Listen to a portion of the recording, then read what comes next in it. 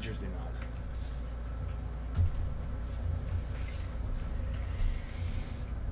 Booty, booty, banana bus. Booty, booty, banana bus. Okay. Banana bus. Booty, booty, banana bus. Dude, I gotta get me a banana bus hat. Booty, booty, banana bus. Booty, booty, banana bus.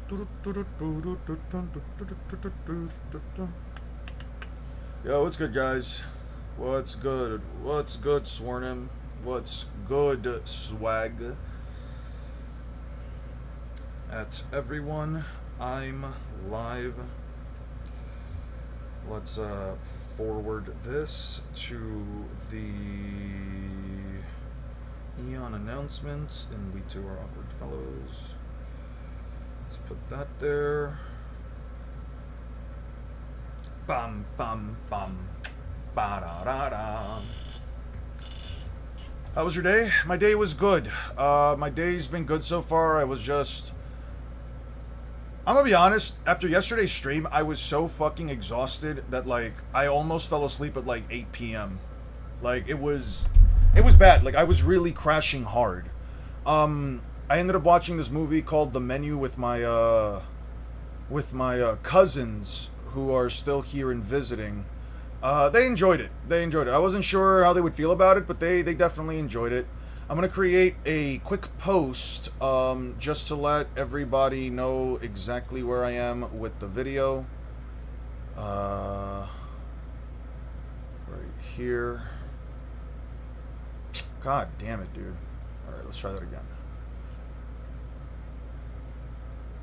Let's close that. Okay. You like that movie? The movie's great. Yeah, no, it's a great movie. I wasn't sure if I was thinking about showing them Obsession. But I wasn't exactly sure how they would handle it because I heard there was like a scary movie. Hey, what's up, Murphy? How you doing, man? Okay, so I'm gonna put out a quick post. Just letting everyone know. Hey, how's it going, everyone?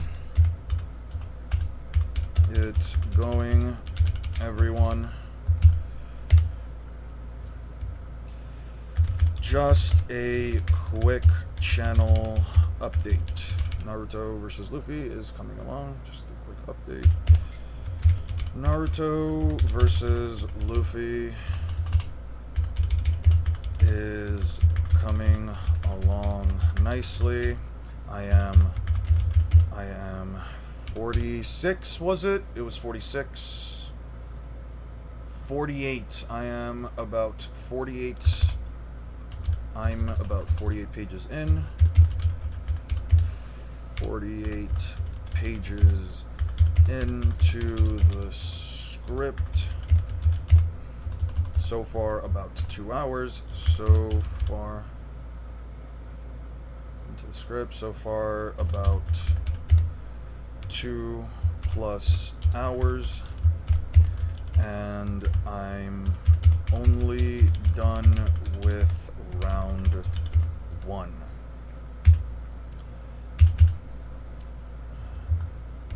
I'm doing my best to get as much work done on it as possible. So if you were wondering why there hasn't been any uploads, it's because I'm focusing solely on this piece of content. In addition, I have family over, my family visiting, so my attention has been divided for the last 3 weeks. So my attention has been divided for the last 3+ weeks.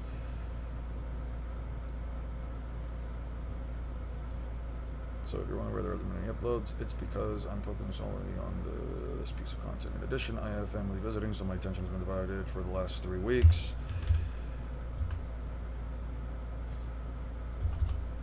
To almost but I promise that I am a bit of spare time making this the best content for you guys.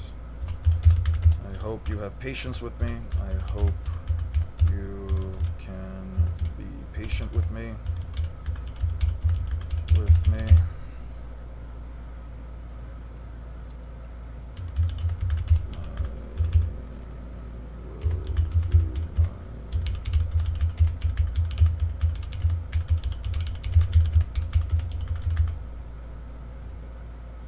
And my best to get more updates.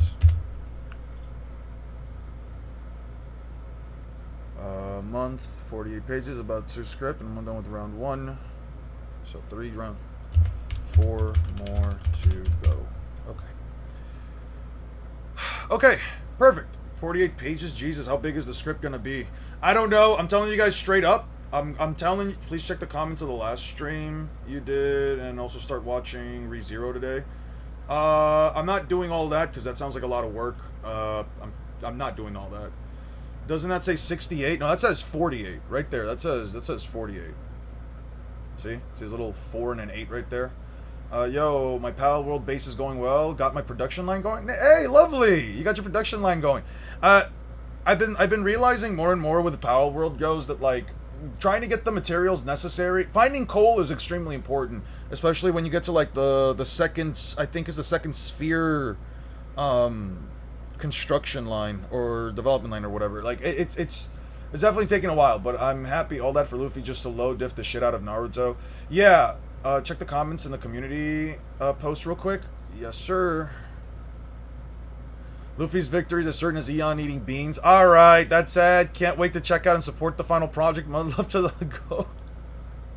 I don't know if I could heart this. You said victory is as certain as Eon eating beans. What the fuck? I don't eat beans. What the fuck, dude?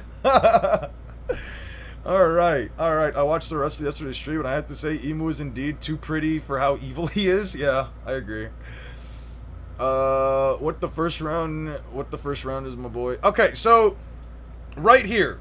You fucking asshole. Okay, so 48 pages, as I said, I think Luffy wins. I did cover a couple of things that I know somebody might bring up, but I did need to cover it just in case.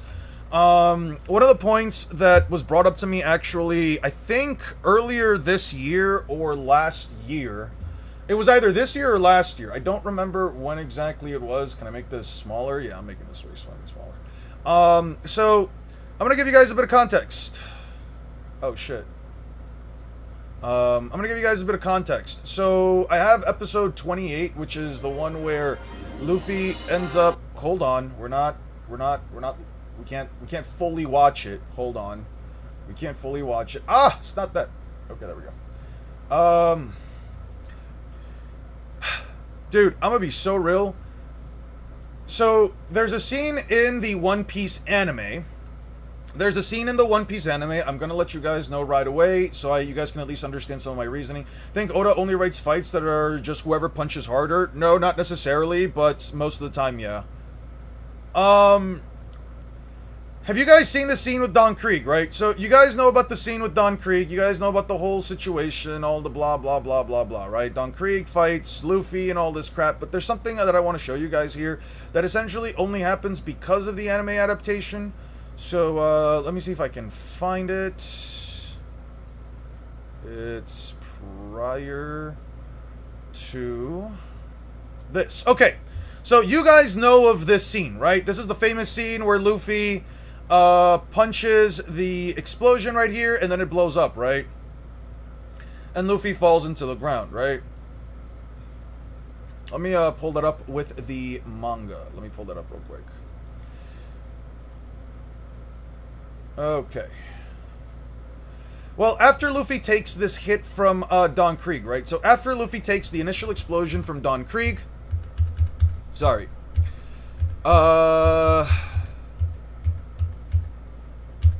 After Luffy takes this initial explosion for Don Krieg, he punches the mighty battle spear 2 times, right? I'm saying he punches it 2 times, even though you only see one fist here, but that's because the anime adaptation kind of goes to show that, like, let me just go back a couple of seconds. God damn, look at the ridge on that nose. God damn. Alright. Right. Ah, right here. Right here. So, as you guys can see, is there any way for me to speed this up? Just so, like, playback, speed, faster. Okay, so we're doing it, like, at, 1.1. No, let's do it a little bit faster. Speed, faster. 1.5. Okay. So, right here. So, Don Krieg lands, the explosion on Luffy, and then it explodes, right? So, what ends up happening right afterwards is that, Luffy ends up, getting up, and he ends up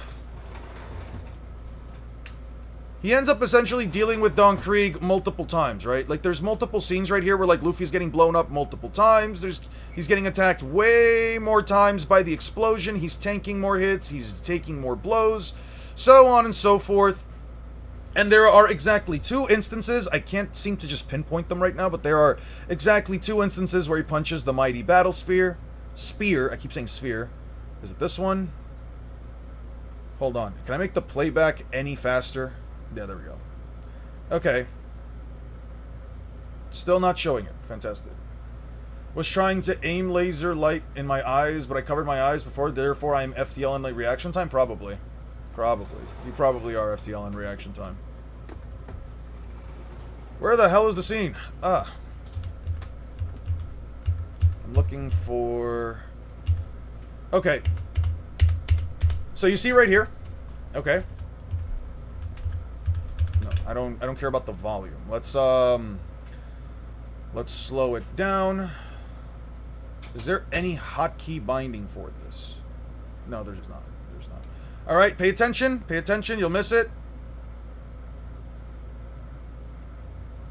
God damn, bro is fuming. So you see right here that Luffy punches it, right? There's another moment where, like, Luffy also throws another punch. If you pay attention to the anime adaptation, Luffy essentially takes the first explosion, then he gets back up, Don Krieg swings the second time, and then Luffy gets up and then he shows that he shattered the mighty battle spear, right? You said Luffy punched the explosion 3 times mid-explosion, right? The anime adaptation obviously goes a completely different route, right? So, I have to bring that up in the video, right? I have to bring that up in the video. I know that somebody's going to bring it up at some point because, let me give you guys a quick comparison. I did use up a scene within the context of the... I did use a scene within the context of the Naruto anime, right? I used a scene within the context of the Naruto... Where the fuck is the classic shit?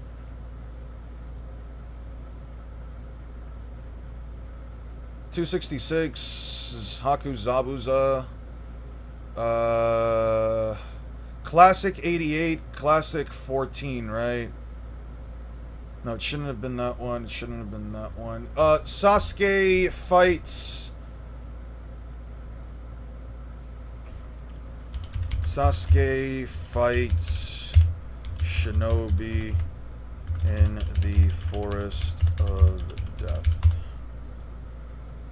It wasn't against Orochimaru, it was against Orobo, right? It was against this guy, right? Because this is where Sasuke deals with the explosion. Okay, right here. So then there's the scene from the anime, right? There's a scene from the anime where Sasuke essentially gets blown back. But Sasuke gets blown back. I have it right here. But in the manga 1, 2, 3, it's kind of harder to tell. Is there's going to be a small filler round at the end where you put comp movie Luffy? No, fuck no. I'm not watching the movies. I am watching Naruto The Last, and that's it. Did you see SB the Sage debunking your Kaido video? I know he debunked, like... Well, let me not say debunk, because the guy doesn't know any actual, like, One Piece scaling, so he can't really debunk something if you don't know the scaling for it, but... if you're referencing the one I'm thinking of, SB Sage, if you're referencing the one that I think you're talking about, then Ah, yeah, I've already watched it. Hey, what's up, Julio? What is the OP equivalent of a Rasengan in terms of iconic? Red Hawk, I would probably argue. I don't know. Maybe Bajr. Actually, I wouldn't say Bajrang gun because that wouldn't necessarily fall as iconic. I don't know. Maybe like a Gatling attack. King Kong gun, not really.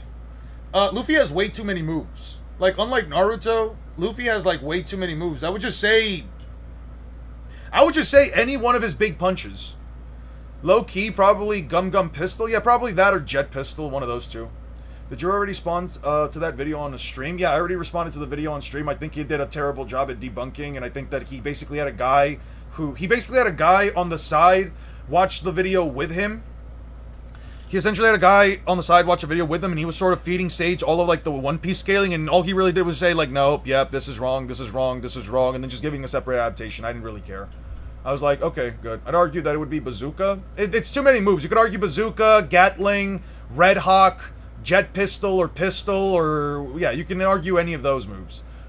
You think Luffy's attack on Summers is a blunt, slicing, cleaving attack? The giant punch covered in lightning. I call it a blunt force attack covered in lightning. I don't know. Shit. Okay, so there's a scene right here where Sasuke uses it. As a heads up, I do bring up how I think Luffy does not have a unique attack. All of those are technically just punches. I think you're thinking of Sage of Thick Calves' response. I have a hard time believing Sage's attitude makes him tons of friends. No. Well, it might have been Sage of Thick Calves as well, but this SB... Oh, no, yeah, my bad. SB the Sage... I'm sorry, I forget the two of them. They're both called Sage, and, I mean, yeah. So, Sage of Thick Calves was the one that tried to debunk one of my videos, and he's the one who had a guy on the side alongside Noodles. Noodles did the same thing when I think it was my Madara versus the Three Admirals video. Long story short, both of those guys, Sage of Thick Calves and Noodles, both ended up using somebody else to essentially give them all the One Piece scaling because they don't know the scaling themselves. SB the Sage, I forgot this just because, I'm gonna be honest with you, SB the Sage, I just don't think he knows how to scale One Piece. Like, if I had to be honest, I just genuinely don't think he knows how to scale One Piece. I genuinely don't think he actually knows One Piece scaling at all. Like, he quite literally downplays every single fucking feat in the series beyond even, like, the barest minimum possible. I think Sage was being fair. I watched it yesterday. I don't know. I don't agree with a lot of his points. It absolutely sucks they can't read the series themselves. It is what it is. I know I watched it on stream. You can probably find it on one of my streams, but I've got, like, hundreds of them at this point. You'd have to figure it out. You'd have to figure out, like, which one it is. I don't know which one the thing is at, but, yeah. Anyway, so I'm going to read you guys a little bit of an excerpt because this is kind of where we left it off yesterday. So, but what about him catching the ice mirrors? Catching Haku out of the ice mirror.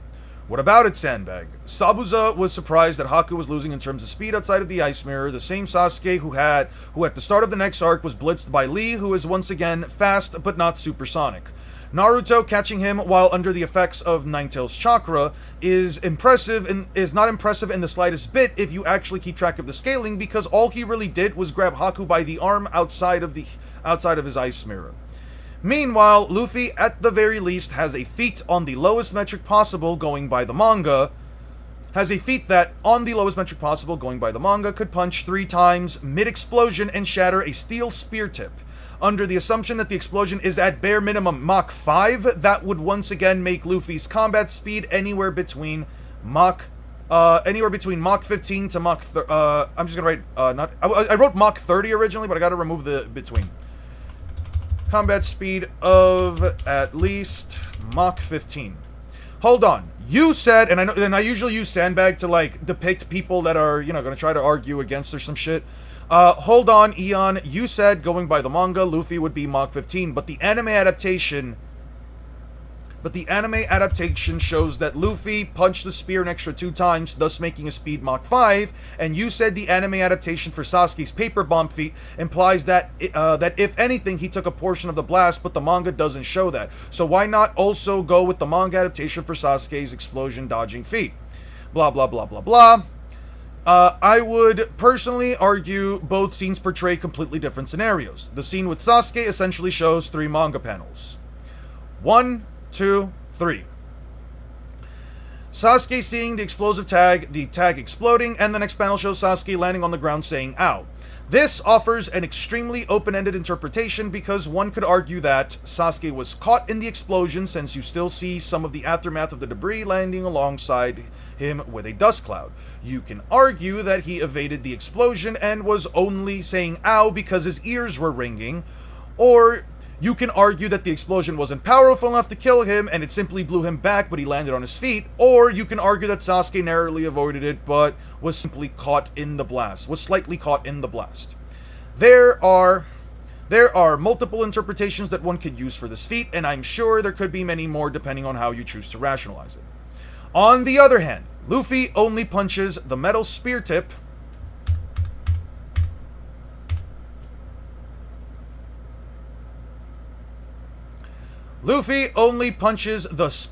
in one single panel, and I'm going under the assumption that he hit it with both hands so as to count it for 2 punches. There is no instance within any of these panels where one could argue that Luffy punched it an extra 2 times, 2 extra times, unless you somehow believe that Luffy punches so fast that the manga panels can't catch it. Luffy just names punches a lot. Naruto has a lot of names for different Rasengans, but Beito Rasengan is the most iconic. Luffy's foundational special attacks needed a better name. No, I wouldn't agree with them needing a better name. Did you also not mention Naruto catching an exhausted, holding back Haku outside of his light speed condition? You could technically... Oh, I guess I could technically argue it as well. Yeah. I can add that right now. What about it, Sanbei? Was grabbed outside of the ice mirrors, and as Sasuke pointed out, his attacks were becoming weaker, and he was likely expending a large amount of chakra, thus causing Haku to... Okay. Pointed out, his attacks were growing weaker,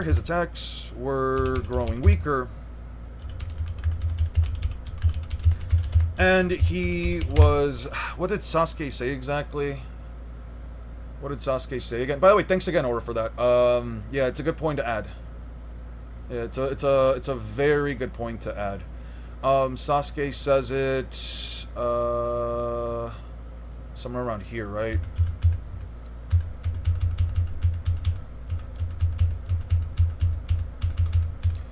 Wounded. There must be a limit to his chakra. His attacks have been getting weaker. With Sasuke pointing out that his attacks were growing weaker, and he has to have some limit. He has to have some limit to his chakra. And he has to have some limit to his chakra. So, if anything, it could be argued that Naruto caught a version of Haku that was likely tired by this point. Okay. We get the same statement from Zago was too gentle, and Sasuke later corrects Sakura again when she says Haku was going for the kill. Yeah. Could TSO overcome Omen? Fuck no. Why would they? A misinterpretation of Lee creating a skid mark on the ground, and the Chunibs say that he blitzed his own shadow. His Barco's... Wait. Let me put live chat so that everyone can see it. So, talking about early Naruto speed, I saw someone arguing that Lee has relativistic speed. Yeah, no, there's nothing like that. I can talk about that. I think I already spoke about that speed feat. You're the only one I know whose writing process is longer than the editing process. Hey, listen, man, I'm trying to get this shit right. Because I don't want to talk about this again. Like, this is one of those, did KN0 even speed blitz Haku out of the mirror? Not really. They were, like, right next to each other. Like, Naruto, it might seem like Naruto, like, blew himself away really fucking far when he spun away from Haku, but, like, I mean, yeah, he flips over, Haku tries to run, and Naruto just grabs him. Like, he didn't really speed blitz him, he just grabbed him. So, if anything, I can't withstand this chakra anymore, boom.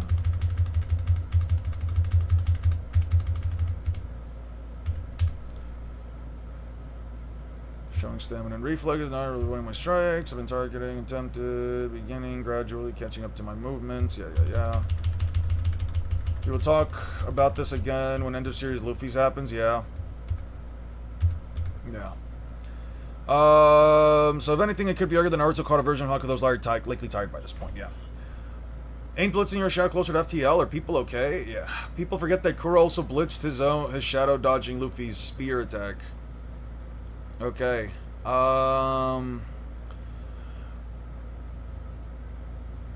Okay. Yeah. So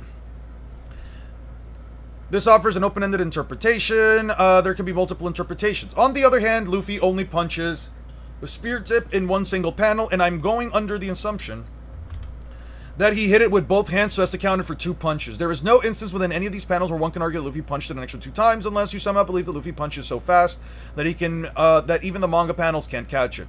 The difference here is that with Sasuke, all the anime adaptation does is show what happens in between the explosion panel and Sasuke landing. Whereas in Luffy's case, the animators added 2 extra scenes. Actually, it would be multiple extra scenes. Multiple extra scenes of the fight where Luffy not only takes more damage,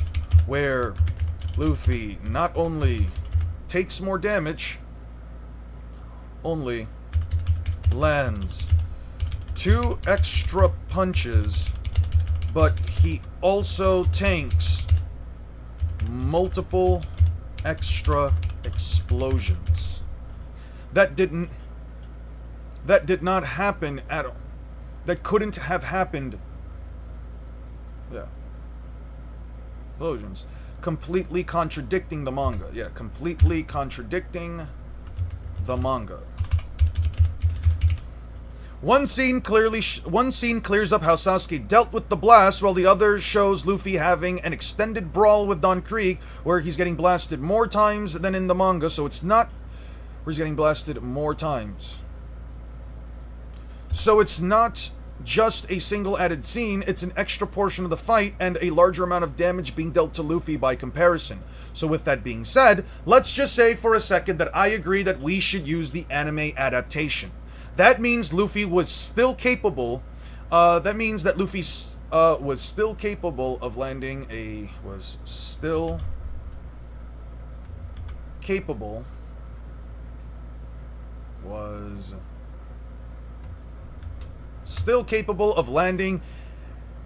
a punch mid-explosion, meaning that he has to punch at least as fast as the explosion, which would land him at the very least around the range of Mach 5 in terms of combat speed. This means that even if I were to agree that the anime adaptation is the correct way to go through, though it contradicts the manga, even if I were to agree that the anime adaptation is the correct way to go, even though it contradicts the manga, and that Luffy only punches at Mach 5 on the lowest metric possible, Naruto with Wank and a Ninetales amp is at best matching Luffy. So even if I give Naruto every benefit of doubt, even if I give Naruto every benefit of doubt and say that he is at least as fast or relative to weightless First Gate Lee, and I lowball Luffy even further by using an adaptation of the anime that directly contradicts what happens in the manga, if both characters are Mach 5, but Luffy is considerably stronger, more durable, with better endurance, and a slew of techniques that allow him to attack multiple opponents at once, while also having an immunity to blunt force trauma, which is the way that Naruto essentially wins every single one of his fights at this point in the story,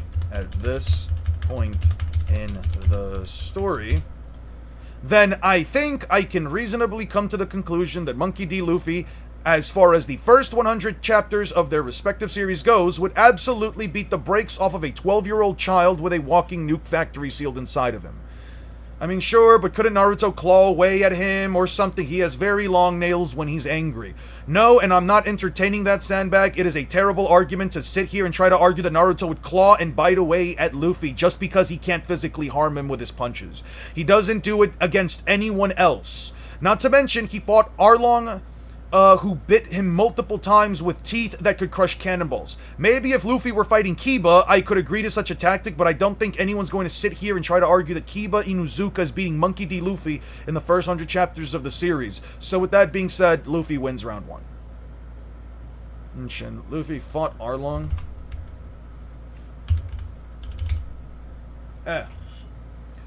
Was playing Pal World, nearly 70 now. Was capturing new legendary pals and the jailers in some bases. This shit is too fun. I agree. Very fun. It's the closest argument I've heard. I don't know the relativistic feed. It's only subrest listed. Calc stack. Crafty made incredibly poorly. Assuming it's just a 2 times increase. Yeah. Game is on, boys. Have fun. Likewise. And that's exactly what he did. He got CM2 Sasuke to like relativistic for a Killua video. Lee truly is the fastest not supersonic character of all time. I agree. Luffy always tanked Kuro's claws. He slashed. He was still slashed by them. I wouldn't say he tanked them. He definitely could withstand like the hits, but I wouldn't. But Kuro was slashing through Luffy.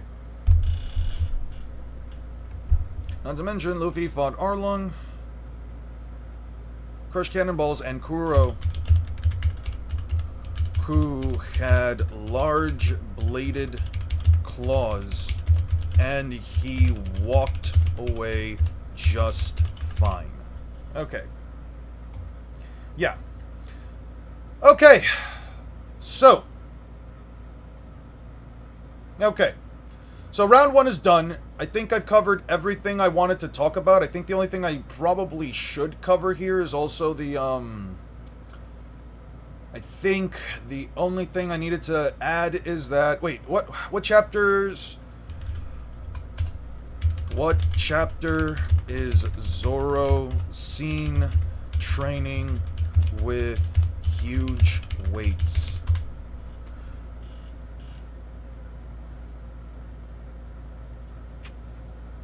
$180. 180, 180, 180.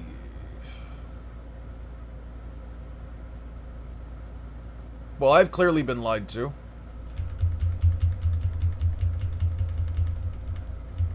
Yeah, I've clearly been lied to. When the fuck does Zoro train? Anybody know what chapter, like, Zoro picks up extremely heavy weights? Forgot to bring that up. The Gazelleman debunk becomes sillier when you realize that the version of Luffy was already punching faster than his speeds. Yeah. Yep. Becomes much sillier.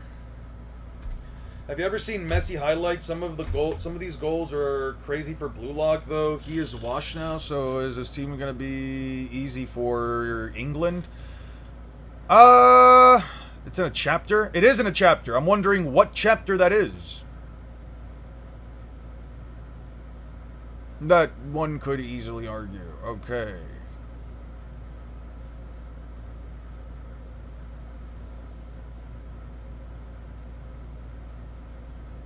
I just need to get to the Don Krieg portion of the video.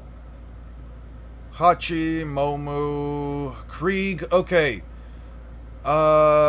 Slams Luffy with a steel shoulder plate and blasts him, removes his... Combines him to the mighty battle spear, got away at least a ton. Let's be real here, there's basically only 2 ways of looking at this statement. A statement like this. Either you think it's hyperbolic or you think it's being literal. One could definitely view this comment as hyperbolic, since it would be a bit insane for a man to simply wave around 2,000 pounds as if it were nothing. However, this is One Piece. We've seen weaker characters display feats of strength that could be considered superhuman in nature. One of which was Don Krieg, performed by Don Krieg himself, where he lifted a large paddle boat made of metal that is hosting 2 grown-ass men with one arm and hurled it several meters into the air to the point that it could reach the 2nd floor. For his men to say that it's got away at least a ton, I have to consider everything that we've seen up until this point, and I genuinely have to come to the conclusion that it's not hyperbolic, especially when we see later scenes and panels with characters like Zoro easily training with massive weights, with massive weights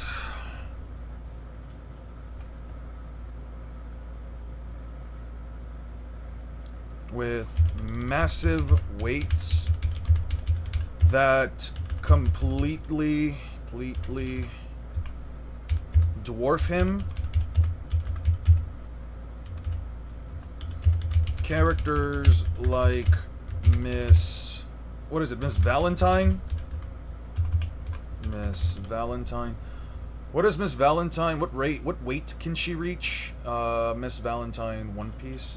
Miss Valentine One Piece. What's her power again? Devil Fruit. From 1 to 10,000 kilograms. Kilograms to tons.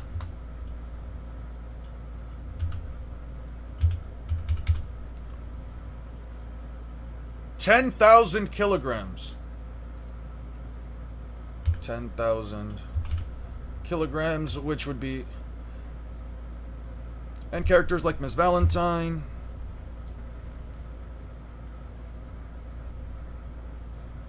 When we see later scene and a character with characters like Zoro, easily training with massive weights, and Miss Valentine having a devil fruit. And Miss Valentine having a devil fruit that can increase her weight to 10,000 kilos, which is unironically slightly over 11 tons. Like, to see most Naruto characters lift as much as Luffy and Zoro do pre-time skip. Were you talking about Rump Kingdom? I've seen to remember multiple scenes. I just need a scene to like write down real quick just so I can recall. If anything, I'll just find it when I'm like checking through. Check between chapter 20 to chapter 11,000. You know what? I haven't done that. Maybe I could do that right now. Maybe we could spend the rest of our fucking day looking through every single goddamn chapter for the next 1,080 chapters until we find a scene of Zoro doing it. That. Honestly, I didn't think of that. How could I not have thought of just doing something so monumentally simple? Not that it matters, because Spain is going to win. Alright. You mentioned Hachan lifting, however... Yeah. 300 kilograms each. I added that as well.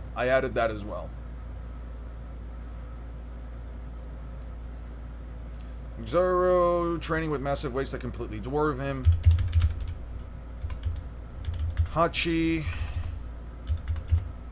using 6 300 kilogram swords.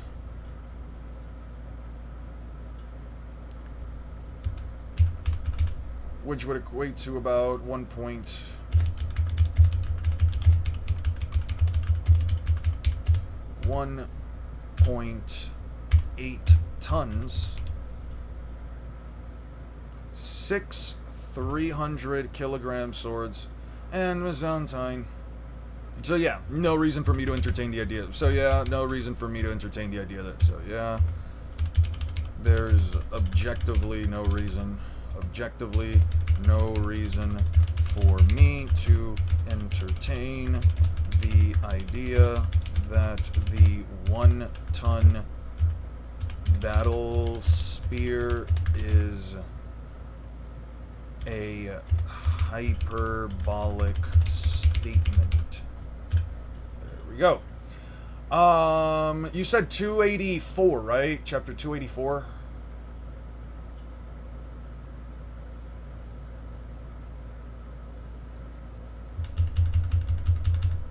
I was lied to. I was trolled. How could I? How could you? Kid Zoro was also training with small rocks and boulders, to see most Naruto characters lift as much as Luffy. Yeah, I think it was 300. I've seen okay, so that's between you guys. I would unironically much better feet. Yeah, you see the transmission. You're talking about someone. Where'd he go? It's the end of Thriller Bark. Towards Sabaody. You could check there. So 484?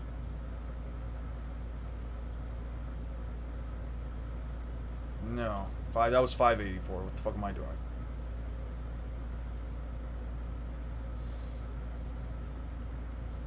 It's fine. I'll figure it out. Never mind, it's 490. You're fine. You're fine. I appreciate it, regardless.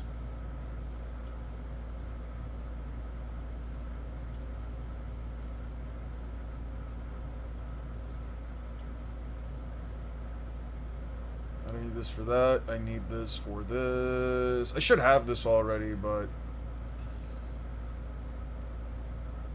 yeah, I already have it. Okay. I'll keep a mental note of this.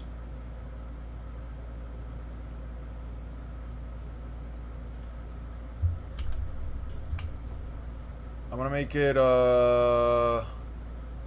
like a darker green. 490. There we go.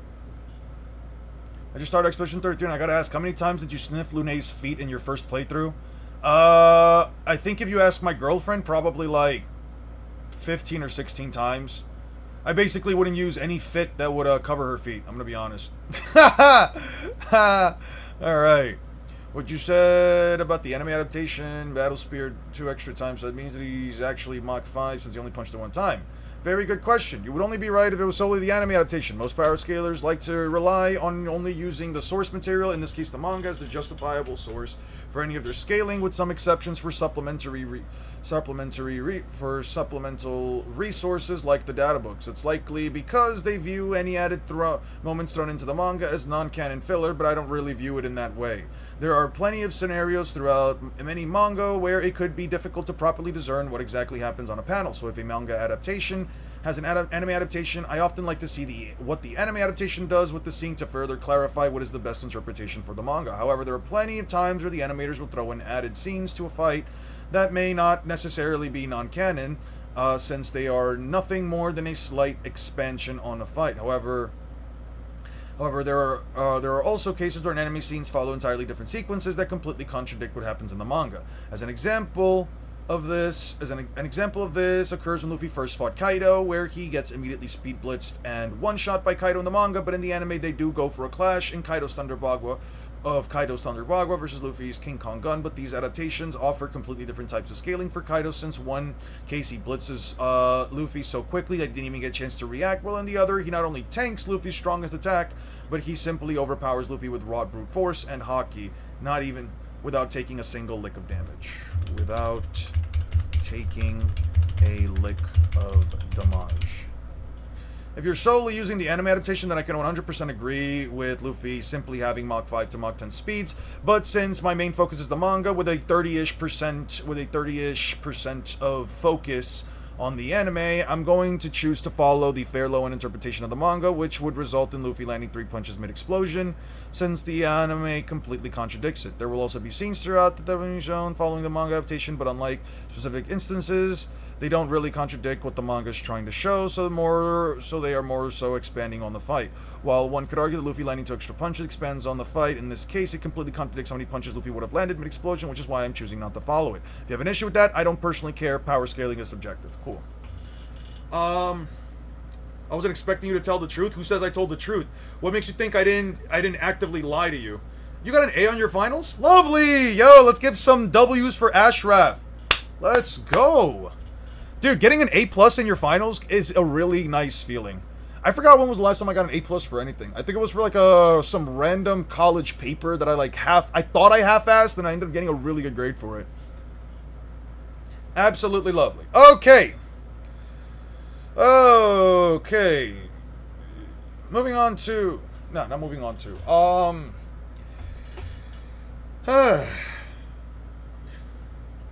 Starting round 2 off with Naruto. Starting round 2 off, we now have Naruto at the end of the pre-time skip versus East Blue Luffy. East Blue Luffy. Like I said in the start of the video, like I said before, East Blue Luffy.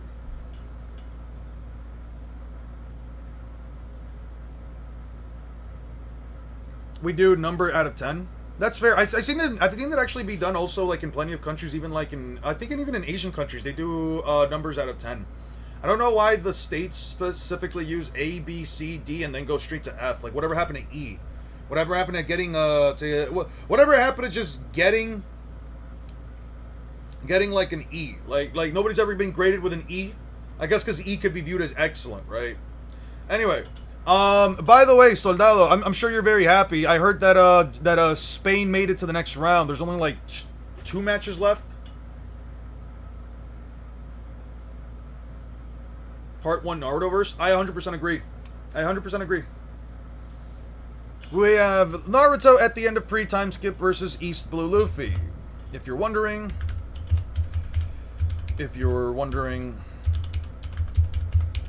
why I'm not bringing up since Luffy, since Naruto lost round 1, Naruto lost round 1. I'll be pitting him against the next version. I'll be pitting him against the previous version of Luffy until previous version of Luffy. I'll be pitting him against since this is an Iron Man. Since this is an Iron Man and fight, Naruto now has 4 more chances, 4 more rounds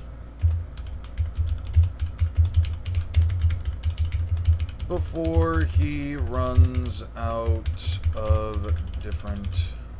No. Naruto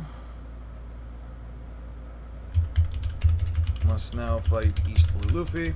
The next version of Naruto... The next version of Naruto must now fight the previous version of Luffy.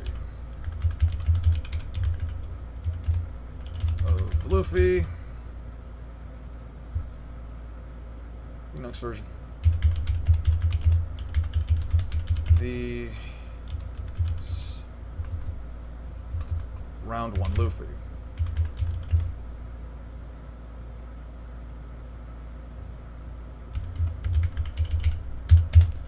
Starting round 2 off, we now have Naruto at the end of pre-time skip versus East Blue Luffy. Since this is an Iron Man fight, the next version of Naruto must now fight the winning version of Luffy. The winning version of Luffy.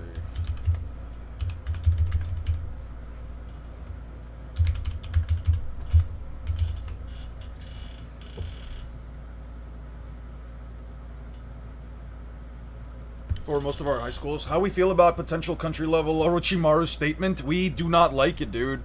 Like, Orochimaru having the capacity to take out a nation. I'll just put up the map real quick. Orochimaru essentially having the capacity to, like, take down a country on his own is a matter of a series of time and likely a hit to the state over anything else. Like, I just don't have a reason to entertain the idea that if Orochimaru wanted, he could just wipe out an entire country off the face of the map when fucking... when the Ten Tails can't even do that shit, dude. It's like, realistically speaking, if you look at Orochimaru, and if you look at Orochimaru, alright, let's just say, like, the Sound Village, the Sound region is, like, the smallest region, and the Shimo Frost region is, like, the second smallest, right? You have the Stone Village, the Sand Village, the Leaf Village. You have the where the fuck is the Hidden Mist Village? Wherever the fuck the Hidden Mist Village is, and you have the Cloud Village, right? So you have 1, 2, 3, 4, and then wherever the fuck the mist, the village hidden in the mist is supposed to fucking be. You have essentially 5 different major controlling nations that essentially take up a vast majority of the fucking the continent, right? So and that means we have 1, 2, 3, 4. I'm assuming. Where the fuck is actually? Let me see if I can find the previous one, right? Where is the Okay, so I already have that one up. Let me look at the first couple of chapters real quick. Right here. And then you have the land hidden in, and then you have the Mist Village, right? You have these 5 areas right here, which means that all of these locations over here, you essentially have to sit here and genuinely believe that Orochimaru could either wipe out this entire portion of land, either take over the entire portion of land. Mind you, most of these locations don't have any actual villages with shinobi in them. Arguably, most of them do not have any shinobi, right? These are essentially the 5 major powers. These are essentially the 5 major military forces within all of these nations, besides the land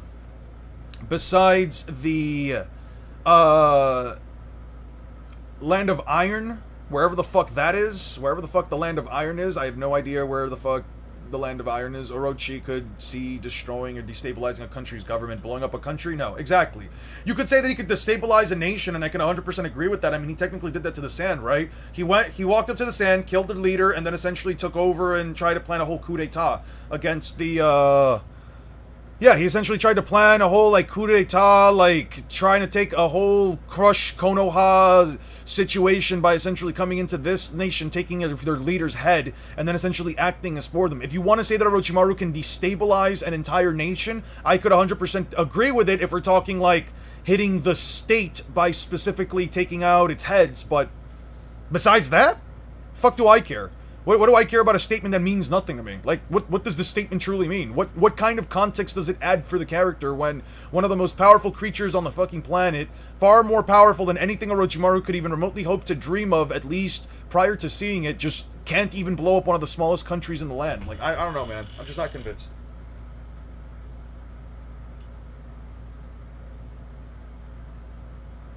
On samurais, just normal armies? I mean, what can you really do as an army, though?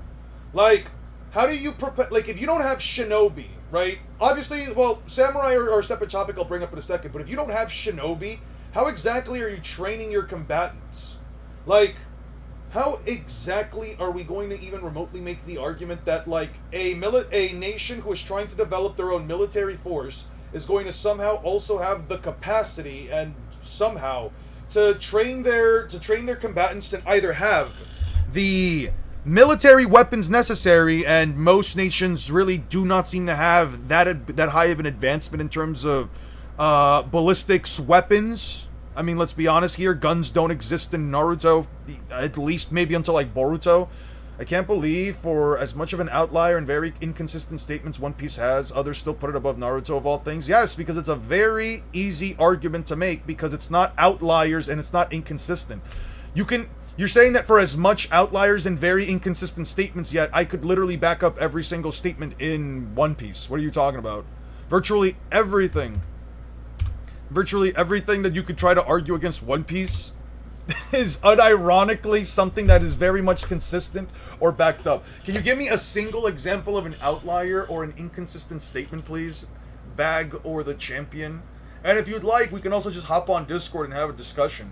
I can close up chat and we can just straight up do one. If you want to quote-unquote school me in front of a live audience of 36 people.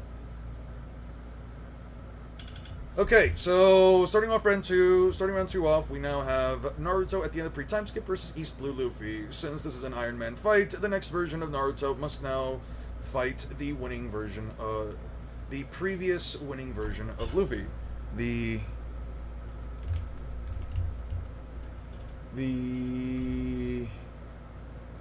must now fight the previous version. Must now beat round one. Must now fight round one Luffy. Luffy.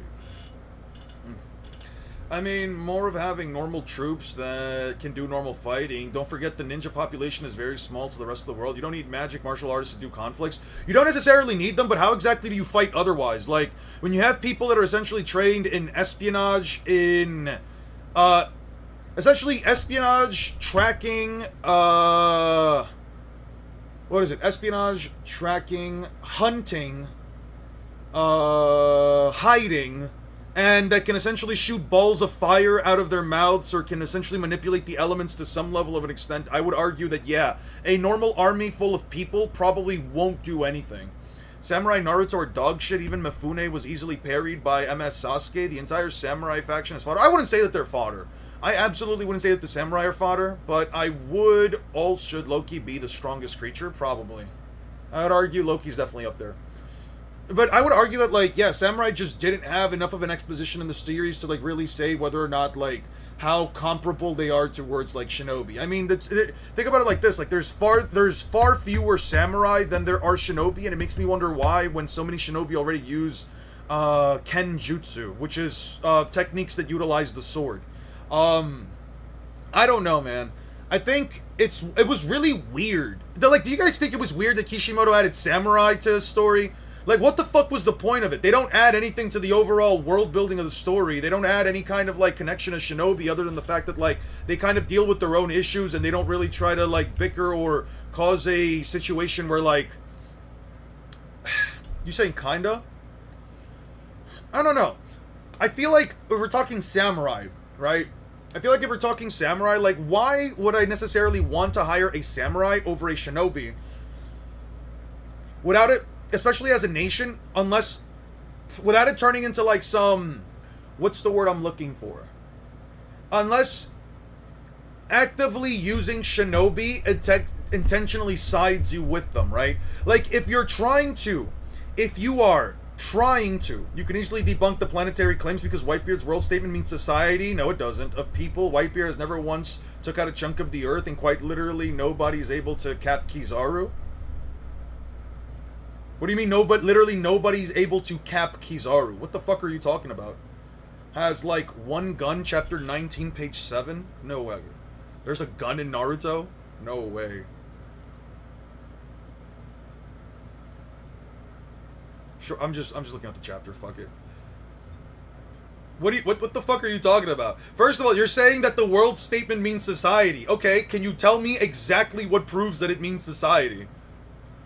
What fucking proves that in that case Sengoku was talking about society? Like, how exactly and objectively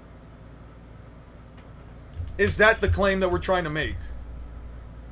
Sekai? Yeah, Sekai can mean world, Sekai can mean universe, Sekai can mean society. Okay, so you're telling me that you think it means society. Why am I forced to believe that it means society?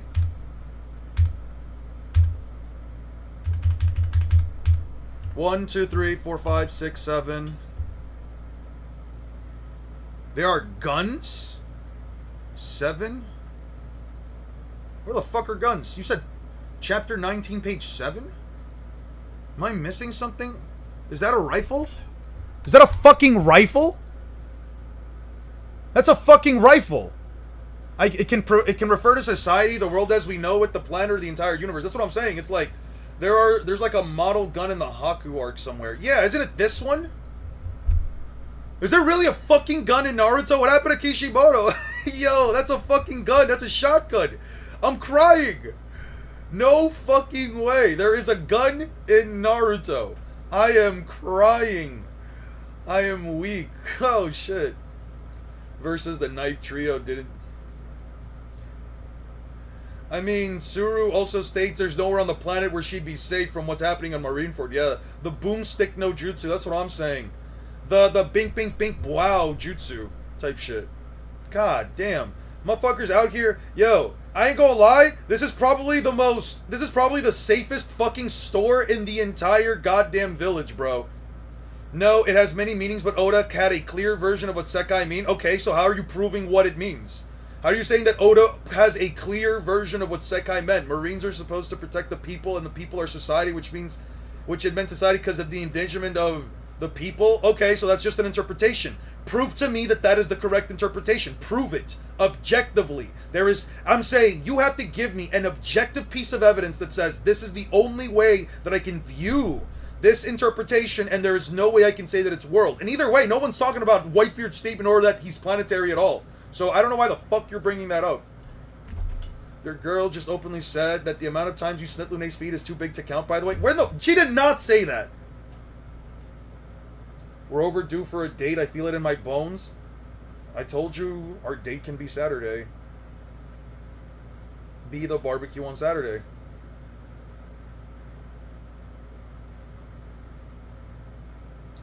Where the fuck did she say that? I feel like you're lying.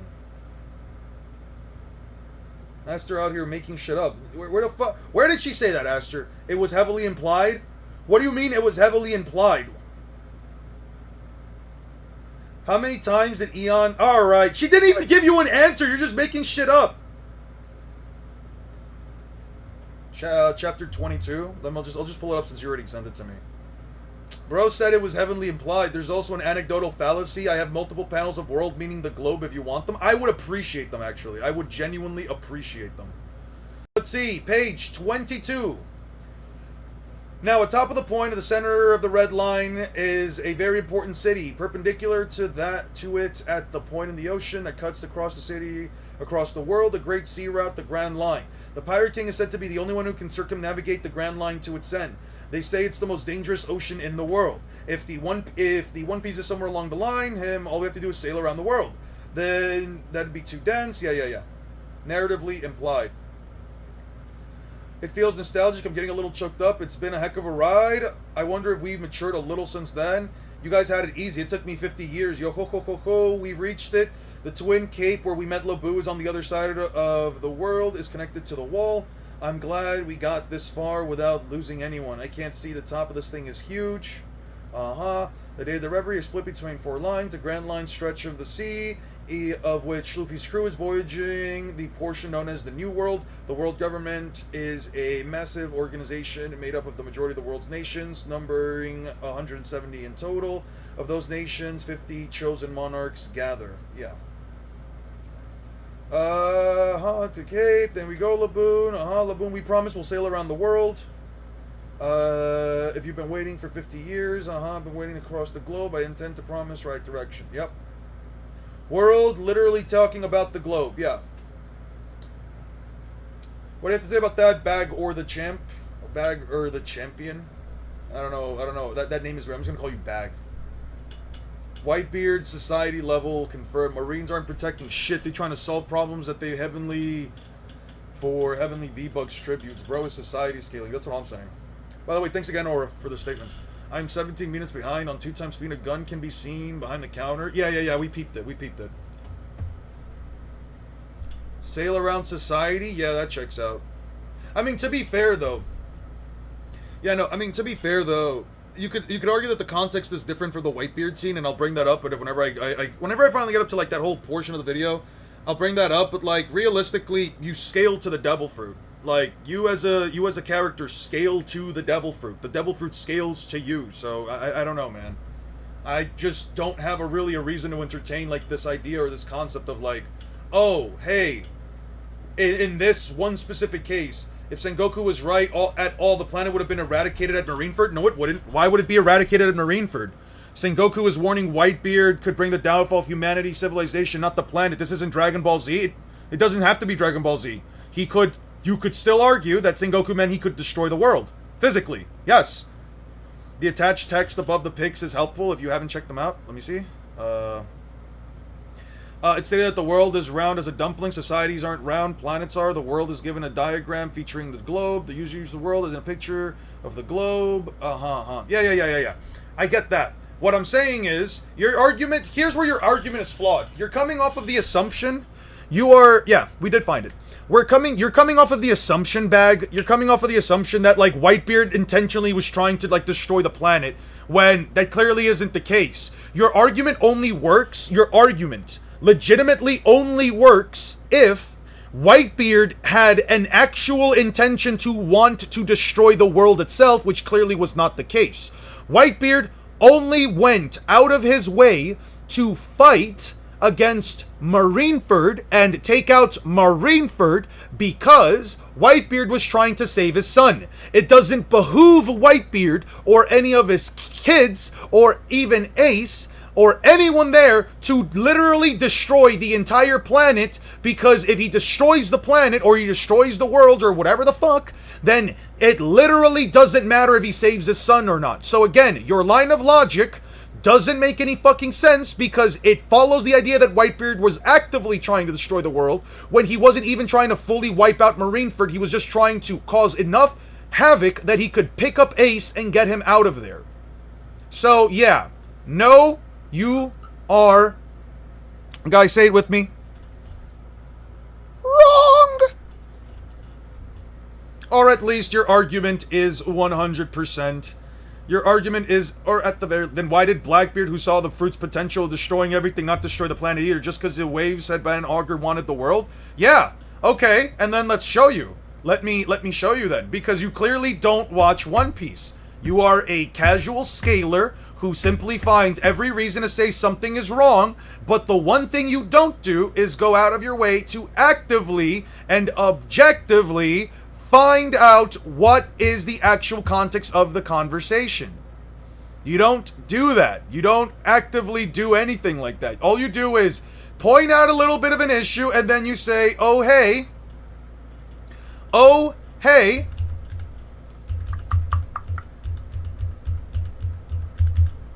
the power is exhilarating, but I can't control it too well yet. Captain, don't overdo it. You'll take out the ground under us too. So there you go. You are once again wrong. Imagine how easy, imagine how simple it would be to just actively look at the manga. I think it's right to move on now. No, it's not right to move on. Sit there. Look at it. Look at it. Look at it. Some Patrick type shit. You guys seen that episode of SpongeBob? The one where Patrick quite literally grabbed SpongeBob because his breath stink and everyone thought SpongeBob was ugly, or at least he thought that SpongeBob was ugly. Yeah, it's basically this. This is the cold hard ugly truth. Blackbeard says, I can't control it too well yet, and then his own right-hand man says, Captain, don't overdo it. You'll take out the ground under us too.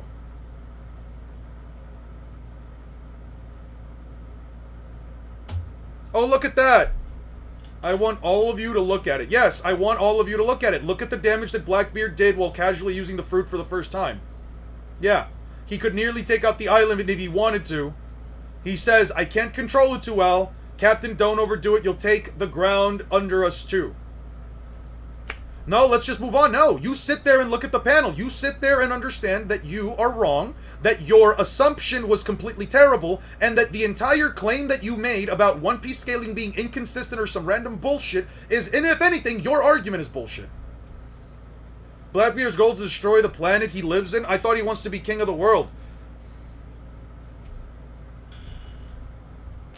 He wants to destroy the world as it is, but he's not going to wipe it all now before he can make his plan succeed. He even goes out of his way to say that he's trying to make his own nation.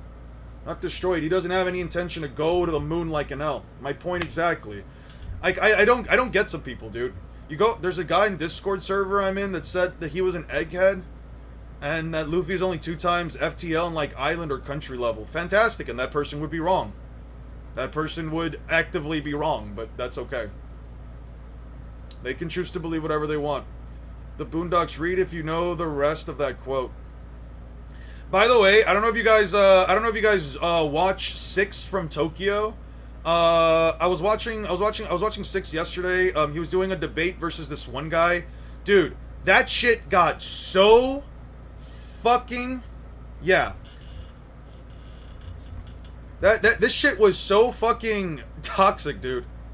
It full-heartedly doesn't matter, frankly, always, since Naruto would scale above this hundreds of times. Anyway, explain to me how Naruto scales above a Whitebeard having a planetary statement hundreds of times. I would love it if you could explain that. Yo, if you guys, so the context of this debate was obviously Sasuke versus Neji, and it was, Sasuke Retrieval Arc Neji versus End of Pre-Time Skip Sasuke, right? So, yeah.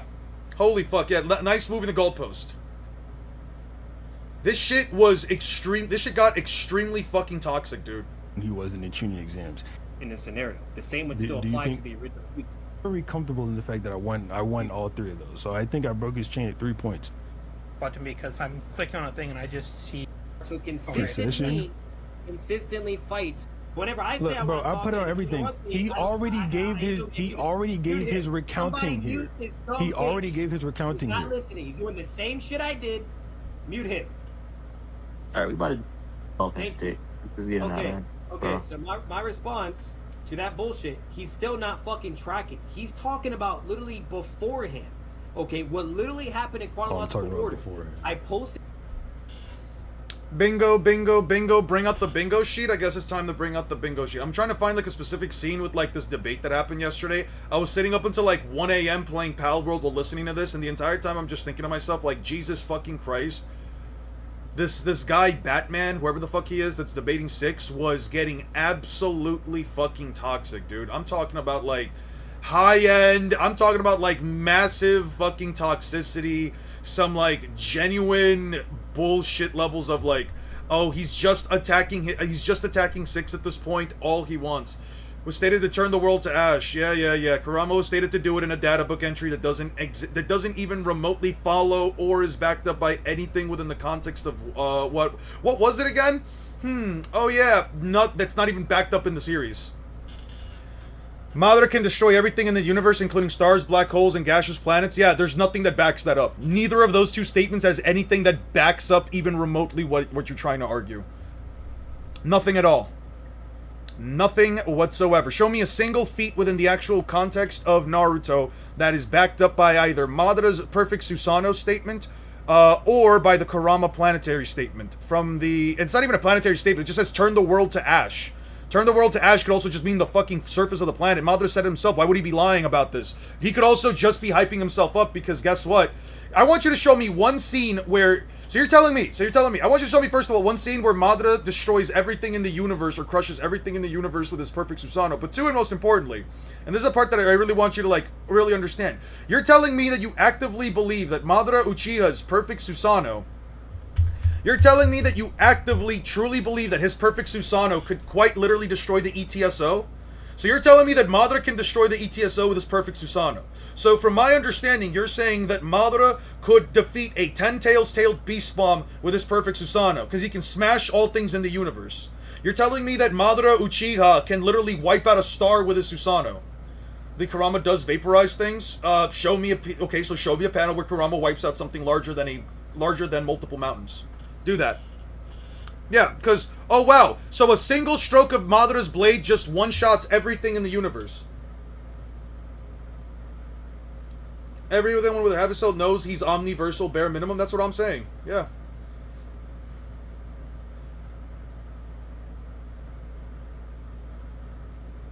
Yeah, show me a single moment where this Susanoo is ever even remotely implied to be as powerful as, I don't know, an ETSO, as a Rasen Shuriken from Naruto. Show me a single, not a Rasen Shuriken, a tailed beast bomb Rasen Shuriken. So you're telling me that Madara's perfect Susanoo, a single swing of its blade, could quite literally... What the fuck was this one? Oh yeah. Show me a single panel where Madara's perfect Susanoo, show me anything that even remotely implies Madara's perfect Susanoo is powerful enough to split the God Tree. Show me a panel that shows that Madara's perfect Susanoo could beat the ETSO. Hell, show me a single panel where Madara's perfect Susanoo is more powerful than this. It could just crush this attack. This combination. Do it. Show me. Show me Naruto, show me doing it. In that same sense would be hyperbolic. No, because in Sengoku's case, he's talking about a character that he has decades, but if not dozens of dozens of years, decades really, of understanding and knowing what Whitebeard is capable of, and Whitebeard scaling above people who could quite literally split a continent of ice that is tougher than metal, and being on par, if not stronger than, admirals who can freeze a continent of ice casually. Who can casually freeze a continent of ice. Mind you, continental characters in One Piece are mid-tiers in the pre-time skip, and once we get to high tiers like Kaido, Big Mom, etc., it could 100% scale them to planetary based off of Whitebeard, since it would be more consistent. With Madara, nothing backs it up. Nothing, absolutely nothing backs it up. Here is Aokiji casually freezing an entire ocean, turning it into a, let's read it right here, the sea turned into a continent of ice.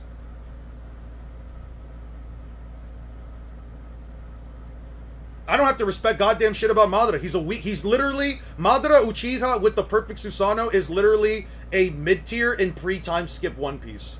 Pre-time skip, not even post. Pre-time skip. Madara gets curb stomped in One Piece.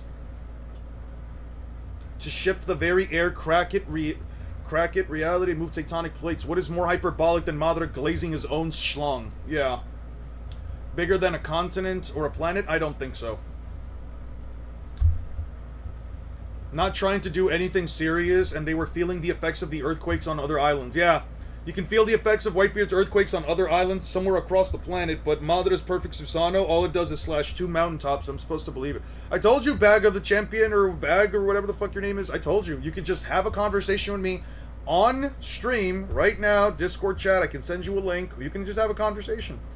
You can try to give me all the arguments you want, and I'll simply destroy every single argument because you're not bringing anything interesting or new to the conversation. Your arguments are dog shit. I'm sorry, dude. Your arguments are dog shit. Like I said before, I'm not going to get mad. I'm not going to get upset. There's really no reason for me to really push it past this point. It's like, your arguments are terrible. You're not really making anything. You're saying, well, but Whitebeard's is supposed to be serious, but Madara's isn't? Yeah, because Madara's statement has nothing that could back it up.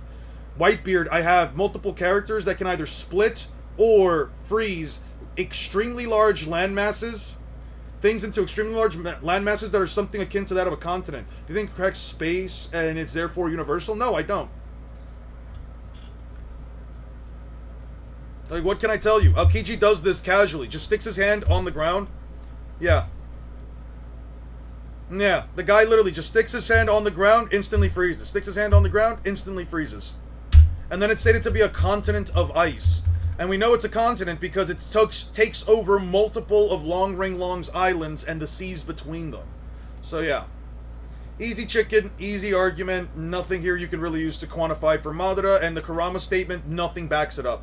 Demonstrated him self-slicing mountains. He was very confident in his capability. He should do the same to an ETSO or the tree. You can totally, yes, he turned the ocean to ice, yes. He covered it entirely and it would hold for over a week.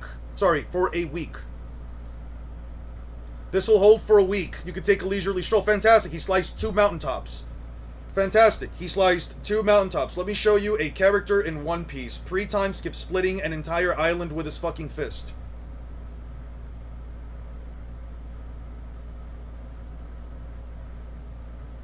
How was that attack potency? He froze the literal massive yield of ocean over an extremely large span in less than a second. He literally froze multiple oceans worth of water in less than a second. That he uses that very same ability to literally freeze other people, and they just break out of it. Not to mention he would amp himself with Haki when fighting anyone, which would increase the attack potency far higher. Oh, look at this. Gecko Moria turns himself. Also, he scales above Gecko Moria, who split an island-sized ship.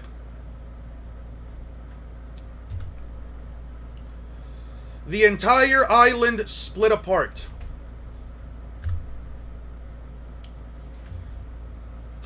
Gecko Moria is far weaker than Aokiji. Aokiji could freeze a continent into a large mass of water into a continent of ice, and then you have Don Chinjiao and Don Sai, who are far weaker than any of the admirals. Man, I don't know, this is way too out of context for me. I'll give you better context then, and here you go. I'll give you even better context.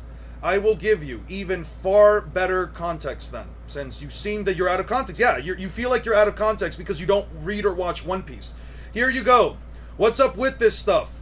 Not even fire or our pickaxes will break it down. It's so frustrating we can see the pirate's treasure beneath it. This continent is known as the Crystal Ice Sheet. Cracking it requires monumental force directed at a single point. Oh, look at that. He split a continent of ice that is tougher than metal.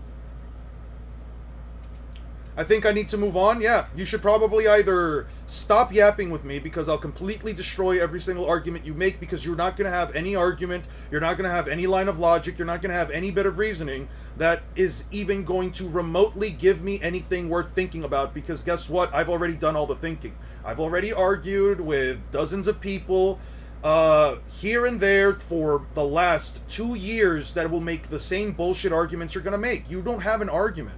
And you don't have an argument because nobody could literally formulate a decent argument against me. I've had discussions for dozens upon dozens of months at this point, with plenty of people more disingenuous than you trying to make terrible arguments that don't even remotely hold any weight because you're never going to find any bit of evidence to actually back up your responses. Yeah. That he announces he's going to move the goalpost? Yeah, I appreciate he's going to move the goalpost. What's your next argument then? What's the next argument that I've heard 1,000 times and I'm just going to debunk by bringing up the same panels I always do? Come on now. You want to just end the conversation here? You want to just concede? Held back because his crew would die, but Kurama had no reason to hold back when Obito released him. If he wanted to turn the world to ash, he would have. Probably. But that would have taken a period of time. He can't do it in one shot. And I have no reason to ever entertain the idea that he can.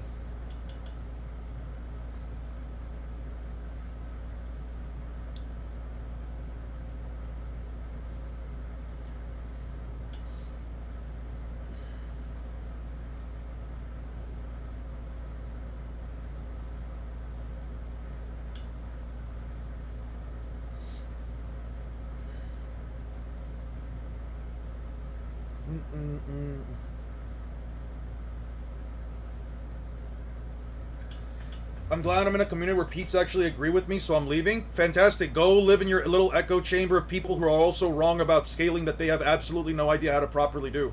Fantastic. I don't really care if you live in your own little echo chamber. That's fine by me. Go ahead. You add nothing to this conversation. Bye-bye.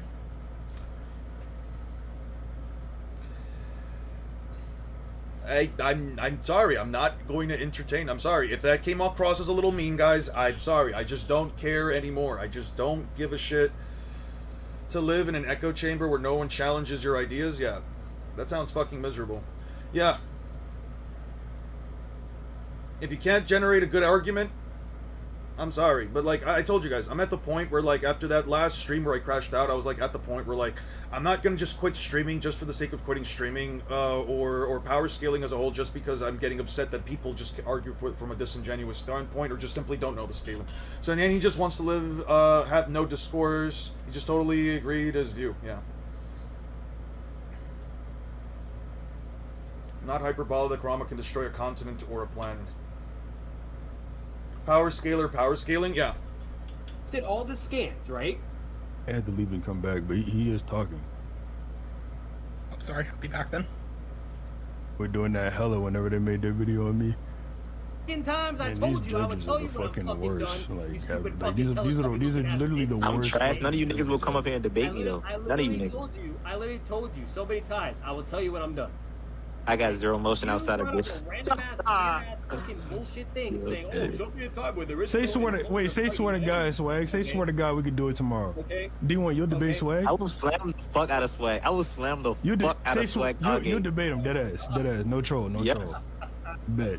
I will slam this nigga. Swag, say swear to God. We set the bitch up whenever, bro. Of the original user. You W for that D1. Relative. Show when they're relatives. And the original where's the clones are fighting the person, they get fucked. Sum it up real quick, and then let's because he's not contesting. So it shouldn't take more than 5 minutes. No, hold on. Let me say this. I deadass hate these "I'll slam him" types. Yeah, I don't know. People take this idea of like debates. People take some of these like debate ideas. Did anyone in the Sword to Jail have the goal of destroying the planet?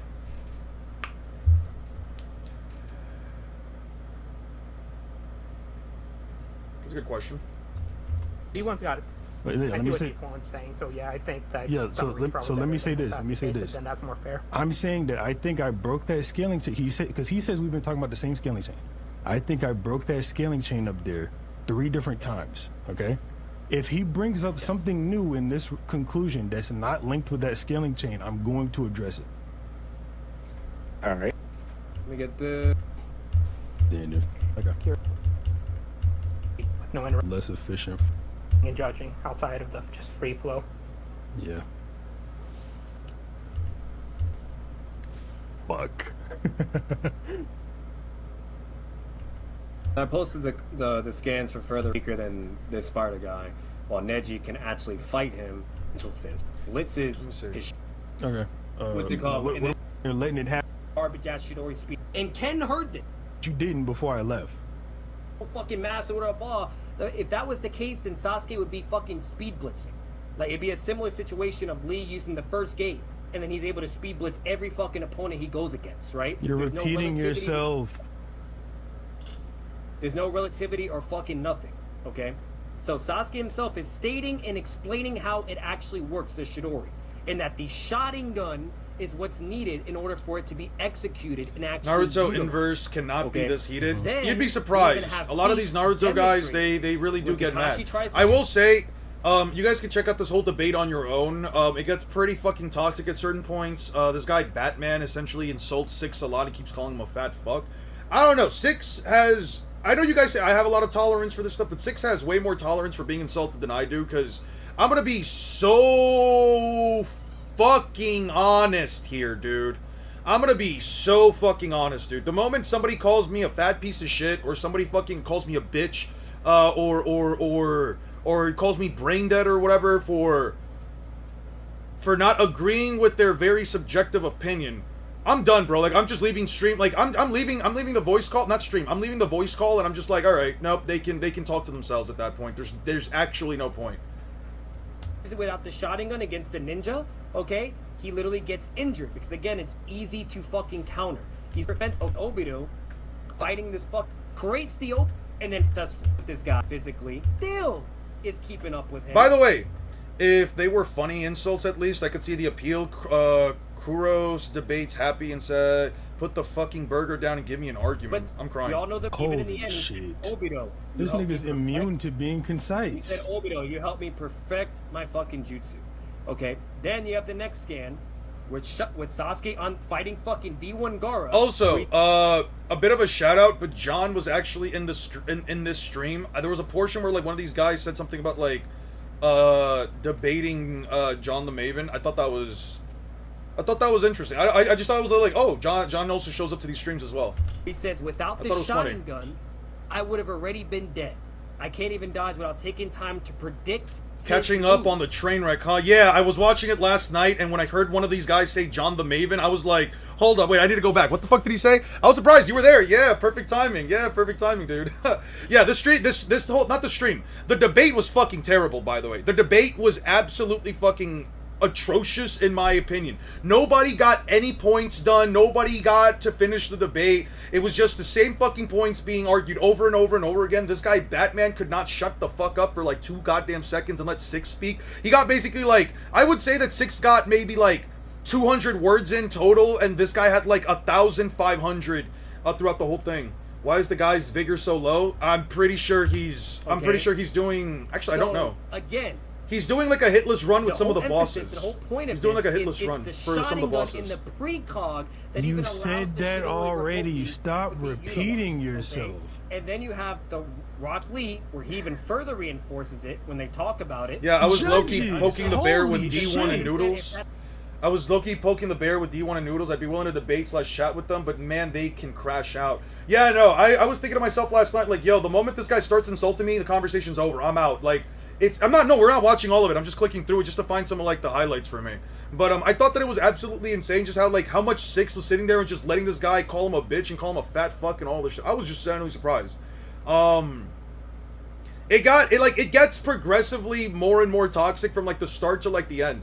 Yeah, he's being the game many times. I think he's just doing challenge I runs. launched a head-on full speed attack on my opponent like that. Rather, I could have, because a beeline attack is easy to Genuinely counter the and worst avoid. judges of So all now fucking I've literally Also, yeah, the provided judges and, like, the moderators signs didn't of do anything. consistency that's Because, so a bit of context for this before we move on.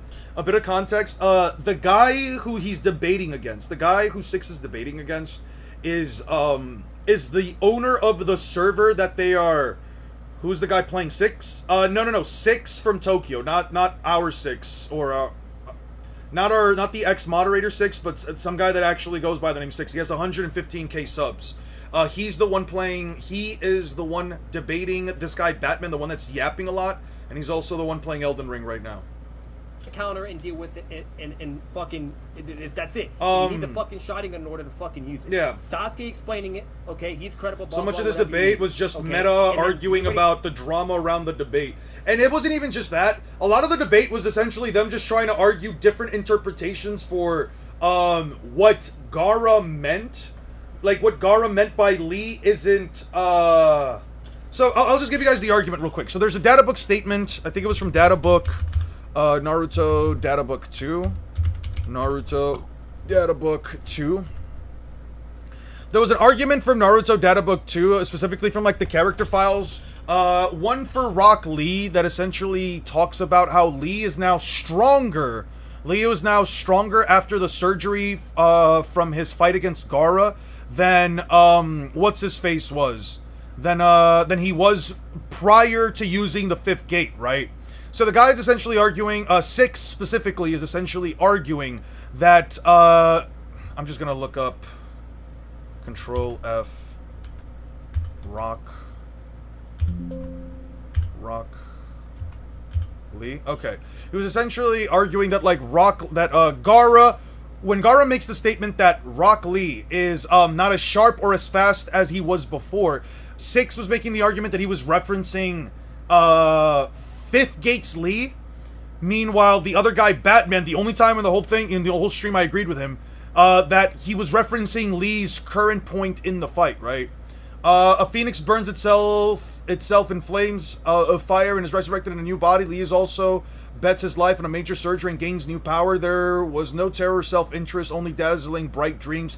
His passionately burning spirit is similar to his teacher. It seems that respect for his teacher takes a large place in Lee's mind. Incredible twist of fate engulfs this genius. The moment arrived without notice. Give up being a ninja for Lee. The same as death sentence. Blah blah blah blah. He questions Lee. Yeah, all that crap.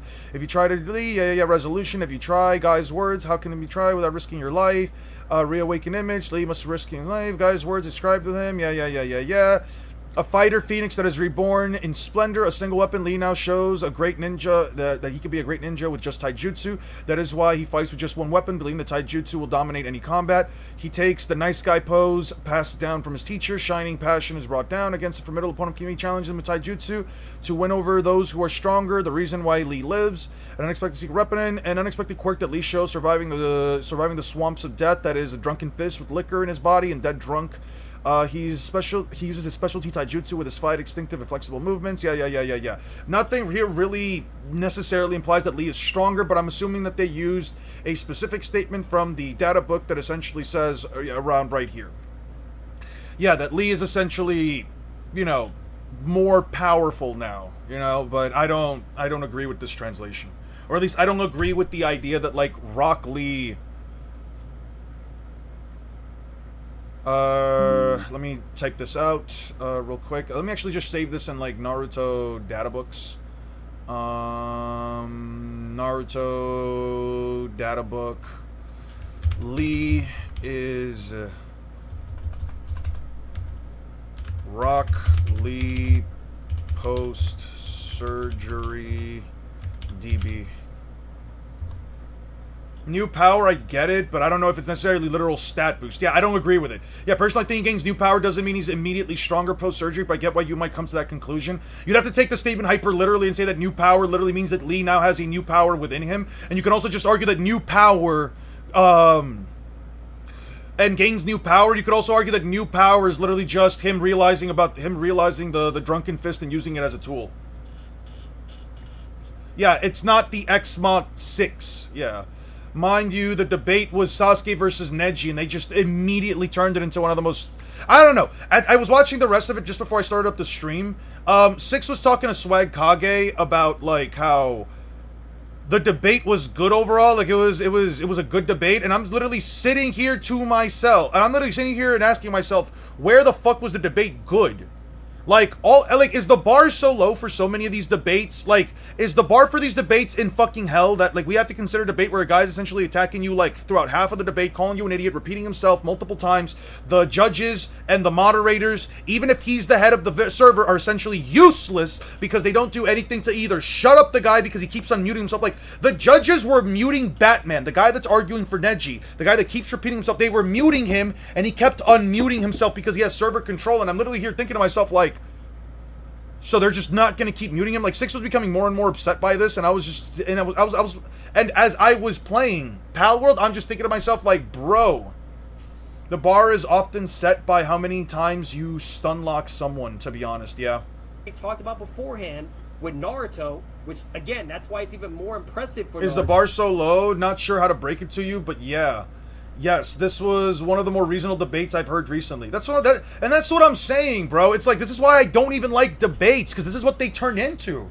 I don't like debates for this fucking reason. This is the shit that they turn into, bro. It's just one dude repeating himself over and over and over again. One dude one dude arguing or basically shotgunning the other guy, bringing up like 50 billion fucking arguments. It just... You didn't use slurs. That's a win by power scaling debates. Sure, you were aware they could be joking, right? It was probably a French shtick. Bro, I'm not calling my friend a fucking fat fuck every single time that, like, he gets me upset, or every single time that, like, he's trying to counter one of my points. I'm not doing that. You could view it as them being friends and them just shooting the shits and it just being guys being guys. I think that if you're trying to have a debate, stick to the fucking points. Alright?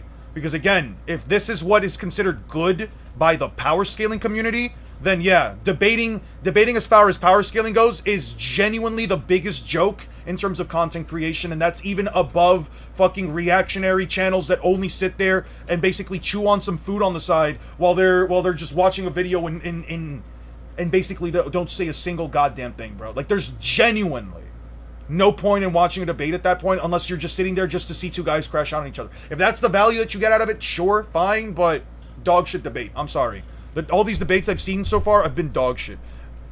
So, because he has to do the shadow clone, spin, fucking launch a forward. Okay, You already said all it is. His precog and then beat his precog on top of it. Yeah, so I agree. It's never that serious of a debate. Blatant evidence. Like, even if I'm like arguing with one of my friends, even if we're debating, I could sit here, right?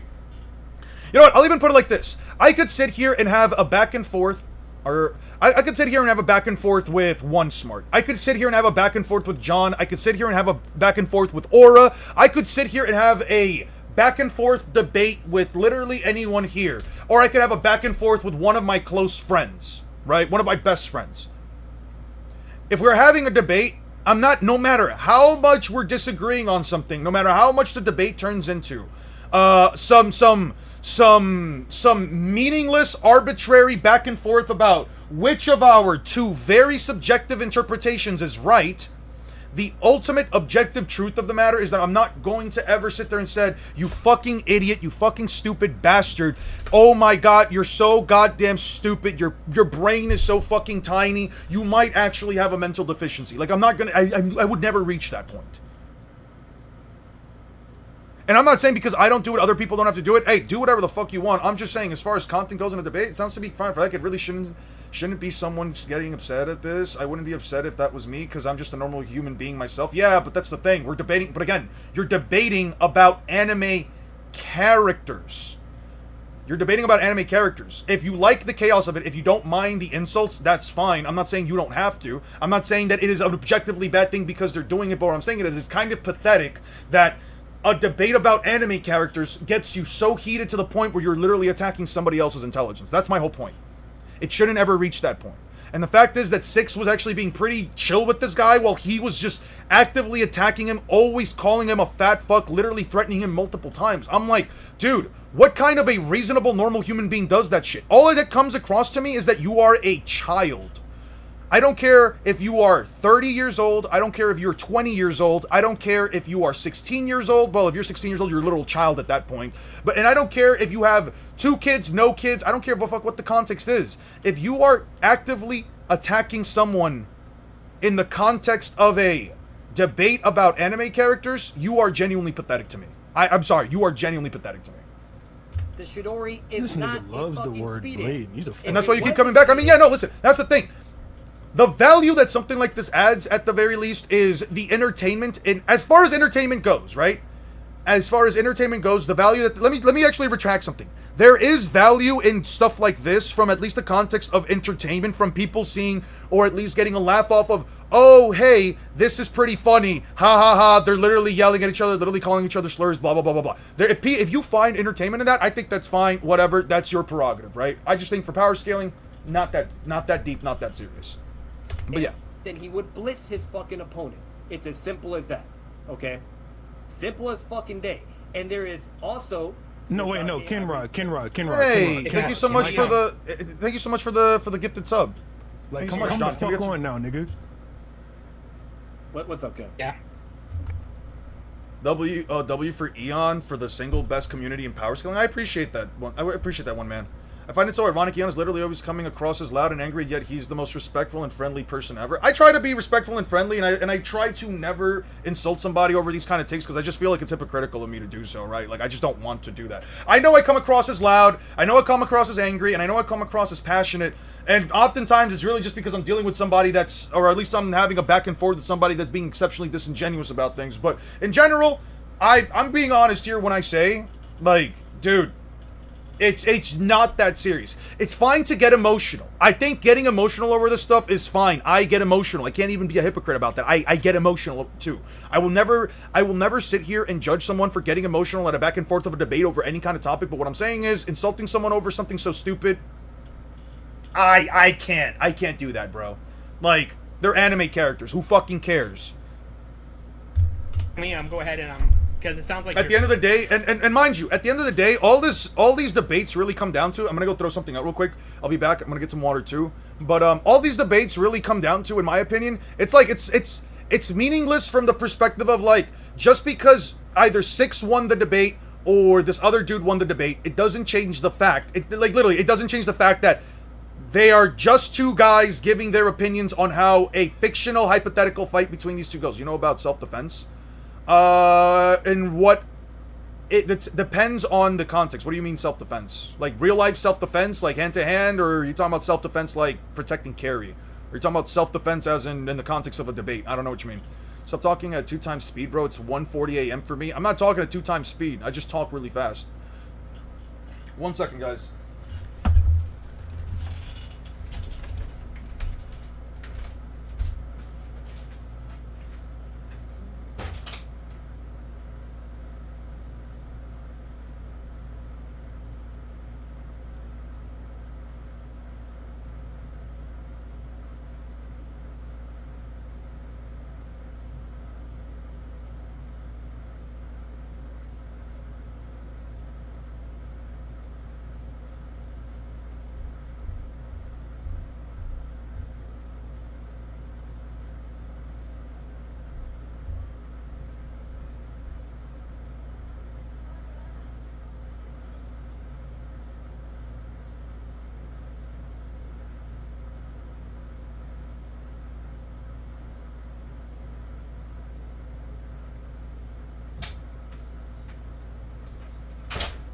Okay, I'm back. Sorry about that.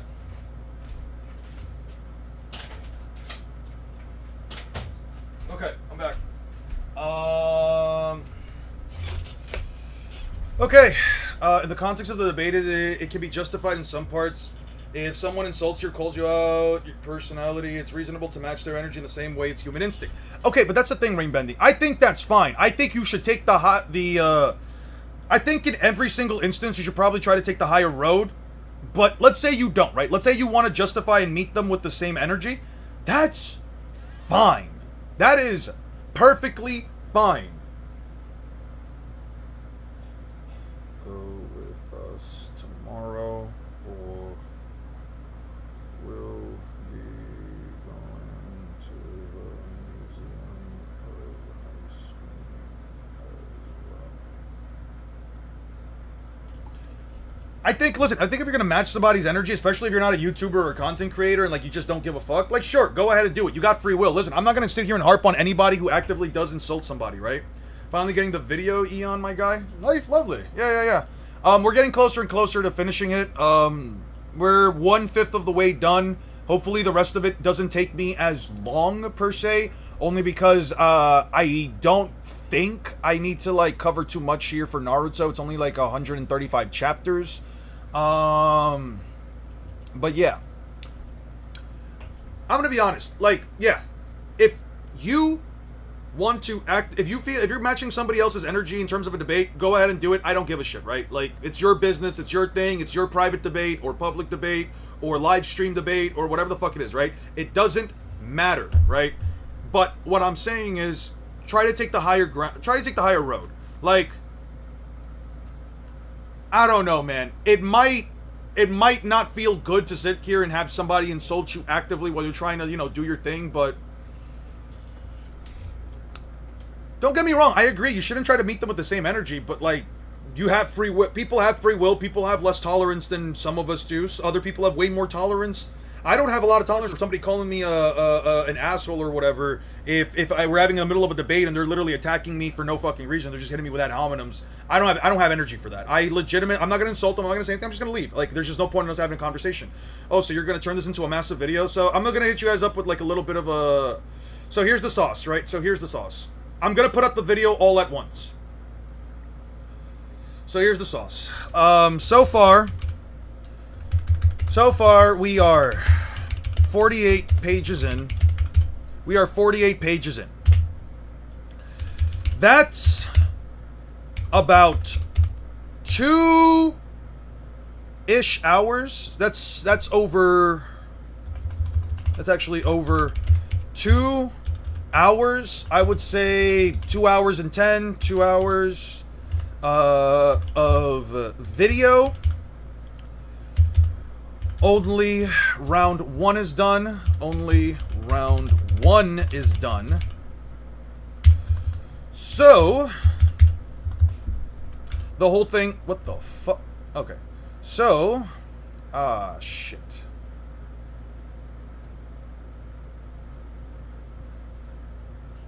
Whatever. So, only...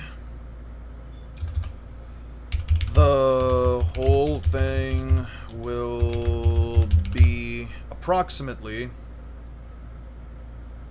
give or take, where the fuck is the little, 10 hours. So the whole thing will probably be 10 hours. Now you might sit here and say, Eon, 10 hours, that's a long time. You really need to make it L Eon, more like W Eon, am I right? Appreciate it.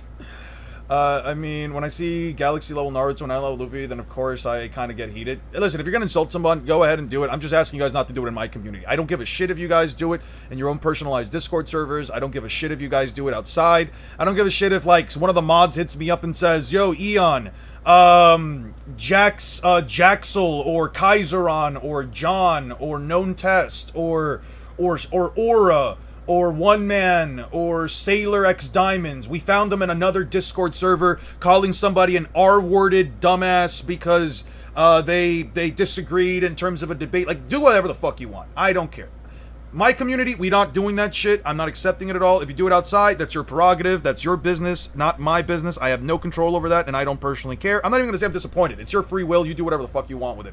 I'm not here to hound on or really judge anybody or try to virtue signal anybody on it. I'm just saying, personally, I don't care about it. Yeah. My bad. Can't be me? Yeah, for sure. Okay, so the whole thing will be about 10 hours. Now, you might ask, why not segment it and put it out separately? Simple. The answer's simple. Content. The answer is content. The amount of people... The simple fact is... If someone puts out a video over 10 hours long of an in-depth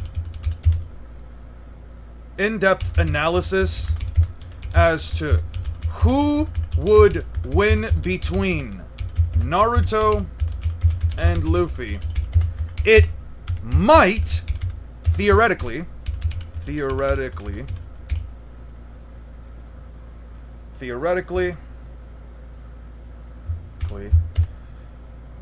garner a metric fuck ton of views. The reason who the people's innate curiosity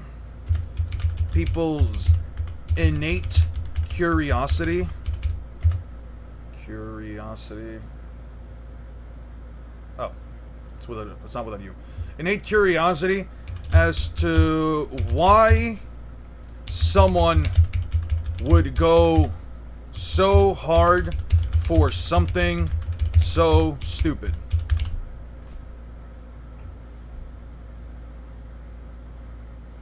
Yeah, and people also love long video essays. Essentially, you can probably spend the next week watching the video over a couple of views. Hopefully, I get a metric ton of views. Like, I told my friend about this. I told a friend of mine, Brandon, about this. I was like, the whole like big point of me doing something like this and sending it out as one big thing is also a play into the idea of, I feel like I'm outclassed in the naming department. Laser Vortex, Demon Slayer, Sud Eater Deluxe, fucking John Razor Spew. Do 2 5-hour-long videos, or that ain't that meta. Fair enough. The ultimate Luffy versus Naruto video. My only concern is that YouTube seems to be pushing more short-form content, but I remember you're doing this. You're not doing this for the views. I don't give a fuck. The views themselves, theoretically, could garner me a fuck ton of views, but I don't really care about the views at the end of the day, because it's like, I'm putting out the video, I'm done with the content, I'm done with Naruto versus Luffy, I'm done with Naruto and One Piece as a whole. I feel like I don't really need to talk about them more other than like short-end content like Emu breaking One Piece's content. But yeah. If it doesn't make a lot of views, so be it. At least I'm done with the conversation and I can move on to other things. Expedition 33, Black Myth Wukong, Bleach. I don't want to for Bleach, but we're still doing it because I got paid for it. Now, it's only in extremely long videos that often hit the algorithm well. Hopefully it's both, right? Hopefully I get both. But anyway, this is basically my reasoning for it. But don't worry. Don't worry. For those of you, do not worry. After I upload the larger video, what I'll do is, after I upload the larger video, I'll segment it. I'll segment it and develop a intro for each portion and push them out separately. So there will be hopefully 5 total parts separately.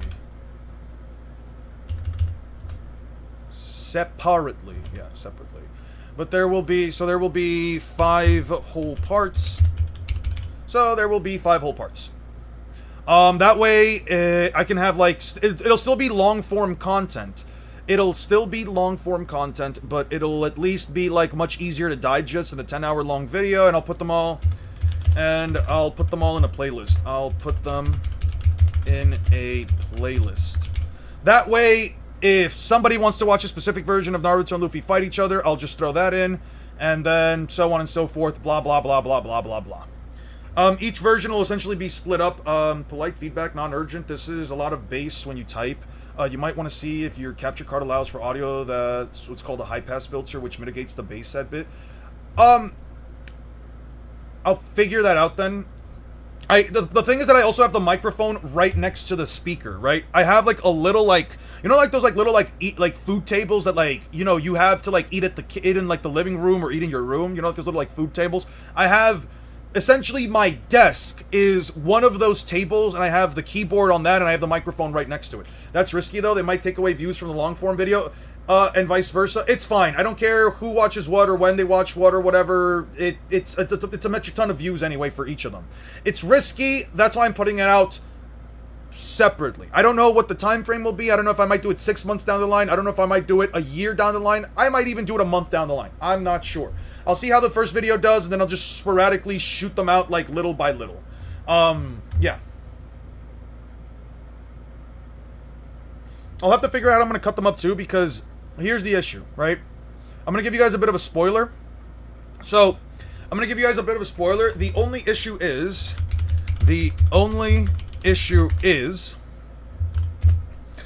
I have to separate the parts based on rounds, but Naruto will always play catch up with Luffy. Naruto's always playing catch up with Luffy. Yeah, you could try and see if there's an equalizer in your application to reduce the lower frequency sounds to mitigate the keys. Let's see. Projector, undo, rename, filter properties, global settings. No, it's not the global setting. Down mixing, sync off, down mix to mono.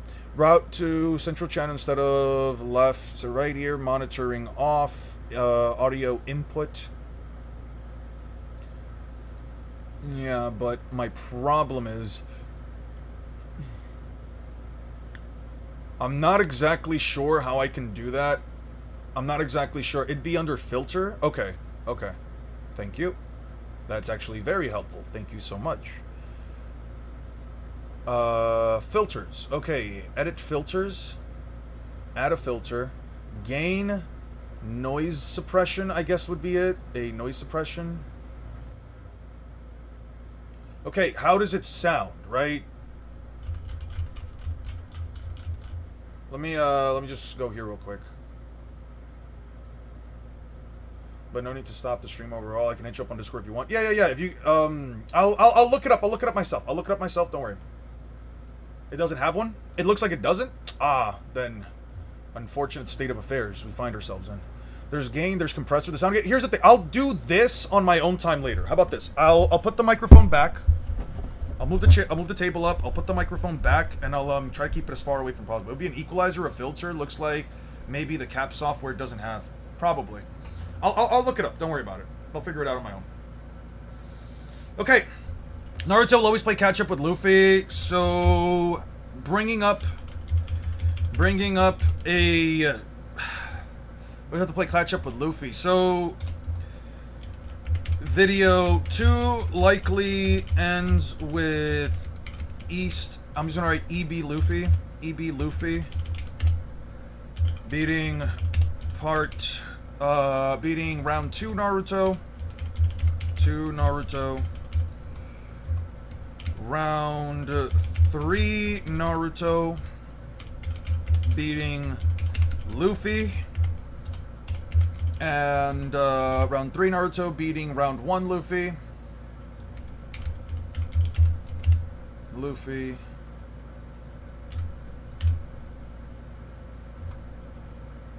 Oh shit, nice. I'm a music producer. Oh. Do you also do music?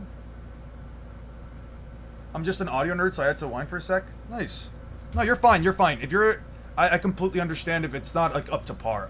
I'm not the best when it comes to, like, understanding how to fully utilize all of the bells and whistles of all these applications, so that's just on me for being less educated in that aspect. I'll do my best to try and figure out how to maybe, like, muffle the sound effects, but yeah, we'll do it. Will you be doing Expedition 33 or Elden Ring left Naruto versus Luffy? I know they both come before... I'll probably just do DK Bonanza, and I'll probably just do Bleach to get everything away, because I don't want to be...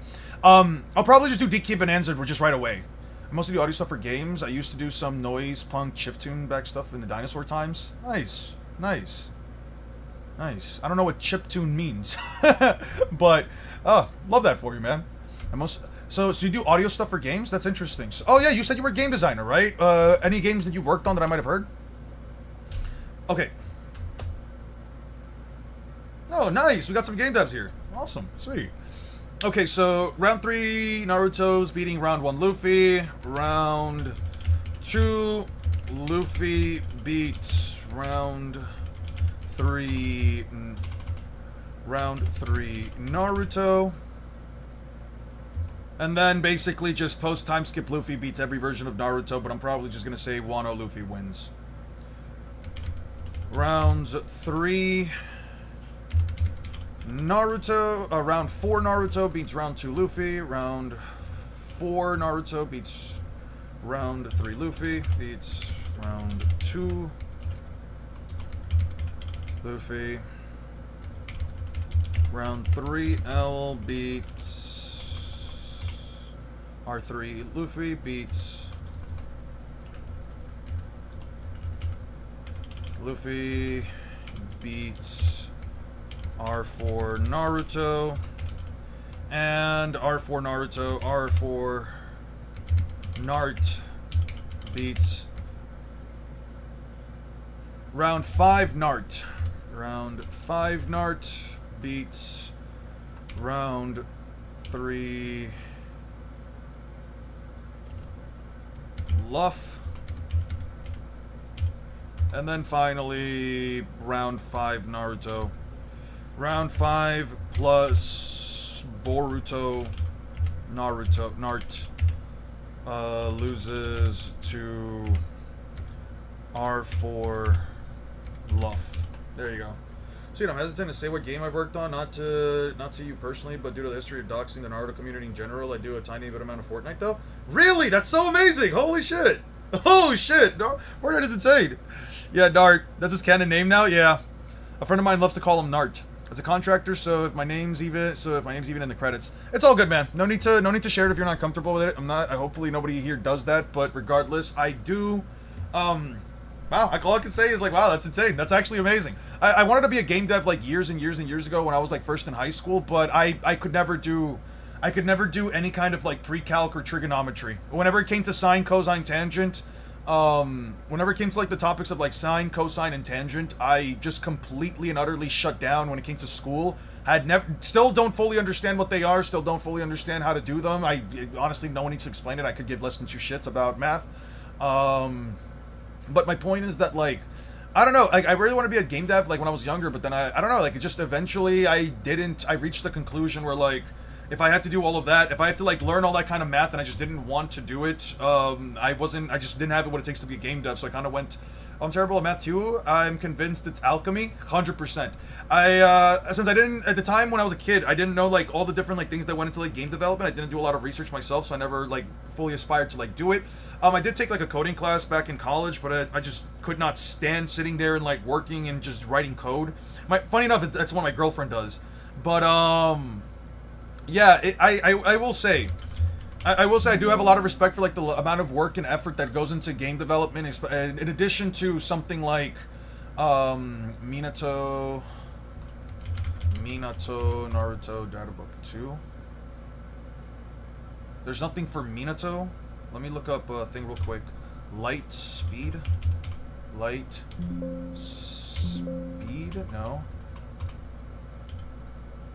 Speed of... No. So it's not in any of these. Ended I went down the graphic design route instead. When I was younger, I ended up going the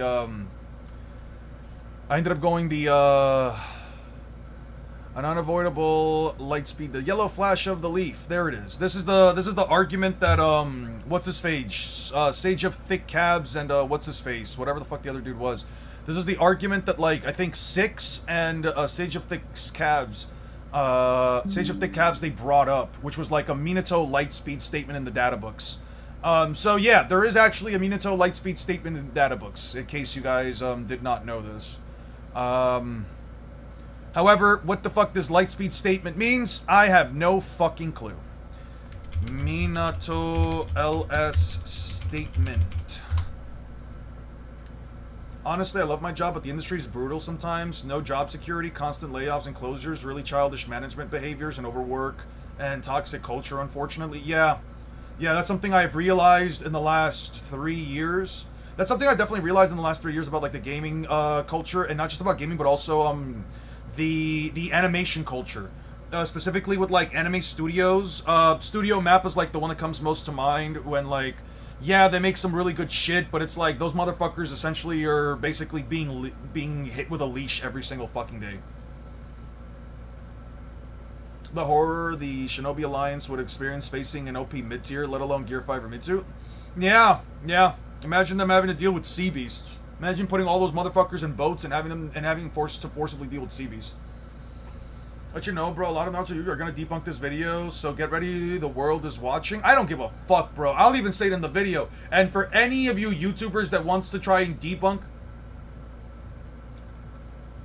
who says I went out and ignored it? Who says I went out of my way and ignored this Minato Lightspeed statement? Where the fuck does it come up yet in my video? And also, I didn't know about the statement until Sage of Thick Calves or whatever the fuck his name is. I didn't know about this statement because no one ever fucking brought it up. No one's ever brought it up. I clearly can't find it in the actual data book 2, at least as far as Naruto Versity shows. What the fuck are you talking about? You motherfuckers make up whatever the fuck you can just to try and say, oh, this guy isn't being genuine. No, I'm looking up the statement right now because I'm trying to make sure I have everything I need. unavoidable. The word lightspeed can also be used as a term for be very fast. The yellow flash of the leaf, an absolutely unavoidable lightspeed blade, a technique that shines brilliantly on the battlefield. The whispered name is the former moniker of the 4th Hokage. So what the fuck does this statement mean? Because, again, if you're like this Bazinga guy, you probably sit here and say, well, it's a blatant lightspeed statement. It obviously shows that Minato's lightspeed, but where, again, now what does this statement actually mean? Well, now we have a lightspeed statement, so I'm kind of not sure why it's been argued not. Simple, because the statement means absolutely nothing to me. What is lightspeed? Let me ask you guys. I'm gonna read out the statement. What exactly does this statement mean? Let's put up a poll. What exactly does this statement mean? Is FTG, is the Flying Thunder God, Flying Raijin Jutsu light speed, which would be a downscale? Is Minato's blade thrusting speed light speed? Is Minato's reaction time light speed?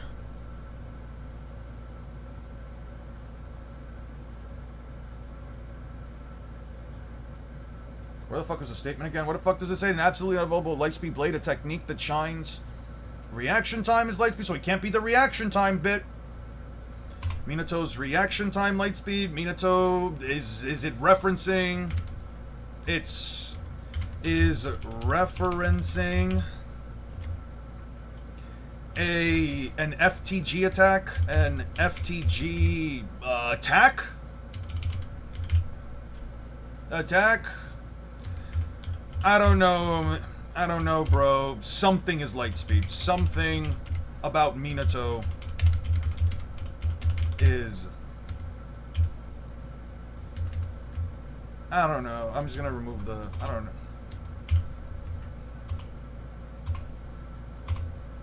What the fuck?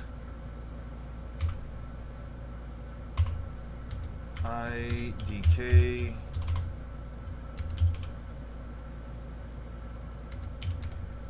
So yeah, explain to me right now. Can you guys give me any kind of an interpretation for what the fuck this means?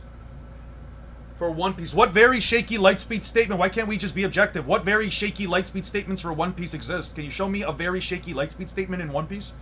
Show me a very shaky lightspeed statement in One Piece. Do me a favor. Yeah, if you have a tendency to do that, he'll pull some random scan, refuse to provide a source, refuse to validate the qualification of its translator, ignore the context. Yeah. Makes it hard for anyone to locate or fact check it. I'm sure he's very aware of it. Oh well. Yeah, don't really care.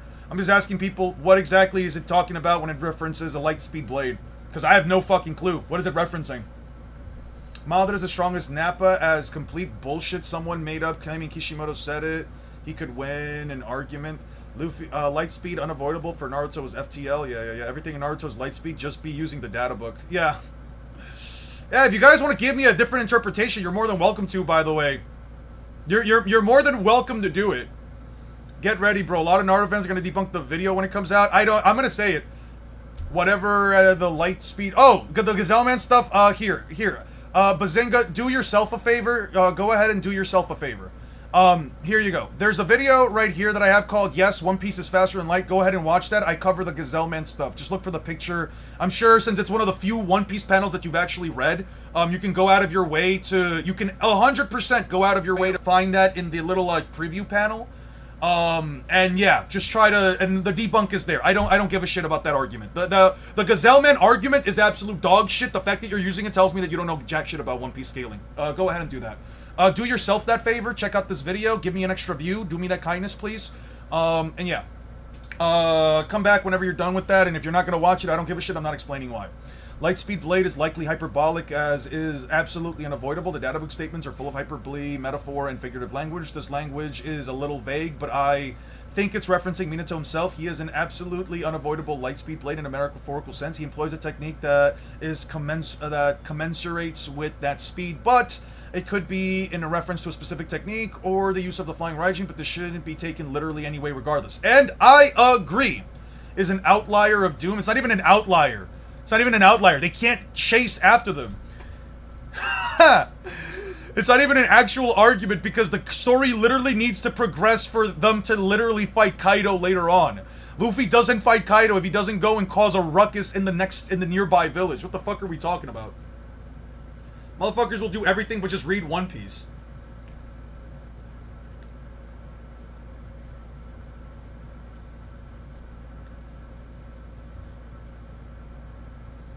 By the way, heads up guys, no stream tomorrow. No stream tomorrow or the rest of this week. No streams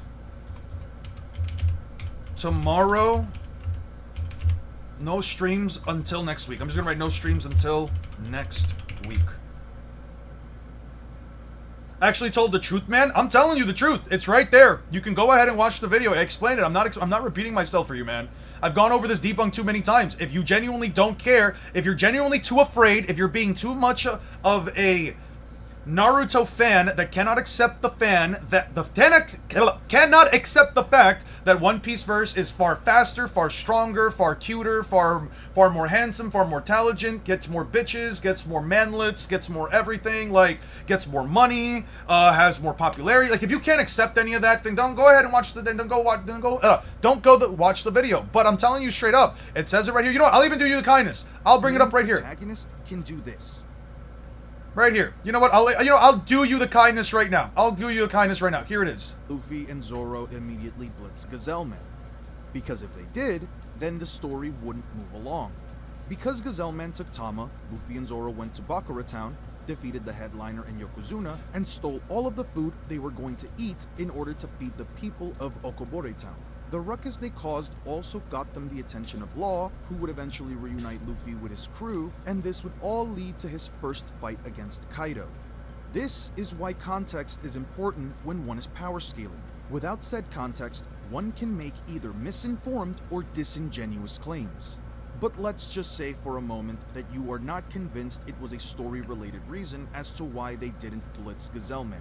The hierarchy of Kaido's crew is structured through strength. The stronger the pirate, the higher the position they will get in the crew. Gazelleman is a gifter, which means he got a smile fruit and he works directly under a headliner named Hold'em. 2 chapters after Gazelleman takes Tama, Luffy fights his stronger superior and not only blitzes him to the point he didn't even know Luffy had taken Tama out of his lion stomach, but he gets immediately blitzed and one-shot right afterwards. The second debunk I need to talk about... There you go. There you go. Oh no, Eon, you're lying. What happened to honesty? What happened to people who told the truth, man? Yeah, right there, there's the truth.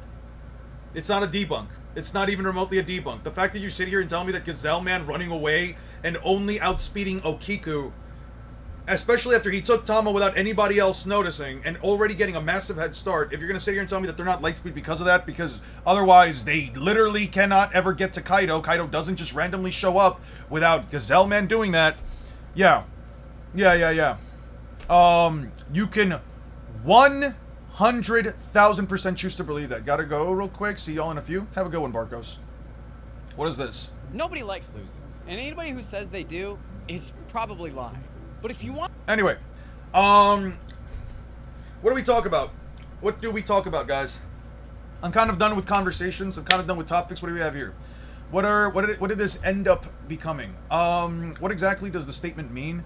FTG is FTG Jutsu Lightspeed. Is Minato's thrusting speed Lightspeed? Is referencing an FTG? Right, but I think it's best to just outright say we both like Naruto. I like Naruto. I do like Naruto. But if that's literally your response, so your response is that right? So then you agree. You agree that this little debunk, the whole Gazelleman thing, is stupid and it's not actual debunk. It's never been a debunk, right?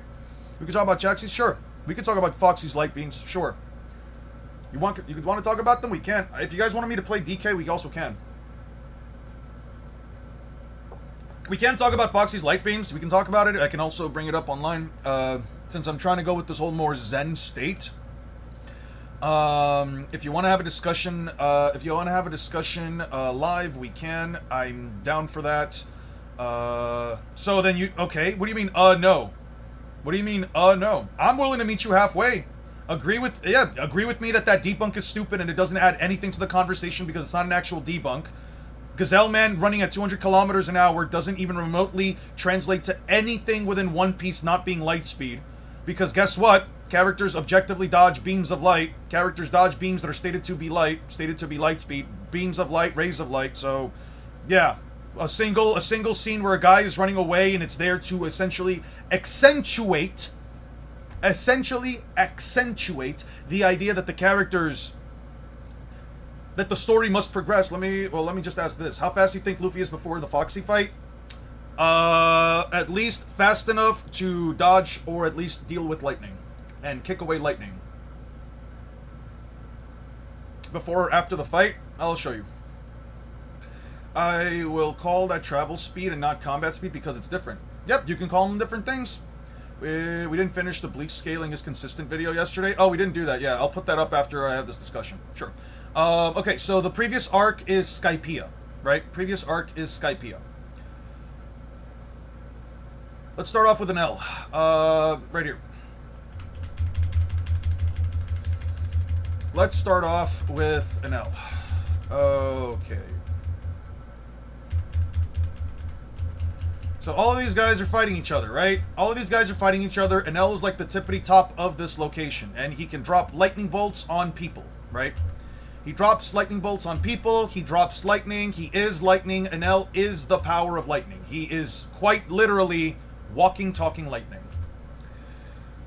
So, which means I can't have 6 people left. Who shall disappear? I'll be the one who obliterates you. A bad choice.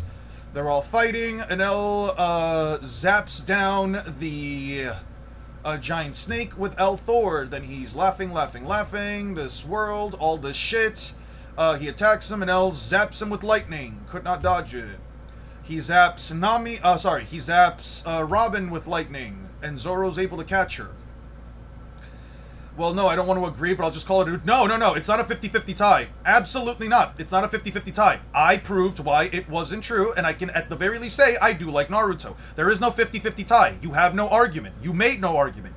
The whole Gazelle Man debunk is dog shit. There is no argument there. You are disingenuous if you try to agree, and guess what? You have... And it can't be a tie because you have made no decent argument. Your argument... There is no argument to even remotely say it was a 50-50. Anyway, yeah, so Zoro has a hard time tracking and keeping up with Enel. Enel can easily keep up with the blast, with the burn bazooka. There is a statement right here that says that it was the speed of light in the original translation, but the actual translation says speed of sound. I'm not going to go out of my way to show you the anime adaptation, but the anime adaptation does specifically say sound. So based on Zoro's movement, would you say Zoro's at least lightning speed? Anyone relative with him would be lightning speed as well as them. Correct. Anyone who is at least relative to Zoro, and it's not just because of Zoro, I'll keep going. Zoro is capable of slashing Enel in half, but it doesn't matter. Enel grabs Zoro and electrocutes him, right? He steps on Zoro, Zoro tries to back away. He uses an impact dial. Wiper uses an impact dial to try and blast Enel. But Enel is able to restart his heart. And then he says, fear is God, and then he defeats everybody else. He takes down Wiper. Wiper is completely blown out. He takes out Zoro. Zoro couldn't dodge this specific attack. So he basically now blasts him once again with L Thor, and then we move on to the next portion where it's now Luffy essentially fighting him. Now Luffy goes up and Enel attacks him with an L Thor as Luffy's trying to get to him midair, but Luffy just stands there and is surprised. He attacks Luffy again. Luffy's obviously not trying to dodge, but it's because Luffy's trying to see, and it's like, no. Lightning doesn't work on him because he's made of rubber, and then Luffy just stops him away, and Enel is literally sitting there befuddled, wondering, yo, what the fuck? Doesn't even run at light speed? You can totally argue that if you want.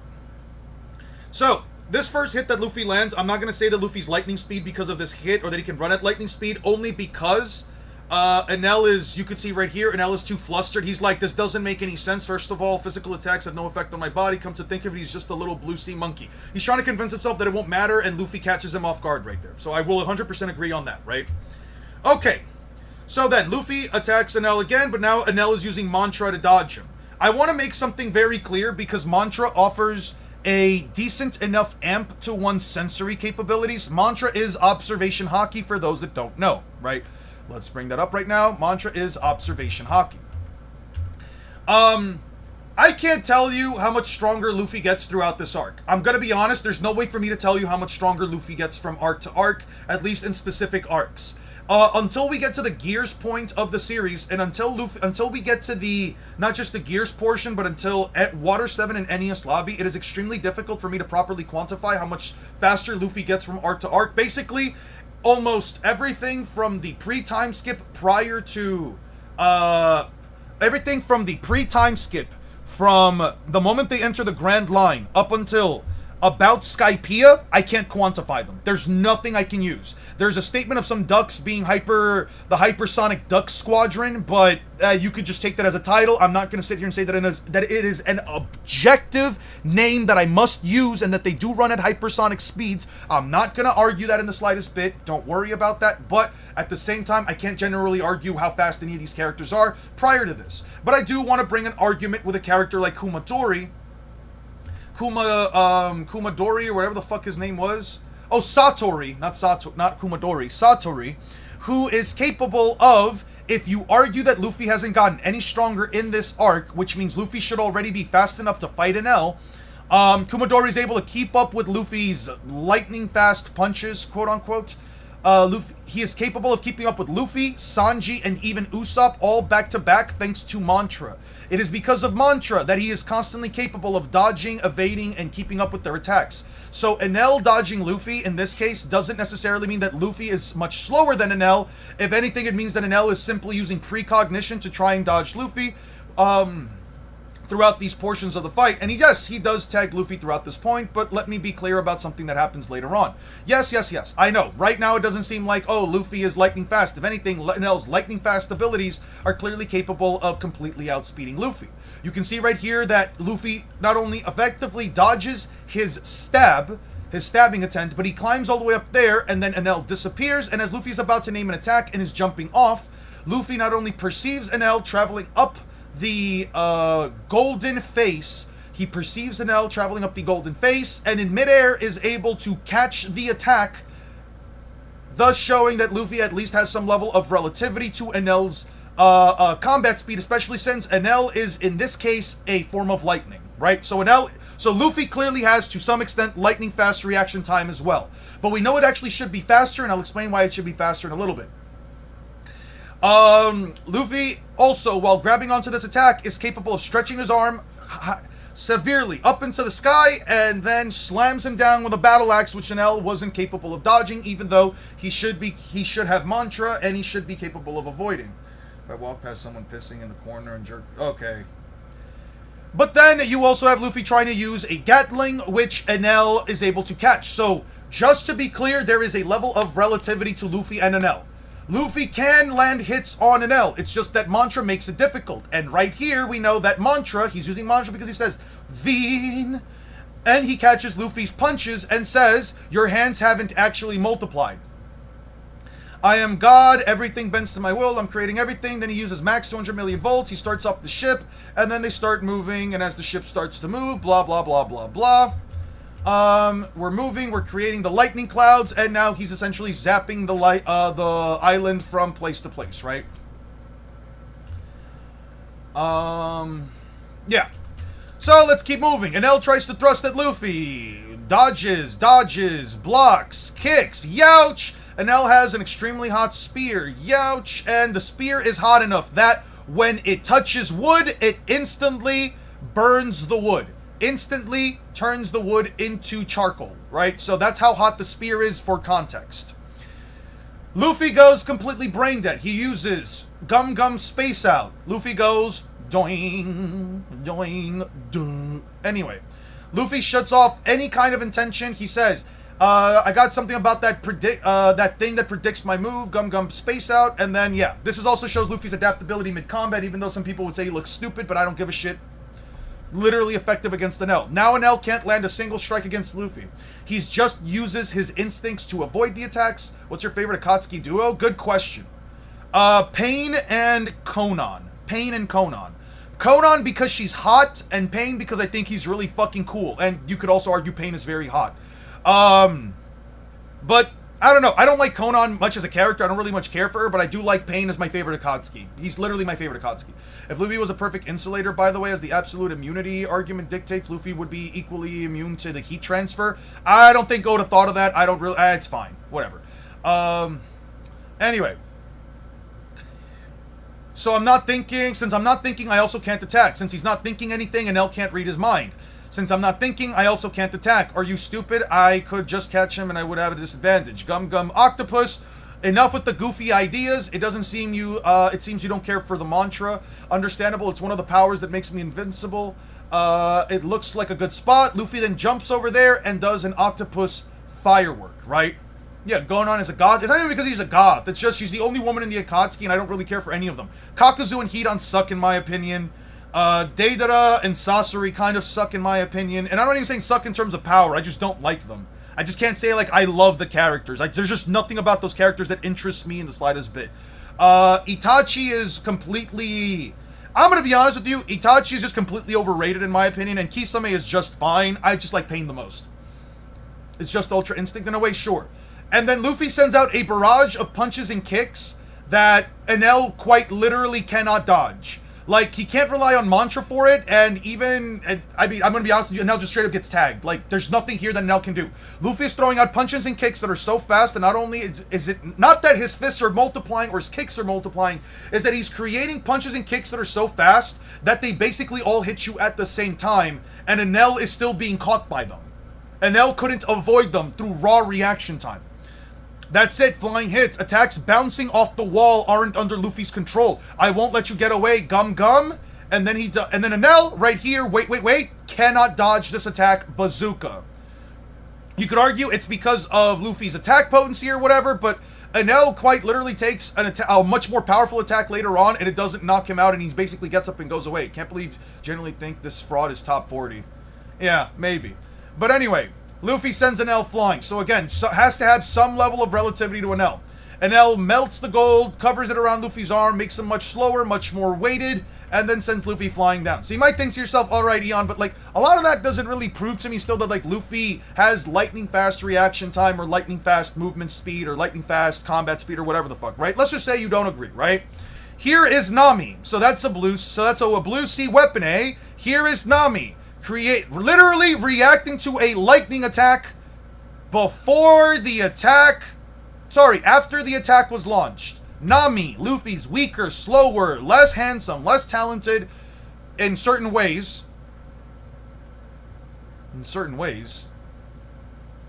Luffy's weaker, slower, less impressive crewmate is literally reacting to lightning after it was shot out. That's a good idea, creating a path for lightning to pass through. You couldn't have done it if you didn't understand weather patterns, but it's no use. But you might already have realized when I increase the scale of my attack, your trick will be useless. I have no time to play with you. Sasori and Deidara were an interesting duo. I'm not saying they're not interesting. I think that the concept of two of the Akatsuki members constantly talking about art and the medium of art in the different ways that it could be used, I genuinely do think, I don't know where Aizen and Yuhabaha scale. I do think that from a perspective of, from a thematic perspective of the duo, the art duo, they're talking about explosion being some, art in an explosion as in, art is only something that could exist within a mere moment. It's not something that's meant to be, we saw that zoom in. The zoom in was on purpose. I think that it's an interesting take at it, right? And then Sasori essentially being the opposite and talking about how beauty is that which is preserved, that which doesn't die. I think it is. Nami is more handsome than Boa. I agree. Nami is far more handsome than Boa's big-ass forehead. 100% agree with that. Nami has far better assets and is far cuter in my opinion. But anyway, I do think that they are an interesting duo, and I do think that they have an interesting power set. I just don't care for them as characters at all. Will most likely die to C4 given how dumb he is? Absolutely not. Luffy is tanking the fuck out of C4. I have no reason to believe that C4 kills Luffy. These guys can tank explosions inside and out. Most of these characters can tank explosions both inside and out. Why would I even remotely agree to the idea that C4 kills Luffy? Why? Because a couple of micro bombs attach themselves to his cells? Yeah, okay. Yeah, the very same cells that could also tank giant blasts of heat from Kaido. The same cells that could tank large amounts of poison. Multiple different kinds of poison. Like, bro, I'm not. There's no way. Tiny little micro bombs. Yeah, okay. With the shit that Luffy can tank. Yeah, no. Run away, but kind of man would it be if I run away? I don't care if you're a god. Oh, look at that. Usopp also dodges lightning. How did Argentina score 2 goals in 5 minutes? Because the World Cup is rigged. This is all just part of the woke Italian oligarchy. They just want him to survive. Well, do Luffy's internal organs benefit from extra durability or whatever, being a rubber man? I mean, they can withstand all the shit that he goes through, and they can also withstand the added increase of his blood being able to flow through his body at a much higher rate that would instantly explode his heart. It's obviously not a 1-to-1, but his whole body's rubber. I don't know, man. In Naruto, they go out of their way to demonstrate how they reinforce you can't reinforce your internal organs. That is also true. Literally every single Argentina game is like that, yeah. Yeah, Naruto, they don't emphasize that, but in One Piece, characters literally tank explosions from the inside, and then they just kind of walk them off right afterwards. I'll show you with Dory and Bragi, and Luffy scales far above them by this point. Well, canonically, by this current point in the manga that we're at right now, Little Garden. Where is it? It's before that. Ah, right here. Yeah, right here. He drank an ale that exploded in his stomach. Yeah, the ale exploded. It exploded inside of him, and he was fine. Literally was meant to lose their last game. Son, what is this? All this nonsense about the Italian woke oligarchy. It's just a joke that I use for Aster because he likes to make shit up. Even C0 has been calced to island level or small. That puts the explosion, doesn't even scale to par with Enel's blast. If Enel wins the World Cup, Messi will become the LeBron of football. Hated by. I'm crying. Yeah, probably. So going back to Skypiea. Also, I'm going to close up all of these things because none of this matters at this point. And then we'll check out the consistency of bleach scaling. We'll check out that video. The entire island split apart. There we go. So yeah, Usopp can also dodge lightning. You can't train into it, but many have organ feats. Yeah. Have fun proving that.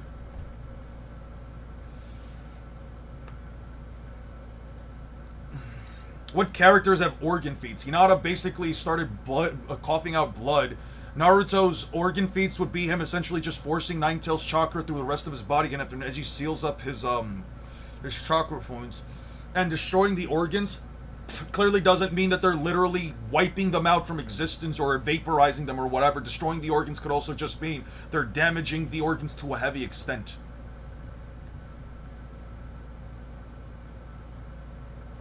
Okay. Anyway, yeah, Nami and Usopp again both just deal with lightning. So yeah, at a bare minimum, these guys are lightning speed, massively hypersonic to whatever extent you want. Here is what's his face. Here is an L charging up an L Thorn, about to release it. Literally about to throw out an L Thorn. He doesn't even really need to charge it up. He basically just swings his arm, and Sanji is kicking Usopp out of the way, pulling out a cigarette, standing up, and then doing the thing. Tank Law's Gamma Knife, yeah. Not too much on the Go Deidara, but he's not doing anything to pre-time skip Luffy. Probably. So yeah. Like, yeah. Base, as far as like the whole like Foxy Lightspeed stuff, in the previous arc, we already have him at bare minimum lightning speed. And Luffy, just to show you in the later portions, because now I have to skip through a whole scene of things of Enel just doing a bunch of fuck shit. Enel makes the Raigo, he wiped out an island with it, he's making a bigger one, blah blah blah blah blah. Oh wait, no, God, here, excuse me. It actually is farther back. Let's go here.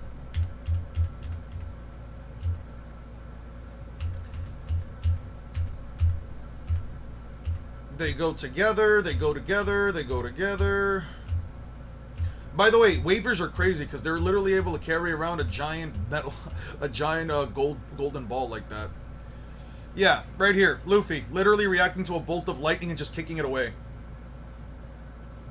So yeah, lightning fast reaction time.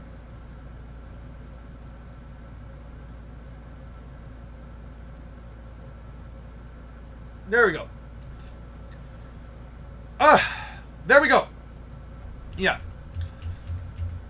Then Luffy destroys the ball of lightning, then tries to punch Enel, then Enel fires him, but he doesn't care. He runs right through it, he kicks Enel. Enel tries to stab Luffy from behind, but Luffy moves it away. He comes back down, he jumps back up into the air, and then right here. Wait, I spaced out. Can you repeat that? Start from the beginning? Fuck no, I'm not starting from the beginning. Go back then. people actually put an L in top 10, top 20, and even 30. He's probably top 100. Did Sasuke hit Naruto with a lightning attack? Yes, he did in the manga adaptation of... Yeah, he did it in the anime adaptation of Naruto versus Sasuke. If you look at the anime adaptation of Naruto versus Sasuke, Naruto versus Sasuke, Kirin. Yeah. We're muting that. So Naruto has Sasuke here, and then blah blah blah blah blah, and then Sasuke charges up his lightning hand, and then Sasuke does this, and then boom, Naruto got caught by Kirin. Yeah.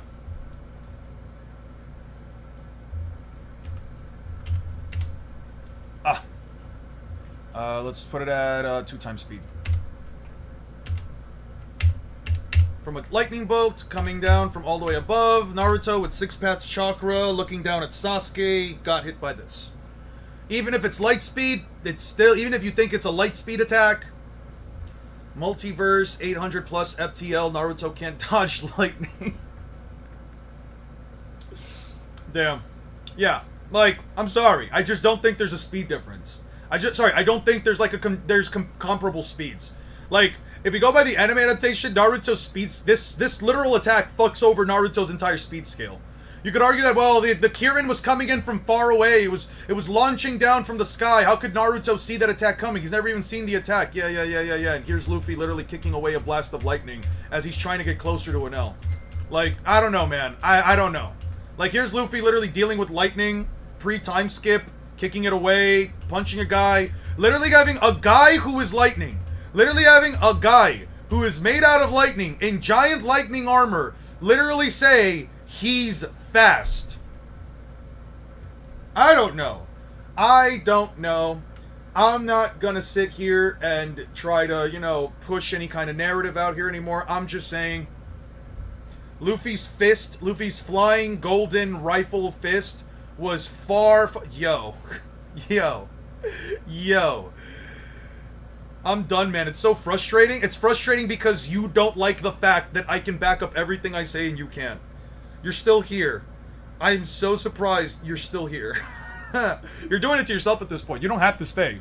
You can totally leave and live in an echo chamber like the last guy that was here trying to argue with me. You could totally live in this whole little echo chamber of like, oh yeah, Naruto's just stronger than One Piece, but for no fucking reason. Kurama eating a Biju bomb, the difficulty of using a... What do you mean Kurama eats a Biju bomb? When does Kurama eat a Biju bomb? Using a chakra scalpel against the targets over others? What do you mean a chakra scalpel against certain targets? And most of Orochimaru's fights? What Orochimaru fights involve attacking the internal organs? The fuck are you talking about, One Smart? When does Kurama eat a Biju bomb? When he puts it in his mouth and just shoots it out? You're telling me when he puts a tailed beast bomb inside of his mouth and then he simply shoots it out? You're telling me that's a tailed beast bomb exploding inside of him? According to you, you genuinely are going to sit here and believe that, oh yeah, this scene right here is Kurama. Look at it. The tailed beast bomb's right here, my guy. The tailed beast bomb is literally this thing right here. Come on now. Made it to the finals. Let's go. I kind of hope that Argentina doesn't win. I'm kind of going for Spain. Only because I like Spain more. Only because I've been to Spain and I've never been to Argentina. It's completely and arbitrarily biased towards against Argentina. Only because I don't want Messi to win another World Cup. For no reason. I don't even have a thing against Messi. Oh, look at that. Oh, look at that. The little tailed beast bomb. Look at it. Look at it. Look at it. It's still there. Still fully intact. The difficulty of using a chakra scalpel against certain targets over others. What the fuck are you talking about? Bro, listen, One Smart, I fuck with you. I really do. But sometimes you just say shit. You just say shit to say shit, bro. But yeah. Yeah. This doesn't mean anything to me. Yeah, I don't know, man. I think, what was it? Bleach scaling is consistent. When Naruto possessing it, his body expands. Right. His body also expands and molds in ways that his body doesn't normally do it in base or in KCM. So I can easily argue that it's not even exploding inside Naruto's actual physical body. Kurama's chakra is making his body malleable. Cool, fantastic. Not an actual internal durability feat. Show me a statement that says, show me a statement that even remotely implies that statement. Show me a statement that even remotely implies that it exploded and Naruto's inside of his internal organs suffered damage, because his entire body is literally just covered in a black cloak of chakra that is literally just forming and molding and letting him grow limbs and letting him do all this other crazy shit. It's not his normal body. So no, does not matter to me whatsoever. Does not mean anything. You cannot argue that it is an actual internal durability feat. Especially since you also can't prove. I hope you're proud that your name is properly taboo in the Naruto fandom. I don't give a shit what the Naruto fandom thinks of me. I really have this distaste for you. I could give two shits how you feel about me. Your scaling is the loathing hate I feel for you. Good day to you, sir. Oh wow. Oh no, Bazinga, come back. I'm so sorry. I feel so bad that I gave fair scaling for One Piece and Naruto and you just didn't like it. I'm so sad. Oh my god, Bazinga, no, come back, please. No, Bazinga, no.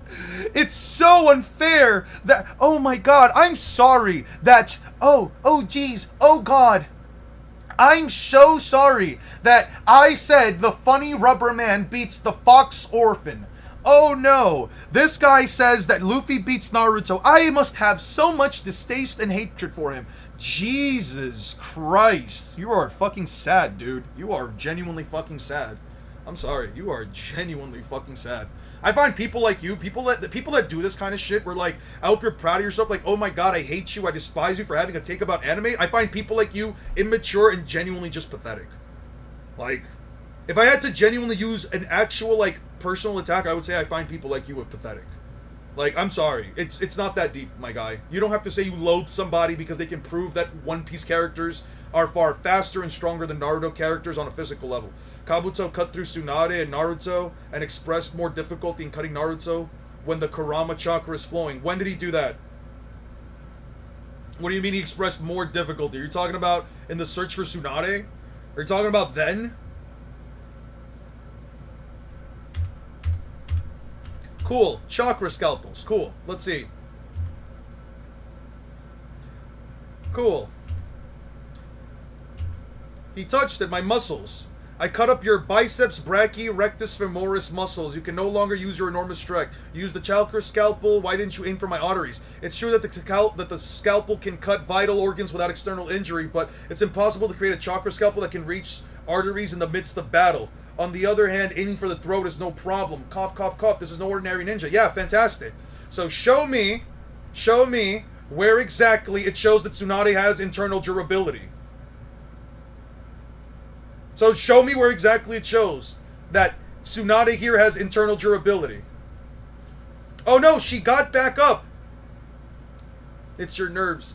I changed the chakra and electricity to create an electrical field and I poured it into your nervous system. Yeah. Then she uses medical ninjutsu to heal herself. Wow. Wow. Wow. Again, not a good statement, my guy. Genuinely not a good statement. When does he use the chakra scalpels against Naruto? Let's see. When does he use chakra scalpels against Naruto? I don't see any chakra scalpels nearby. He breaks down Shizune's legs. Blah, blah, blah. Where is the statement that he does the thing? I don't know what kind of jutsu you learned, but you'll never reach, you'll never hit me with big motions like that. So it's easier result of the battle with the snakes. Your left femur is fractured. If it were only the bone, you'd still be able to move, but not now, because I cut the lateral vastus muscle in your leg. I couldn't concentrate my chakra completely. Fantastic. Doesn't add anything. Again, their organs are just being destroyed. Their muscles are literally being ripped to shreds. Cool. Naruto got back up. Cool. And Naruto doesn't do anything crazy here. He just takes a step forward and sends Kabuto flying. Yeah, no, these aren't arguments. This isn't an argument. 1,000 kilograms is exactly 1 ton, so no, Miss Valentine isn't over 10,000. 10,000. Miss Valentine.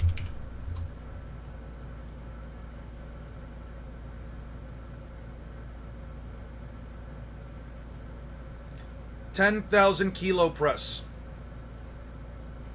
From 1 to 10,000 kilos. God, people always, I don't know. Wouldn't be more that she has the means to recover from internal injuries because of her healing and regen? Yeah, and she does it afterwards. This is literally a Kabuto skill issue, not a Tsunade durability one. Yeah. We've been over this. Kieran is an FTL. Zetsu was talking about another lightning jutsu that's not related to Lightning Dragon because Zetsu wants to have a random combo. Yeah. No, we've been over this 10,000 times. You're right. Alright, Bleach scaling. Let's get this over with, and I'm probably going to end stream right afterwards. Much weaker or stronger than they should be, depending on what the plot needs to progress, which makes the scaling in general inconsistent. And finally, Kubo reckoning some of the established power system rules later in the story to, again, make characters power up.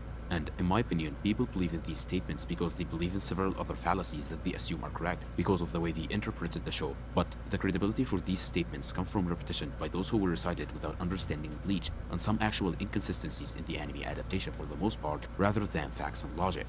And the first fallacy is treating Bleach's power system like that of Dragon Ball, where power levels is the most important aspect of it. Yes, which it is. consequently leads to the conclusion that if character A has a higher power level than character B, and character B has a higher power level than character C, this means character B can beat character C at any given moment, and character A can beat both B and C in addition to the ability to negate their hacks, because it all comes down to power levels. And first of all, I don't know why for some reason people are trying to find any common ground between Dragon Ball and Bleach. These two anime.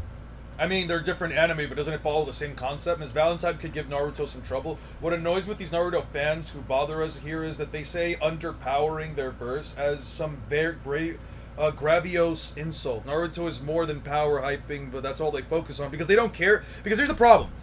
People look at shit from a very surface level perspective. People just don't think critically, and that's it. This seraphic scale? No, this is Kumo. Have absolutely nothing in common as far as I'm concerned. It is no secret that Kubo was inspired by Akira Toriyama, which eventually led to him making Bleach. But unlike in Bleach, power levels might work in Dragon Ball because that's how the author created his work, and even that is still debatable among the Dragon Ball fandom to this day. More often than not, the power levels guide does not make any sense, hence why you shouldn't apply them to other animes, especially Bleach, because it is actually the complete opposite of that. What the fuck is Senjumaru's Bankai anyway? Like, she just becomes part of the drapes or some shit? I'm sorry, I didn't give a fuck about that fight. I just kind of just started skipping through it because I was like, bro, Bleach is... This shit is boring me. Fights barely focus on the one metric that is the overall power level of the character. Cool, Take, so she example, fuses with the Society arc drapes. Uryu Cool. won against Mayuri, yet couldn't beat Sazai, who easily... I know that Soul Society Uryu is stronger than Hueco Mundo Uryu, but Renji helped Uryu against Zael, so this made up for the Why does it make up for the difference in power? You're telling me that... So you're telling me that Renji, that the difference between Uryu from Hueco Mundo and Uryu after releasing that fucking glove, you're telling me that the difference is however strong Renji is? Renji, who has no hacks, no abilities, nothing, just a big fucking snake that does jack shit.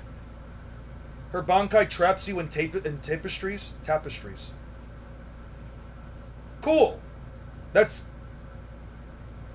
Sure, that is some level of... That is, interesting, I guess. Cool. lost to Mayuri. Another example, which is hypothetical, is if Lily... So wait, we're just gonna ignore the fact that you just made the claim? Wait, so this guy... People are asking me... Wait, who the fuck asked me to watch this video? This guy just made the claim that fucking Renji was the difference maker between Uryu from one arc and the other. So Renji's power level is just the difference maker, right? It just doesn't matter, right? The difference between Uryu and one part and the other is how strong Renji is. How the fuck do you even come to that conclusion? How the fuck does Renji help out against Zael Opera? Hold on. Now I gotta pull out those fuck ass chapters. Hold on.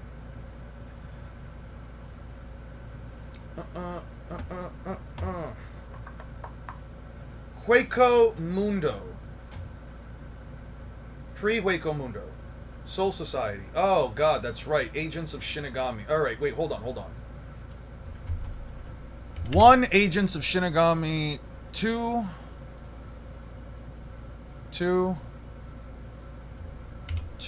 Soul Society.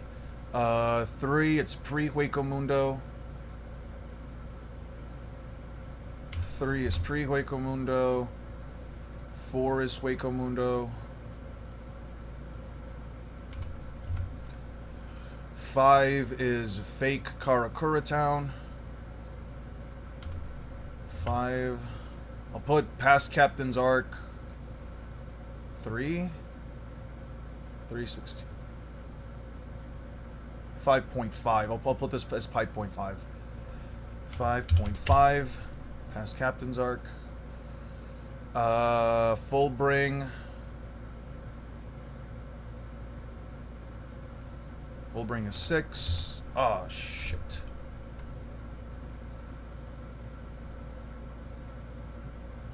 Six is full bring. And 7 is 1,000 Year Blood. I gotta find a funny name. 1,000 Years Butt Cheeks War. The 1,000 Year Booty Cheeks War. This shit is so ass. It's around 260. Thank you. Thank you. Oh god, I didn't even fucking watch this. I don't think I took any of the fucking images for this. What the fuck do they fight?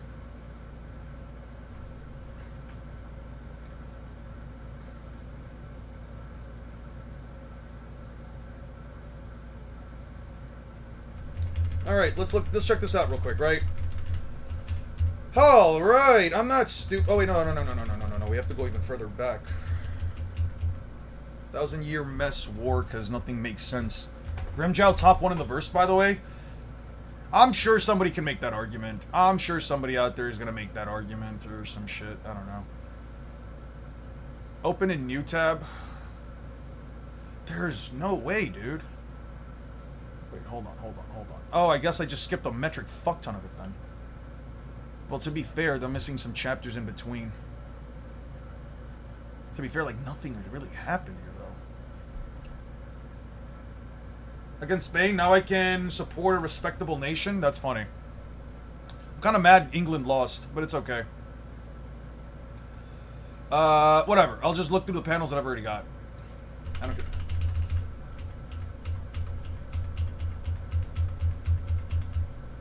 Yeah. All that crap. Yeah. He's yapping. Ulquiorra is so overrated. In my opinion, Grimjow's better. I like Resurrección as Segunda Etapa, but I'm not gonna sit here and lie to you and say that, like, I really care for either of them. Like, they're just guys that look cool. They are nothing more than guys that look cool. They essentially have less than zero substance to me. I don't really care for either of them characters. Make sure you're sorting files by name. I had fated battle between brothers out of order because of that. Got you.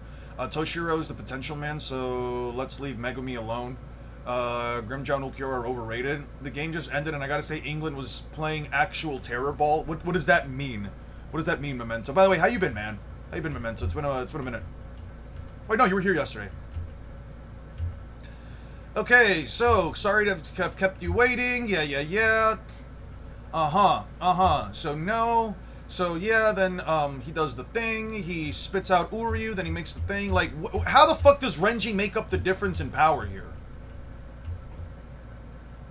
Since no stream until next week, are you going to get work done on the video? No, I have 2 days that I have to... I'm going to give you guys a straight up honesty. I have 2 days that I have to basically spend time with family because they're leaving sometime soon.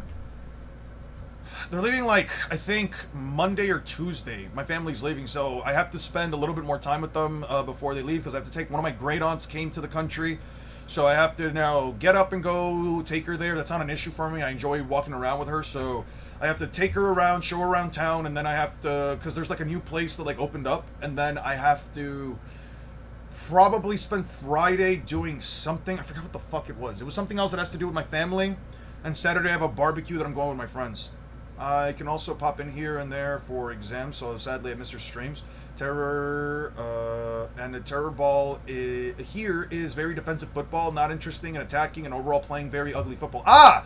So England was essentially playing very defensively so as to take away the capacity for Argentina to score goals, and in doing so, they must have scored some extra goals, right? I'm assuming that's the whole shtick. Yeah. Alright. God, Zomari is one ugly fucker. Holy fuck shit. Okay. Yeah. Yeah, he never also beats his Bankai besides, like, trying to make the Bankai attack Mayuri and it just pops in on itself because he can't let the Bankai attack him. I don't know, man. I don't know how the fuck you come to the conclusion that Renji made up the strength difference for Uryu. I don't know. Against Yamamoto, how exactly is Yamamoto supposed to win? Despite clearly having an overall higher power level, he cannot kill him. On the flip side, Nanao, who couldn't stand the fights barely focus on the one metric that is the overall power level of the character. Take for example when Soul Society arc Uryu won against Mayuri, yet couldn't beat Sazail who easily lost to Mayuri. Another example, which is hypothetical, is if Lily... Hold on. Your argument is that because Zyle... So, whoa. That doesn't make any fucking sense. By the way, for everybody that wants to know how the video's going, here is a screenshot. You guys can take a screenshot of it. You know what? Let me save. Yeah. Actually, I'm not gonna save. So, take a screenshot of this if you guys, care. This is, or just take a chance to look at it now. Pause the stream. Check this out real quick. This is just this is just me like giving you guys like a straight up update on what I'm thinking about doing for the video. This and there. Score once, then play like it's leaving your own. Half is toxic. It's ugly. It's unwanted, and it's known as Haran Ball or Terror Ball. I mean, I'm gonna be honest with you. It's a defensive strategy. I'm not gonna sit here and say that it's very interesting, but to be fair, I don't find football to be very interesting. I was talking to one of my cousins. She was telling me about how like her brothers are so fascinated, and they have like this fanaticism for football and stuff, and she just doesn't get it. She likes football, and I'm like, that's the thing, I just can't get into the sport, because it's like you will literally sit there for hours, and hopefully either you're watching one of the games where people score goals back to back, and they're going like back and forth slugging goals against each other. But more often than not, you'll probably watch a game where like someone scores a goal, they play for like 5 hours, then no one scores a goal on the other team and they win, or there's no one scores a goal at all until like the final end, or one of the teams scores like or it's 1-1 or 2-2, and then they just win because of penalties, right? Like it's just one of those cases, right? Like football to me, like hearing people say that like it's toxic to just hold the ball and not score and play very defensively, it's considered toxic or haram in football, when like the whole sport kind of just feels like it's that at all times anyway. Like it feels like it's that way, and this is not an attack on football or the sport. I know, because she was talking about how like the excitement of football comes from the fact of when that goal is scored, of the hype and the excitement of like, oh, when they finally do it though, the whole statement, the energy, the whole stadium, the energy, all that shit comes out. I'm like, yes, I can understand why that's the appealing end of football. That's just something that doesn't personally interest me, but my thing is that, like, I don't know, I just think that it's really funny to say that, like, playing defensively and, like, hogging the ball and making sure that, like, the other team can barely get it and just keep passing it around is seen as poor. I don't know. Eon, Argentina is now in the finals. What are your thoughts? Good for Argentina. Argentina scored 2 goals in the last 20 minutes. I was screaming, Terror Ball is effective but hated because it makes the game extremely boring and ugly to watch. No, I think it just shows that that is what football is in general. Results before passion. Yeah.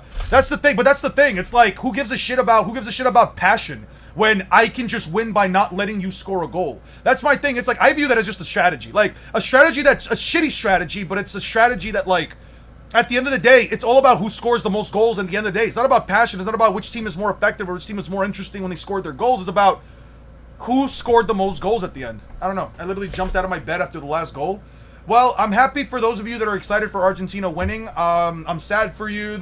I weep for those of you that are sad that England lost, and whoever wins, I guess, tomorrow or whatever, or whenever the fuck the finals happens. I hope that the team that wins. I'm rooting for the team that wins.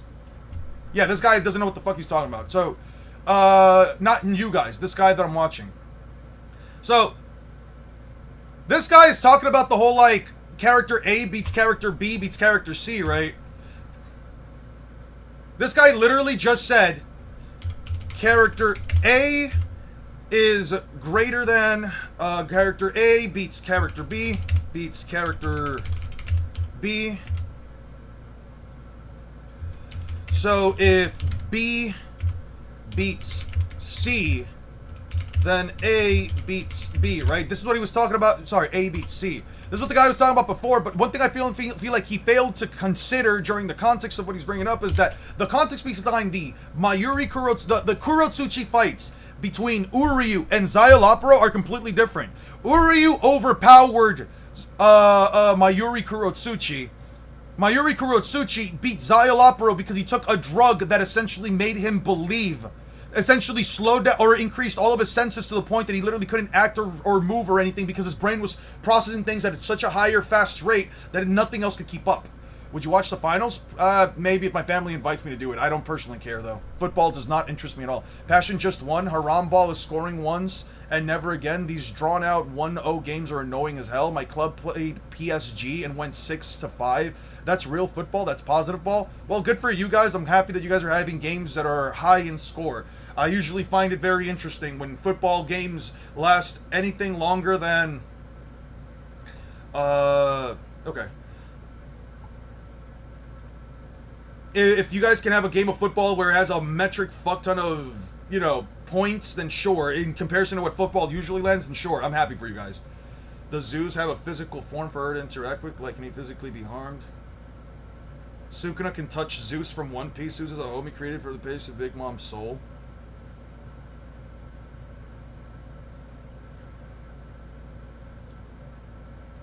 How?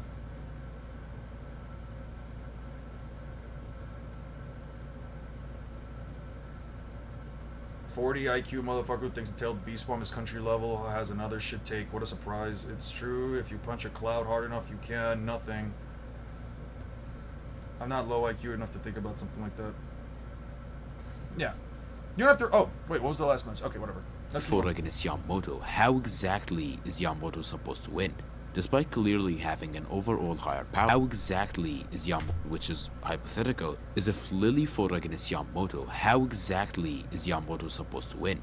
Despite clearly having an overall higher power level, he I'm cannot kill gonna him. watch this On video the and then I'm flip gonna side, head out. Nanao, who couldn't stand straight in Yamamoto's presence, has a perfect counter to Lily. So How can again, Luffy just because bypass Naruto's chakra cloak? I mean, Naruto takes damage regardless of the cloak being there or not. The cloak just amps his durability. He doesn't have to bypass it. The cloak isn't some magical force that just stops Naruto from taking damage as a whole. It can block some damage for Naruto. It can increase his skin's durability so that he can make it tough, but internal destruction, really, or just physically overpowering it. Naruto can still take damage while inside the cloak. It's actually 90 minutes long. Actually, Sailor Diamond, watch yourself. It's actually 90 minutes long. That actually translates to an hour and 30 minutes long, so it's not actually 2 to 4 hours long. However, sometimes they can add an extra 20 minents depending on penalties, and they can add an extra 20 minutes on top of that, and they can add an extra 20 minutes on top of that depending on how long. So eventually, you're right. They could be up to 2 hours. Yamamoto can beat Nanao and Nanao can beat Lily, doesn't necessarily mean that Yamamoto can beat him too. In Naruto can heal his internal organs, bro. Not if Luffy blows up his heart, which does not have a chakra network, so you can't really argue he can heal it. Am I bugging, or did Aizen not literally say that the fights are battles of spiritual power and the person with higher spiritual power wins? Yes, you are not bugging. You are not bugging. Aizen does say that. beat Lily, doesn't necessarily mean that Yamamoto can beat him too. You guys think that Yamamoto would lose to Lily Baro? He can use Genjutsu? Who? Naruto? When the fuck has Naruto ever used Genjutsu? Give me one panel of Naruto ever trying, even attempting to use Genjutsu. What kind of an argument is that? In conclusion, you shouldn't be looking at the power scale with this one-dimensional way of thinking. I think you shouldn't be looking at the power scaling however way you seem to be thinking, Kumo, because this shit is not it. Mayuri beat number 7 because he came with prep. He not only beat number 7 because he came with prep, again, the vial is what made him win. The vial that broke, the superhuman drug serum that he broke, that's what made him win. It wasn't out of outright power. Uryu, I meant sound Genjutsu with the Toads. Cool. With what chakra network? Not manually, but Ma and Pa did it when he summoned Jiraiya's shoulders. When summoned. Ah, yes. Cool. How does Genjutsu work on somebody without chakra? Fuck. Frog Song Databooks. Frog Song Databooks. Naruto. Naruto Genjutsu Databook.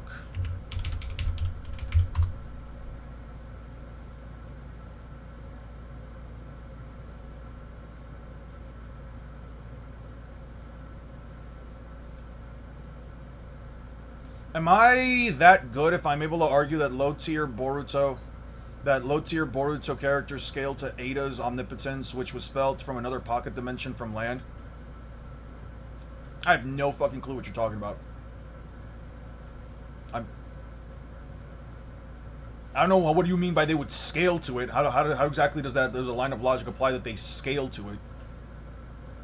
To perform the Genjutsu anyway, but I mean, he could summon them and they could perform them. It doesn't change anything. Talking about, I've seen the video of the guy explain Genjutsu works cross-verse. What guy? What exact... Okay. So you're telling me that One Piece characters have chakra and a chakra network, right? So you're telling me that One Piece characters have chakra and a chakra network, right? Because I don't care what some other random YouTuber says. I could give less than two shits about some guy's opinion. It's an opinion. You make up headcanon for DBS, Dragon Ball Super having vague scaling, but when Bleach at least has an amazing, easy to comprehend, perfect scale structure for his powers, now it's an issue? Jesus Christ. The amount... First of all, I need you to swallow before you start speaking again, because holy fucking shit, dude. That is a lot of glaze. Oh my god.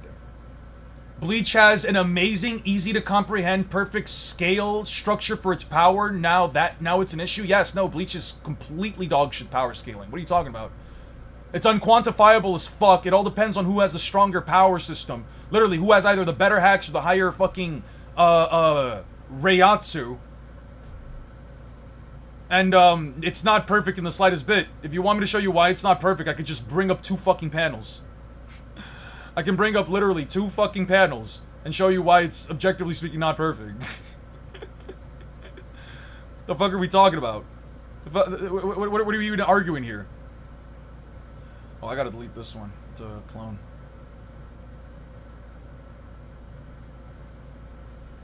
Yeah. Yeah, here's Rukia. Here's Rukia getting completely fucked up by a day 1 hollow. And here is the same Rukia. Here is the same Rukia. With no amps, no increases in power, nothing else to add to her. No training, just gaining back her old power. One-shotting a Gillian-class Arankar. That's because they are relative matches, of course. That's gonna happen... Not all the time, though. I don't give a fuck. I don't even know what you're talking about. Sage of the Thick Cab, something, the YouTuber explained it perfectly. Yeah, sure. I'm sure they explained it perfectly. Fantastic. But people always leave out that you can break out of Genjutsu through will or pain. Yeah. Why does some random guy make a crossverse work? Yeah, why does Sage of Thick Cabs all of a sudden the ultimate authority on whether or not things work? Which is better, system or spiritual pressure chakra is the way better power system. Rukia was off-guarded? Rukia was off-guarded. You're telling me a woman who can one-shot a fucking Arankar Gillian class, the same girl that was sitting here and literally on her knees shitting a fucking large log of shit.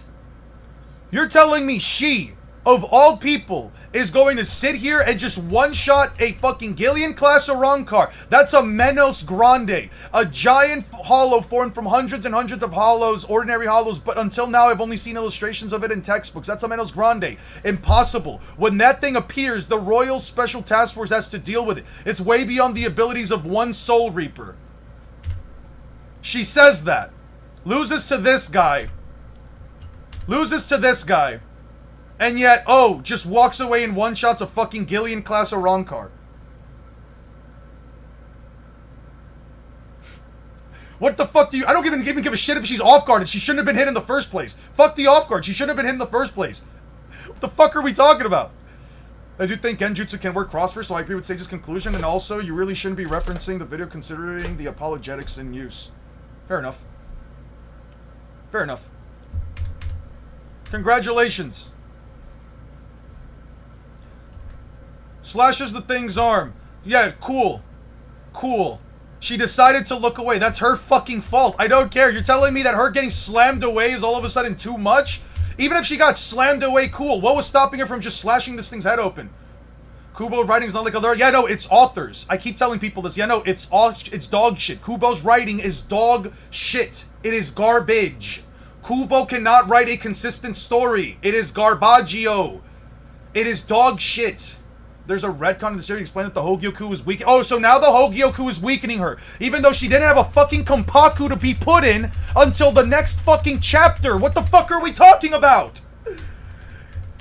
Dude, the level of fucking mental gymnastics...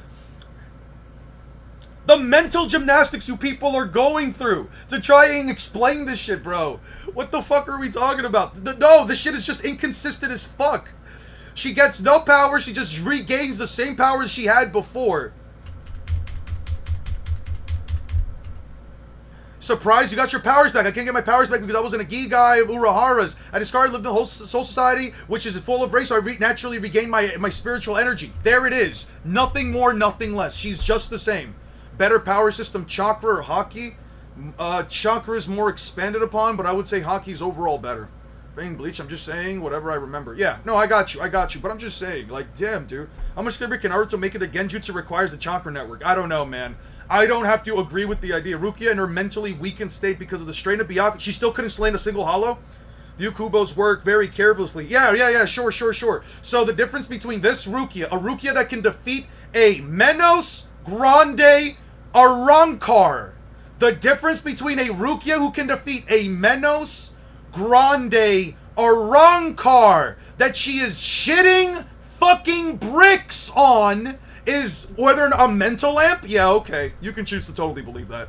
You can choose to totally believe that dog shit. That absolute dog shit line of thinking. You can totally choose to believe it. Yeah, I'm sorry. As far as power scaling goes, sure, you could totally argue. Narrative implications, mental nerf. You could totally argue that. I'm not saying you can't. Dog shit argument. I'm sorry. Terrible argument. I could not sit here and actually entertain the idea. I'm not going to entertain the idea that Rukia is so mentally weakened by this point that she just looking back once immediately just does it. Yeah.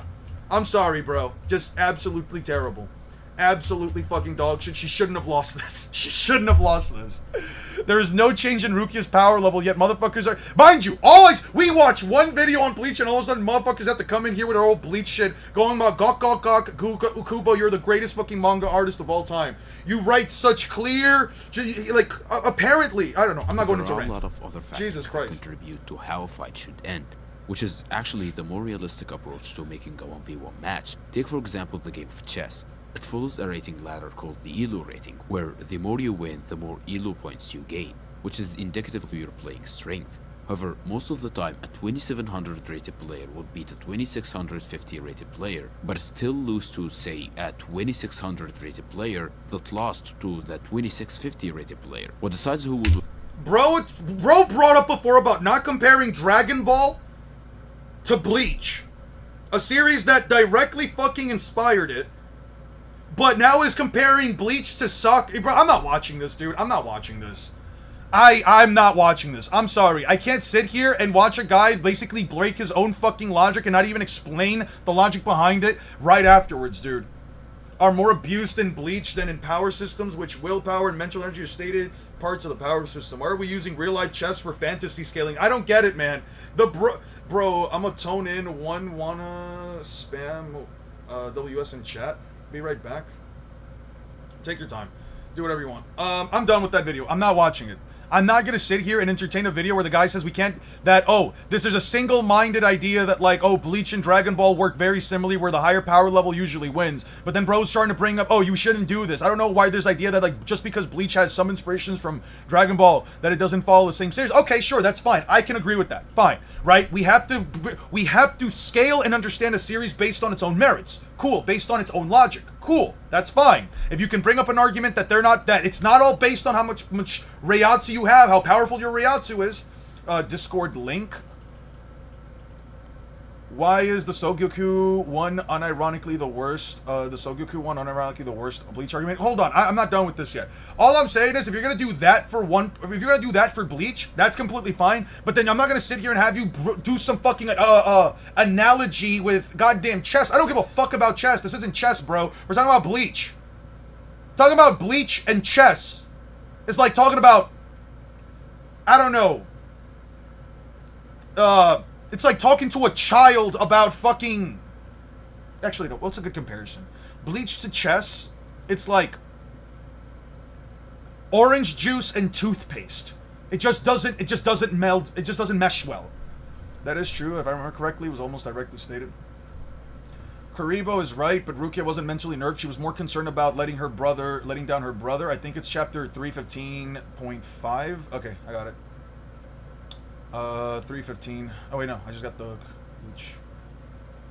This is a separate Oh, Cyprid rates the real fans. Yeah. You can go be a real fan. You can go be a real fan and slob all over Kubo's knob outside of my channel. Then I couldn't give two shits about what you think.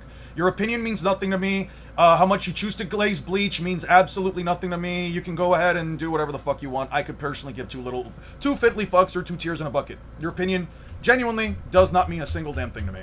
You could glaze bleach all you want. It does not even remotely matter to me. Adds nothing to the conversation, doesn't do anything, just you're just glazing bleach, and I genuinely could not care less for it. Something about real fans. As soon as I hear somebody say, oh, us real fans, yeah, go ahead. Talk about the scaling of the series to its own logic until they can upscale using Buddhism cosmology. Yeah. They'll always talk about the scaling zone thing, but then they'll always talk about how you have to look deeper, further down. You can only understand Bleach by truly reading through every single word, and then they'll bring up some other fucking line of text from some other book out there, like Nietzsche's fucking Ubermensch, and say, oh yeah, this is totally what's happening with Aizen. Like, bro, Bleach fans have gotta be the most red... Let me see. Red herring, meaning... Red herring. Someone will introduce an irrelevant topic, could divert attention, confuse the audience, or yeah, they're the fucking savants of fucking applying red herrings to their goddamn logic. The real Luffy fans know Luffy's 6D immeasurable speed lowball. I agree. 315 flashback. Thank you. It's, I don't know, man. People like that are so fucking frustrating to talk to, because it's like, yo, I will say this. I hate people like this. Legend Camporo 99. I will say this. I hate people like that. They can't find a single fucking flaw in their series. Everything has to have some fuck-ass excuse to it. If anyone... I'm sorry. I do not respect people like that. I will never respect a person that cannot look for the flaw in something. If you as an individual... I'm saying this straight up right now. If you as an individual cannot find flaw in something you love, you cannot find an innate flaw. You can ignore the flaw or whatever, but if you cannot sit here and accept the fact that something that you love has flaws, I cannot stand you as a human being. Human beings that quite literally cannot view the flaws and the errors in the things that they talk about, the inconsistencies, or whatever fucking issues that whatever the fuck they love has, if you cannot at least accept that those things have flaws, I'm sorry, I view you as a swine. I'm sorry, I view you as a swine. I cannot comprehend how somebody can just glaze everything and only hear about the positive end and not even remotely hear, understand, or even interpret the idea that something that they love actually is not a perfect, flawless thing. Whether it's Bleach. Yeah, Bleach has a lot of good things about it. It also has a lot of flaws. That's okay. I am fine with us having a difference of opinion in whether or not something is good or bad. We can completely disagree on Bleach's quality as a series, as a story, on the writing and all that stuff, but you have to at least agree that it has flaws. That it is not a perfect story. And if you cannot do that, there's no point in having a conversation. You're a waste of my fucking time. You are genuinely a waste of fucking breath, in my opinion. I can't stand people like that, dude. They're like literally some of my least favorite people across. I told you the order was to prepare for battle, merely deployed sufficiency. Meanwhile, Karakura. What's exactly the statement? Like, what page? What am I supposed to focus on? Like, if you want to call out any issues with One Piece, go ahead. I'm not even gonna debate them. Go ahead. If you think that One Piece is too long, the fake out deaths really piss you off. If you don't like the art style, if you don't like any, sure, fine. I can give you all of that. I can give you all of that. But if you're gonna sit here and actually try to argue some dumb shit like, I'm sorry, you haven't really read into the fight. I understand this, and that. I'm a real Bleach fan. If you come in from that perspective, just shut the fuck up and get the fuck out, dude. Just leave. Just leave. Go ahead. Go suck on Kubo's teat. Not the chapter. Oh, that's not the chapter I'm searching for right now. Oh, my bad. 315 is the flashback. I'll get the chapter. Oh, my bad. Yeah. Why did I close that? Yeah, I'm not watching this shit, bro. I'm not watching a video with a guy whose logic is already that fucking faulty from the first 2 minutes, bro. I just have Bleach back up. What you mean, bro? It's obviously Bleach has a complex universal scaling. Yeah, totally. Real fans don't read their series and instead push baseless agendas and hurl insults and slurs at people that don't agree with them. The fraud Yuhabaha. In my opinion, Luffy is going to be a concept because he will literally be freedom itself, something that Joe Boy failed to do, sadly. That's fine. It's an interesting take.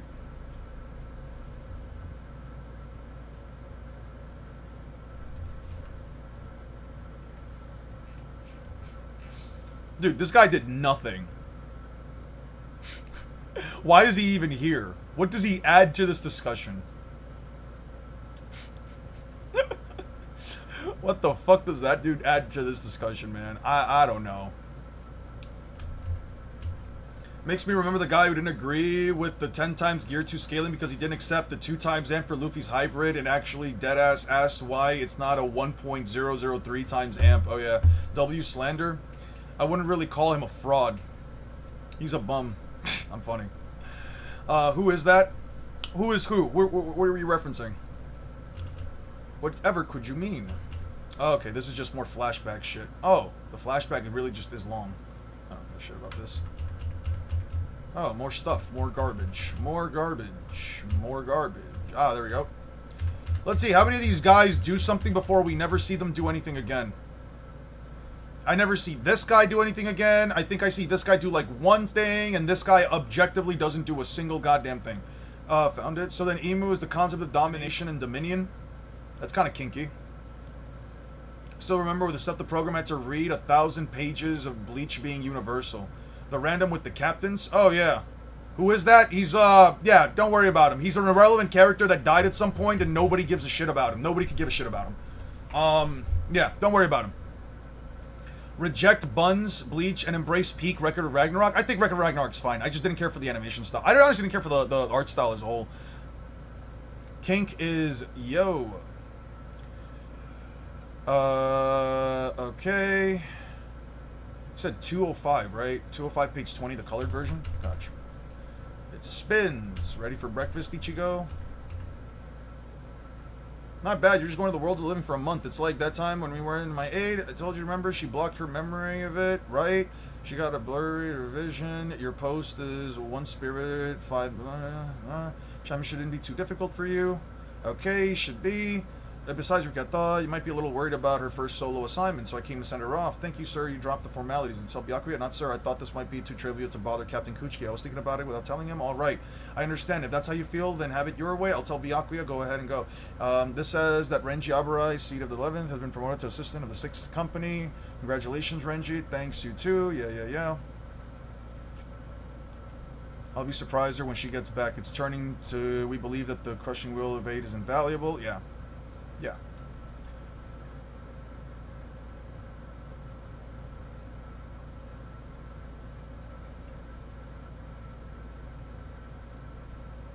Yeah, you can argue that she was concerned about it. It's not verbatim stated though, but you can probably make an argument that she was more so worried about how she would do in the assignment, where she wanted to tell Byakuya. Ever gonna do Oma versus Baki take, especially when King and Omega ends?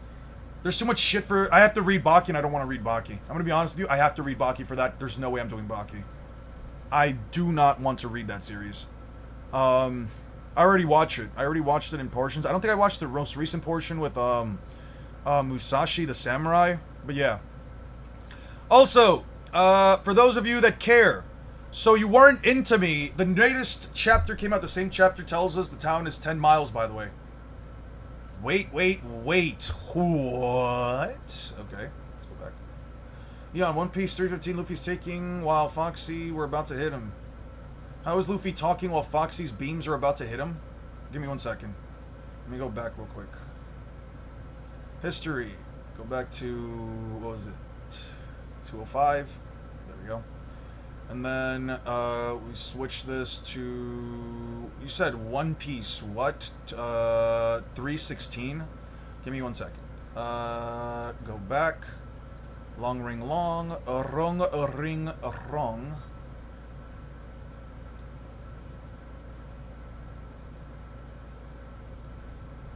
.316, page 5. I'm gonna gorilla punch you. A mirror, who's that? Where's he aiming? Look behind you. A mirror, yeah. What about it? How does Bleach skill? The characters can talk at FTL speeds. This isn't something new to anime. Luffy wondered that and said that at FTL speeds. There you go. He dodges a beam of light. The last of Baki I read was like halfway through the Sumo arc before I lost all my tabs for all the stuff I was reading. Not sure if you like Tokyo Ghoul, but bro made another series called Chojin X, and have you heard of it? I think so. If so, do you already read it or at least check it out? I have not. Sazum, the answer is they are not Lightspeed. The answer is they are Lightspeed, and I'll show you why.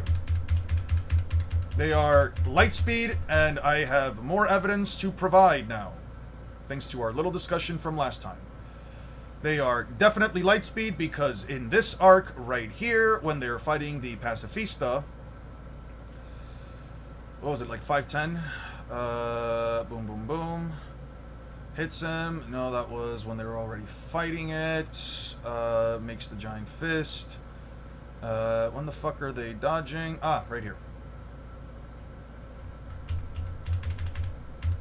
I'll just delete this one real quick. I got you. Yes, they are. Because this statement right here backs it up.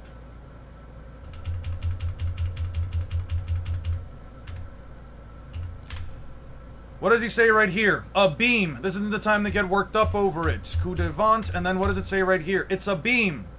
A beam. A beam is a light ray. It's a beam. A beam. A beam is a light ray. And what does Nami call Foxy's lasers? Let's go all the way back.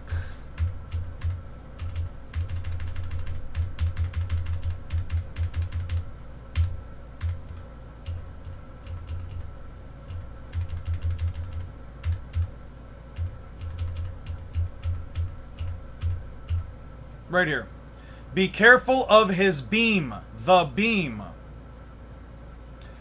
A beam is a light ray. It's a beam. A beam is a light ray. I ain't lying, Straw Hat. I actually believe it. Right here. You can believe it all you want. Unfortunately, just because you believe it does not mean it's true.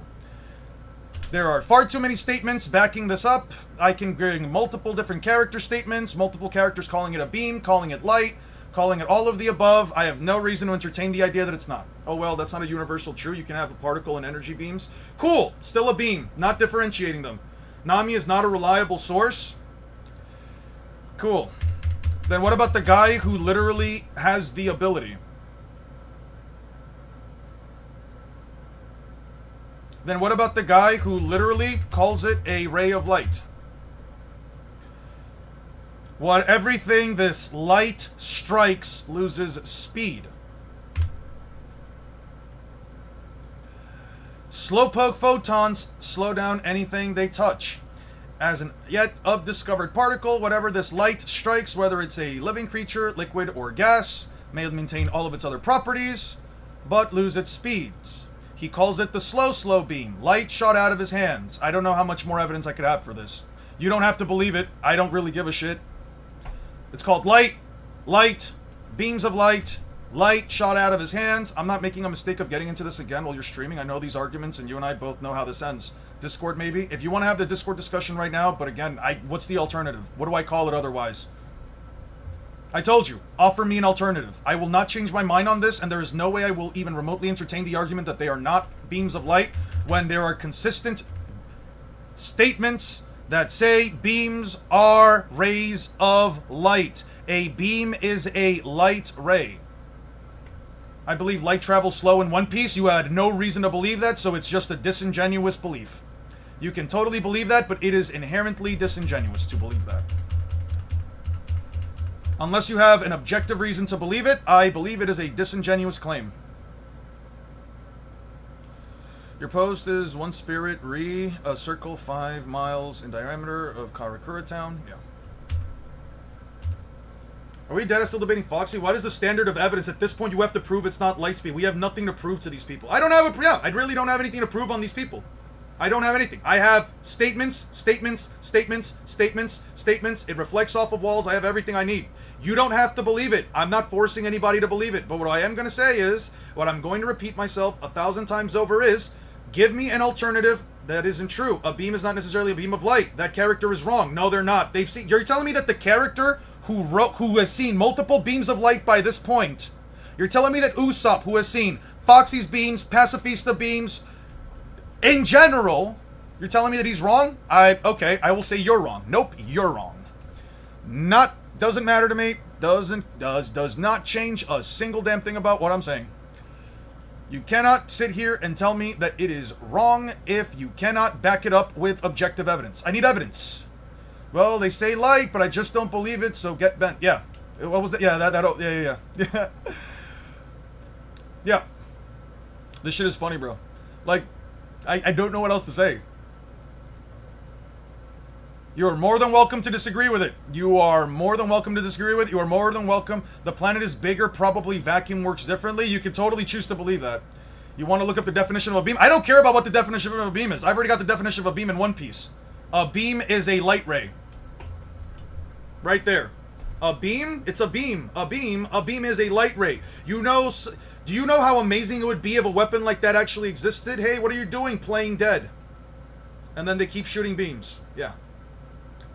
Oda confirmed that the Devil Fruit users use natural properties. This isn't like Young Justice where the Flash isn't light speed. Yeah.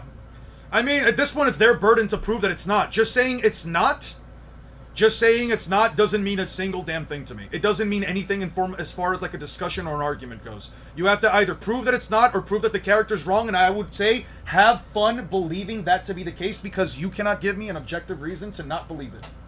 Give me an objective reason. That's all I'm asking. I believe Bones and Naruto are way more brittle than in real life, making me one-shot any character. Why believe Foxy of all people? Because it's his power, and literal Devil Fruit users would know what their powers could do over everyone else. A character not knowing how his abilities work? I don't know, man. Why would a character just lie about what he's capable of? Could still say he moves faster than light. People will still debunk it. Okay, bro, then stick with your scaling. I am sticking with my scaling. That's not... I don't know why I even make that comment. I am going to stick to his scaling. But Foxy, yes, Foxy. Because it doesn't matter if Foxy looks stupid. It doesn't matter if Foxy doesn't look like an interesting character. It doesn't matter if Foxy has a dumbass personality. If a single little insult could make Foxy break down and start feeling like a loathsome little piece of shit, it doesn't matter. Foxy, no matter how you choose to go about it, has a beam that is light. And this is where we get stuck last time. I don't care what's your explanation. That doesn't matter. Not going through this again. At least not on screen. We don't wind up communicating. Okay, but why does it not matter? If I'm giving you all of this evidence, what... Okay. John, here, let's do this. I'm going to be in Discord right now. I just want you to give me a reasonable reason as to why. Given all of the information provided...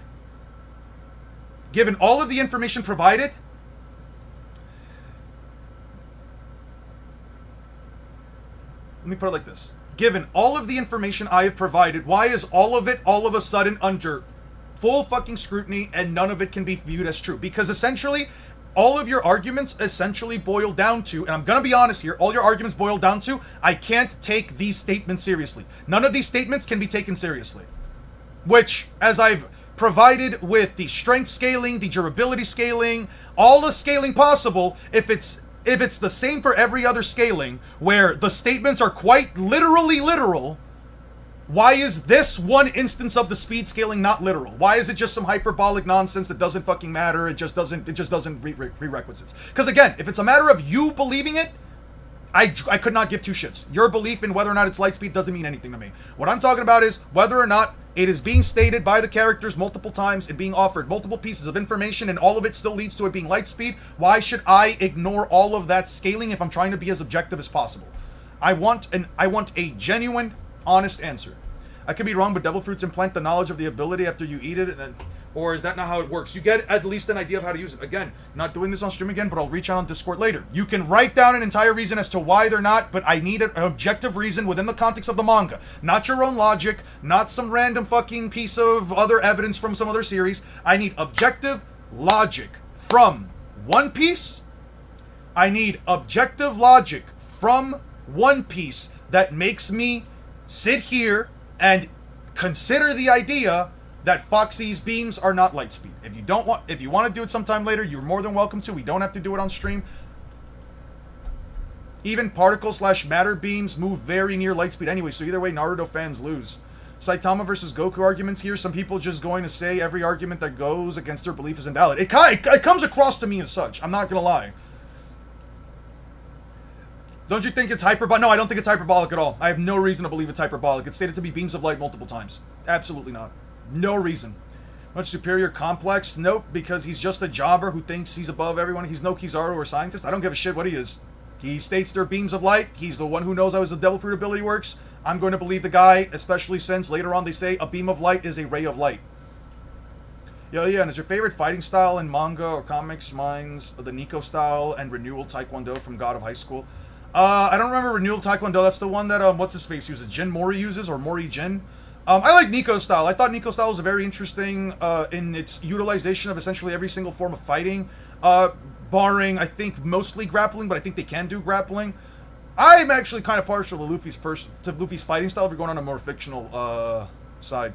These people are flat earthers level at this point. I'm kind of seeing it that way. It's like, it doesn't matter if I show them a view of the planet. It doesn't matter if you take them into outer space. It doesn't matter if you give them every bit of evidence. They're just gonna say it's not. This was a bunny, by the way, so how does he get past, but not Foxy? I don't know, man.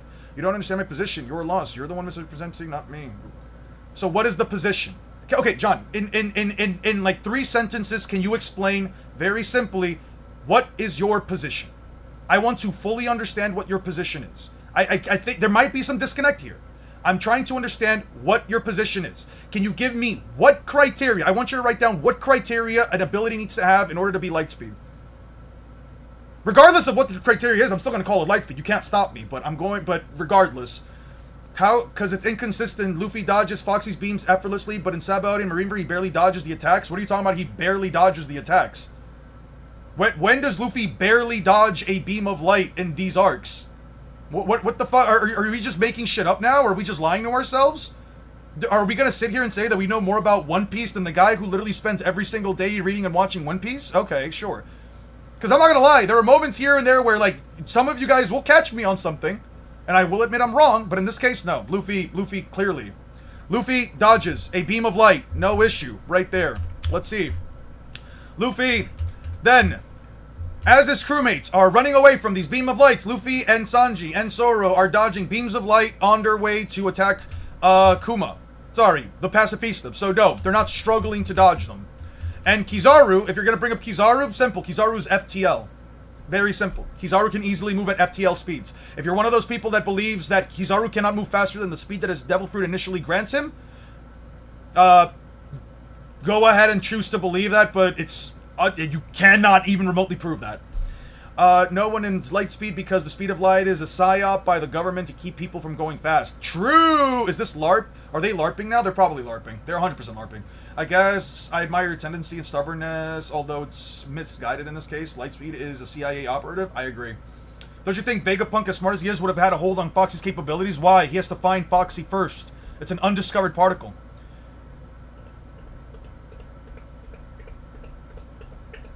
But again, what... Okay, so tell me, how is it not Lightspeed? Under what facet of logic is it not Lightspeed? You're saying that you're trying to understand, actually read them, try to explain, but yet you get called disingenuous, but then you're being called disingenuous because you're blatantly saying, no, it's a different type of beam. Okay? Prove that it's a different type of beam. It's a beam. It's a ray of light. Come on now. Like, you have to at least be able to see internally and see, okay, what objective argument do I have that Foxy's beams are not objectively light speed? What do I have that completely contradicts the idea? Not an interpretation. Not an interpretation. No one gives a shit about your interpretation because the interpretation is going to be completely overhauled by the fact that it's called light multiple times.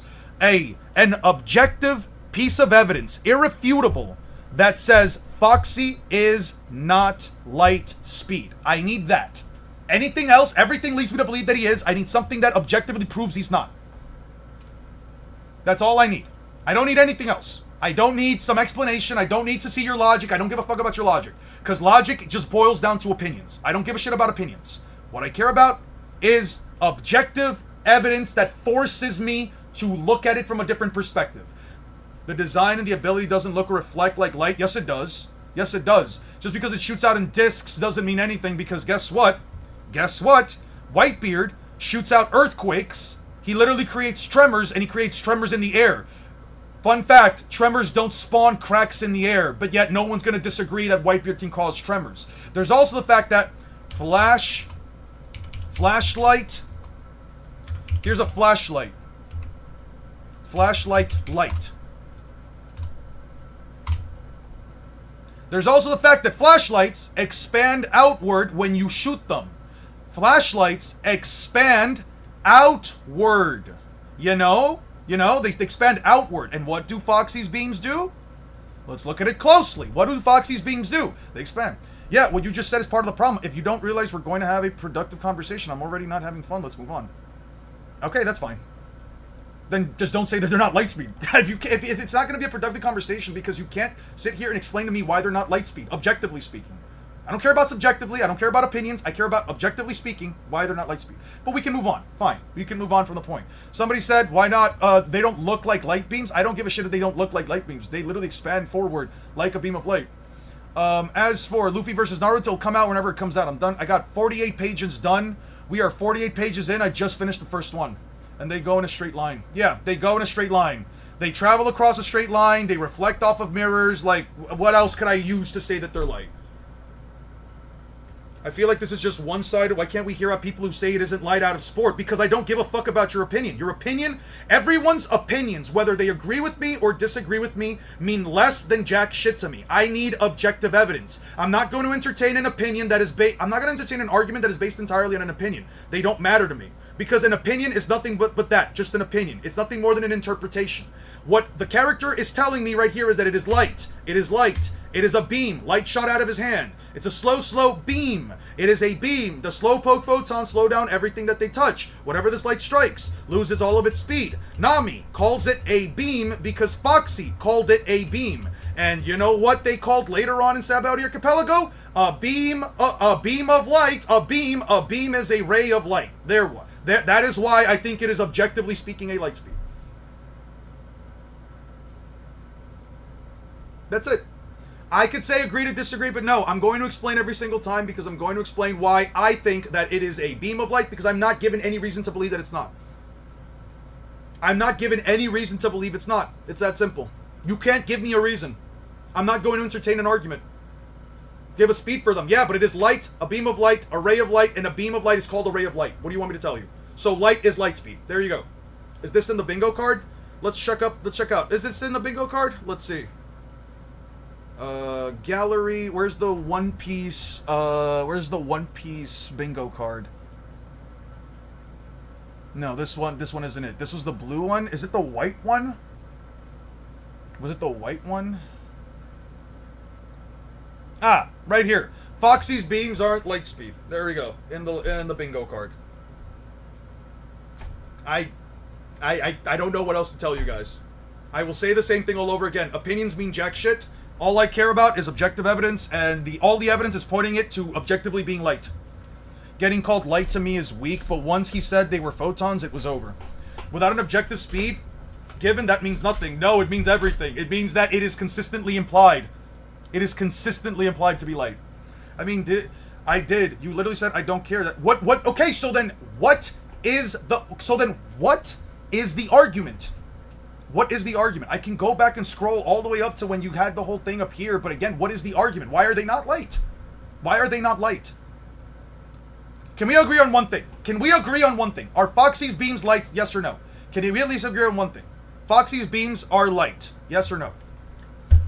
Ladies and gentlemen, are Foxy's beams light? Did you see my last message, by the way? Which one was it? Can you check my last point a couple of messages back? I want your thought real quick. My bad. No, this one wasn't it. Why believe Guy when he says the gates make you dozens of times stronger than the Kage? I mean, yeah, why would we believe Might Guy? He's the only person in the verse with the ability or knows how to use the gates. I mean, he's not technically the only person in Sleeve, but yeah, why would we just believe characters and why won't we believe characters in the things that they say? Even though it's consistently backed up and added and added and added and added and added on and like, yeah. Like, why wouldn't we believe Guy? That's a good point. Why shouldn't we believe that Guy is, that the gates amp the user, that the gates allow the user to use the full strength of their body? For all I care, they can maybe just makes the characters like 1.8 times stronger and that's it. They aren't light because if they were, it would make Luffy faster than they want him to be. Yeah.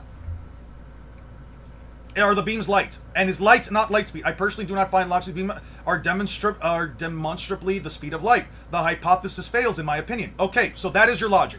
You don't find Foxy's beams are demonstrably the speed of light. And you know what I'll say to that? Fair. Okay, you can totally choose to believe it. That is your stance. I can completely respect that stance. If you don't think that Foxy's beams demonstrably, they don't seem to follow, they don't seem to travel at the speed of light, I think, you know what? That is completely fair. And if you want to stick to that conclusion, John, I will respect it. However, I need you to understand my perspective.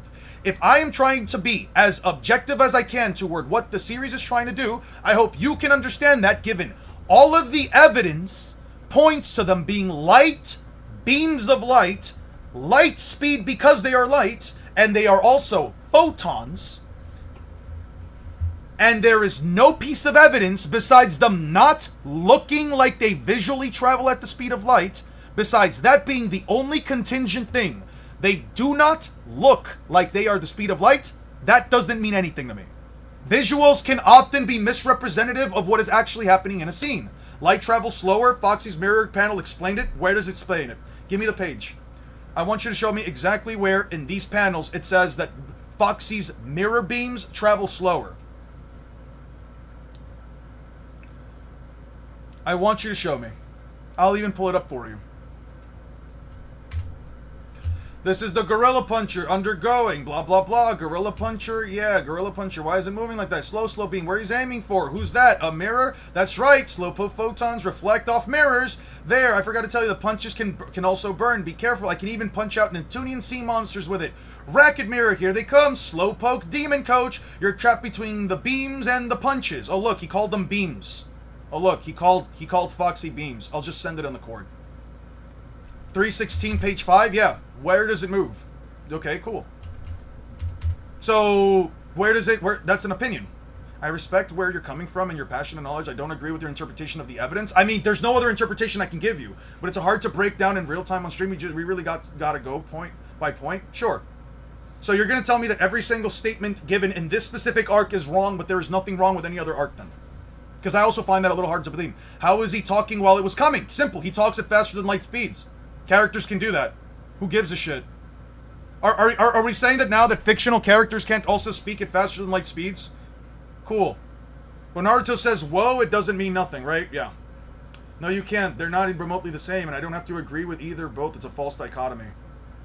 You can say hyping himself up as an attention grabber. If you say Foxy's photon is valid, you have to say that Kurama's ash is valid. Not even remotely the same. One comes from the character himself. The other one comes from a data book entry that doesn't even specify that he can literally destroy the entire planet in one shot, as many people seem to believe that he can. And even then, the interpretation that Kurama can turn the world's surface to ash is probably the fairest interpretation. That would be over a period of time and not in a single blast. To refuse the interpretation that his house burnt down after the ashes touch his face. I don't know, man. That's between you and him. I'm not really going to get into that. But, like, if you want to go point by point and you want to have this discussion at some point, I'm more than willing to put down time, sit down, and really go through this. But I'm going to be honest with you. Just because they don't look fast doesn't mean jack shit to me. That's not enough for me. I'm going to be... Yo, you're always changing your fucking profile picture, Aura. The design of the ability doesn't look or reflect like light, similar to Kizaru's. Look at what they did. Yeah, just say... Yeah, what you just said is part of the problem. If you don't realize we're not going to have a productive conversation, purple/violet light is the slowest color of light. It symbolizes Fox's ability slowing foes down. This isn't an argument. Cool. In a vacuum, all colors travel at the same speed. However, passing through materials like glass or water, violet/purple light having the shortest wavelength travels the slowest, while red light travels the fastest. The difference in speed is what causes white light to separate into a rainbow in a phenomenon known as dispersion. Because light is slower in mediums, it bends the most when passing through. Cool.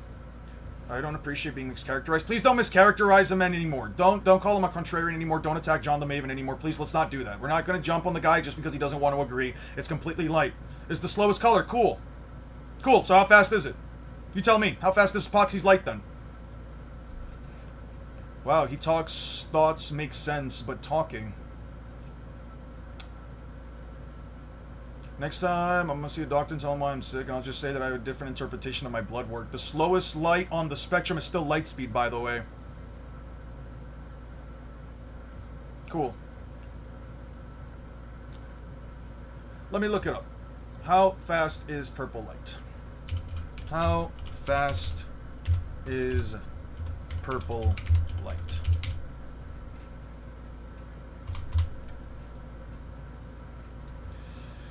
In an empty space, in materials like glass or water, light slows down. And materials in a glass prism, light travels at about, So wait, what would this be then? To the 8th power? Meters per second. Alright, this doesn't help me out at all. I like to say, okay, how fast is purple light in meters per second? Not in a vacuum. Vacuum in meters per second. Not a single number because it depends on the material it's passing by in the air. Cool. So in approximately 2.97 to 10 to the... Yeah, this is just light speed. Eon face reveal when? I'm not showing you guys my fucking face. You know how fucking annoying power scalers are? I have people come at me all the fucking time. Okay, the statement already sounds out of left field because how ridiculous it sounds for Long Foxy has no experience in this stuff. What do you mean he has no experience? So now you're just making shit up. What do you mean he has no experience? The guy has won multiple hundreds, actually hundreds or dozens. How many Davy back fights did Foxy win? He won 920 Davy bag fights. You're sitting here and telling me that Foxy has no experience in knowing what his powers do? Yeah, no, shut up, dude. Just shut. You know what? I'm just timing you out. I'm just not doing this. You're just saying he's not because I choose to not believe it. I'm just timing you out, dude. You're not worth having. He owns all these scalings to these standards. He's strict, but at least he's consistent across the board. That's fine. He can be consistent across the board. I'm just saying I'm not going to follow the same logic that because they don't look like they're light speed, they're not light speed. I'll respect his opinion. He can 100% believe whatever he wants to believe. I'm going to ask you guys to not dogpile on him, please, and stop calling him a contrarian and all these things because it's not cool. Obviously, it doesn't really matter at the end of the day. We're talking about fictional fucking characters, so it doesn't matter. But again, they don't look like they're light speed versus they're literally stated and called to be light multiple fucking times. In air, light is like 0.001% slower than in a vacuum. The difference is minuscule and has no bearings on anyone's speed scaling. I agree. Yeah. Listen, this isn't any of those other fucking power scaling channels where we'll tell them, no, come in here, bro, you're a pussy, or you're a bitch, like, debate me right now. Fucking debate me right now. Like, we're not doing that shit. We're not doing that. I'm not calling anybody anything. We're not gonna fucking attack anybody for disagreeing. At the end of the day, it's fine. We agree, we disagree. Listen, like I said, I'll respect his opinion. If this is constantly gonna be a back and forth between me and him, we'll just say, agree to disagree. You believe that it's light speed. You believe that it's not. I believe that it is. That's it. Let's move on. When we start going against the manga, tells you verbatim, it's not a good standard of scaling. That's going too far. Okay, that's Memendo's choice. Opinion, what you're doing, that's what you're doing, but okay. Okay, turning down the volume, sorry. Lovely, no voice. No slurs have been used. I know, we're not calling them slurs. Yeah, no, we're not calling them using John's metric, flash, not MFTL or even lightspeed when they say he's as fast as a picosecond, because he doesn't look like it, right? Alright, that's fine, guys, stop. Listen, I'm gonna just leave it there then. I'm gonna head out. I really gotta eat something. I will catch you guys all next week. I hope you guys have a wonderful rest of your week and weekends. I'm going to head out. At the end of the day, things don't happen to you, they happen for you, and I'm using... are as destroyed as the mountain of the Ten Tails beat you up. Thank you. I'm sorry, man. Eon in the ear. I'm crying. It has to be explained because I use the exact words of the manga does. Okay, whatever. Guys, make more ASMR, Uncle. But anyway, I will catch you guys later. Please take care of yourselves. Have a wonderful rest of your weekend, and I'll catch you guys on next week. And yo, maybe, just maybe, I might make a Pal World like a server. If it's possible to do like crossplay and crossplay. I'll probably do a Pal World, like an open server world for like the community and stuff like that. Because I'm definitely down to like also, I don't know about making Pal World content, but I at least like to like make streams where like we play some Pal World, especially if it's possible. Have a good one, guys, and peace out. I'll keep working on the video in my own meantime, but for now, please take care of yourselves and peace out. Not yet. Wait. Yeah. Now let's do it. Oh.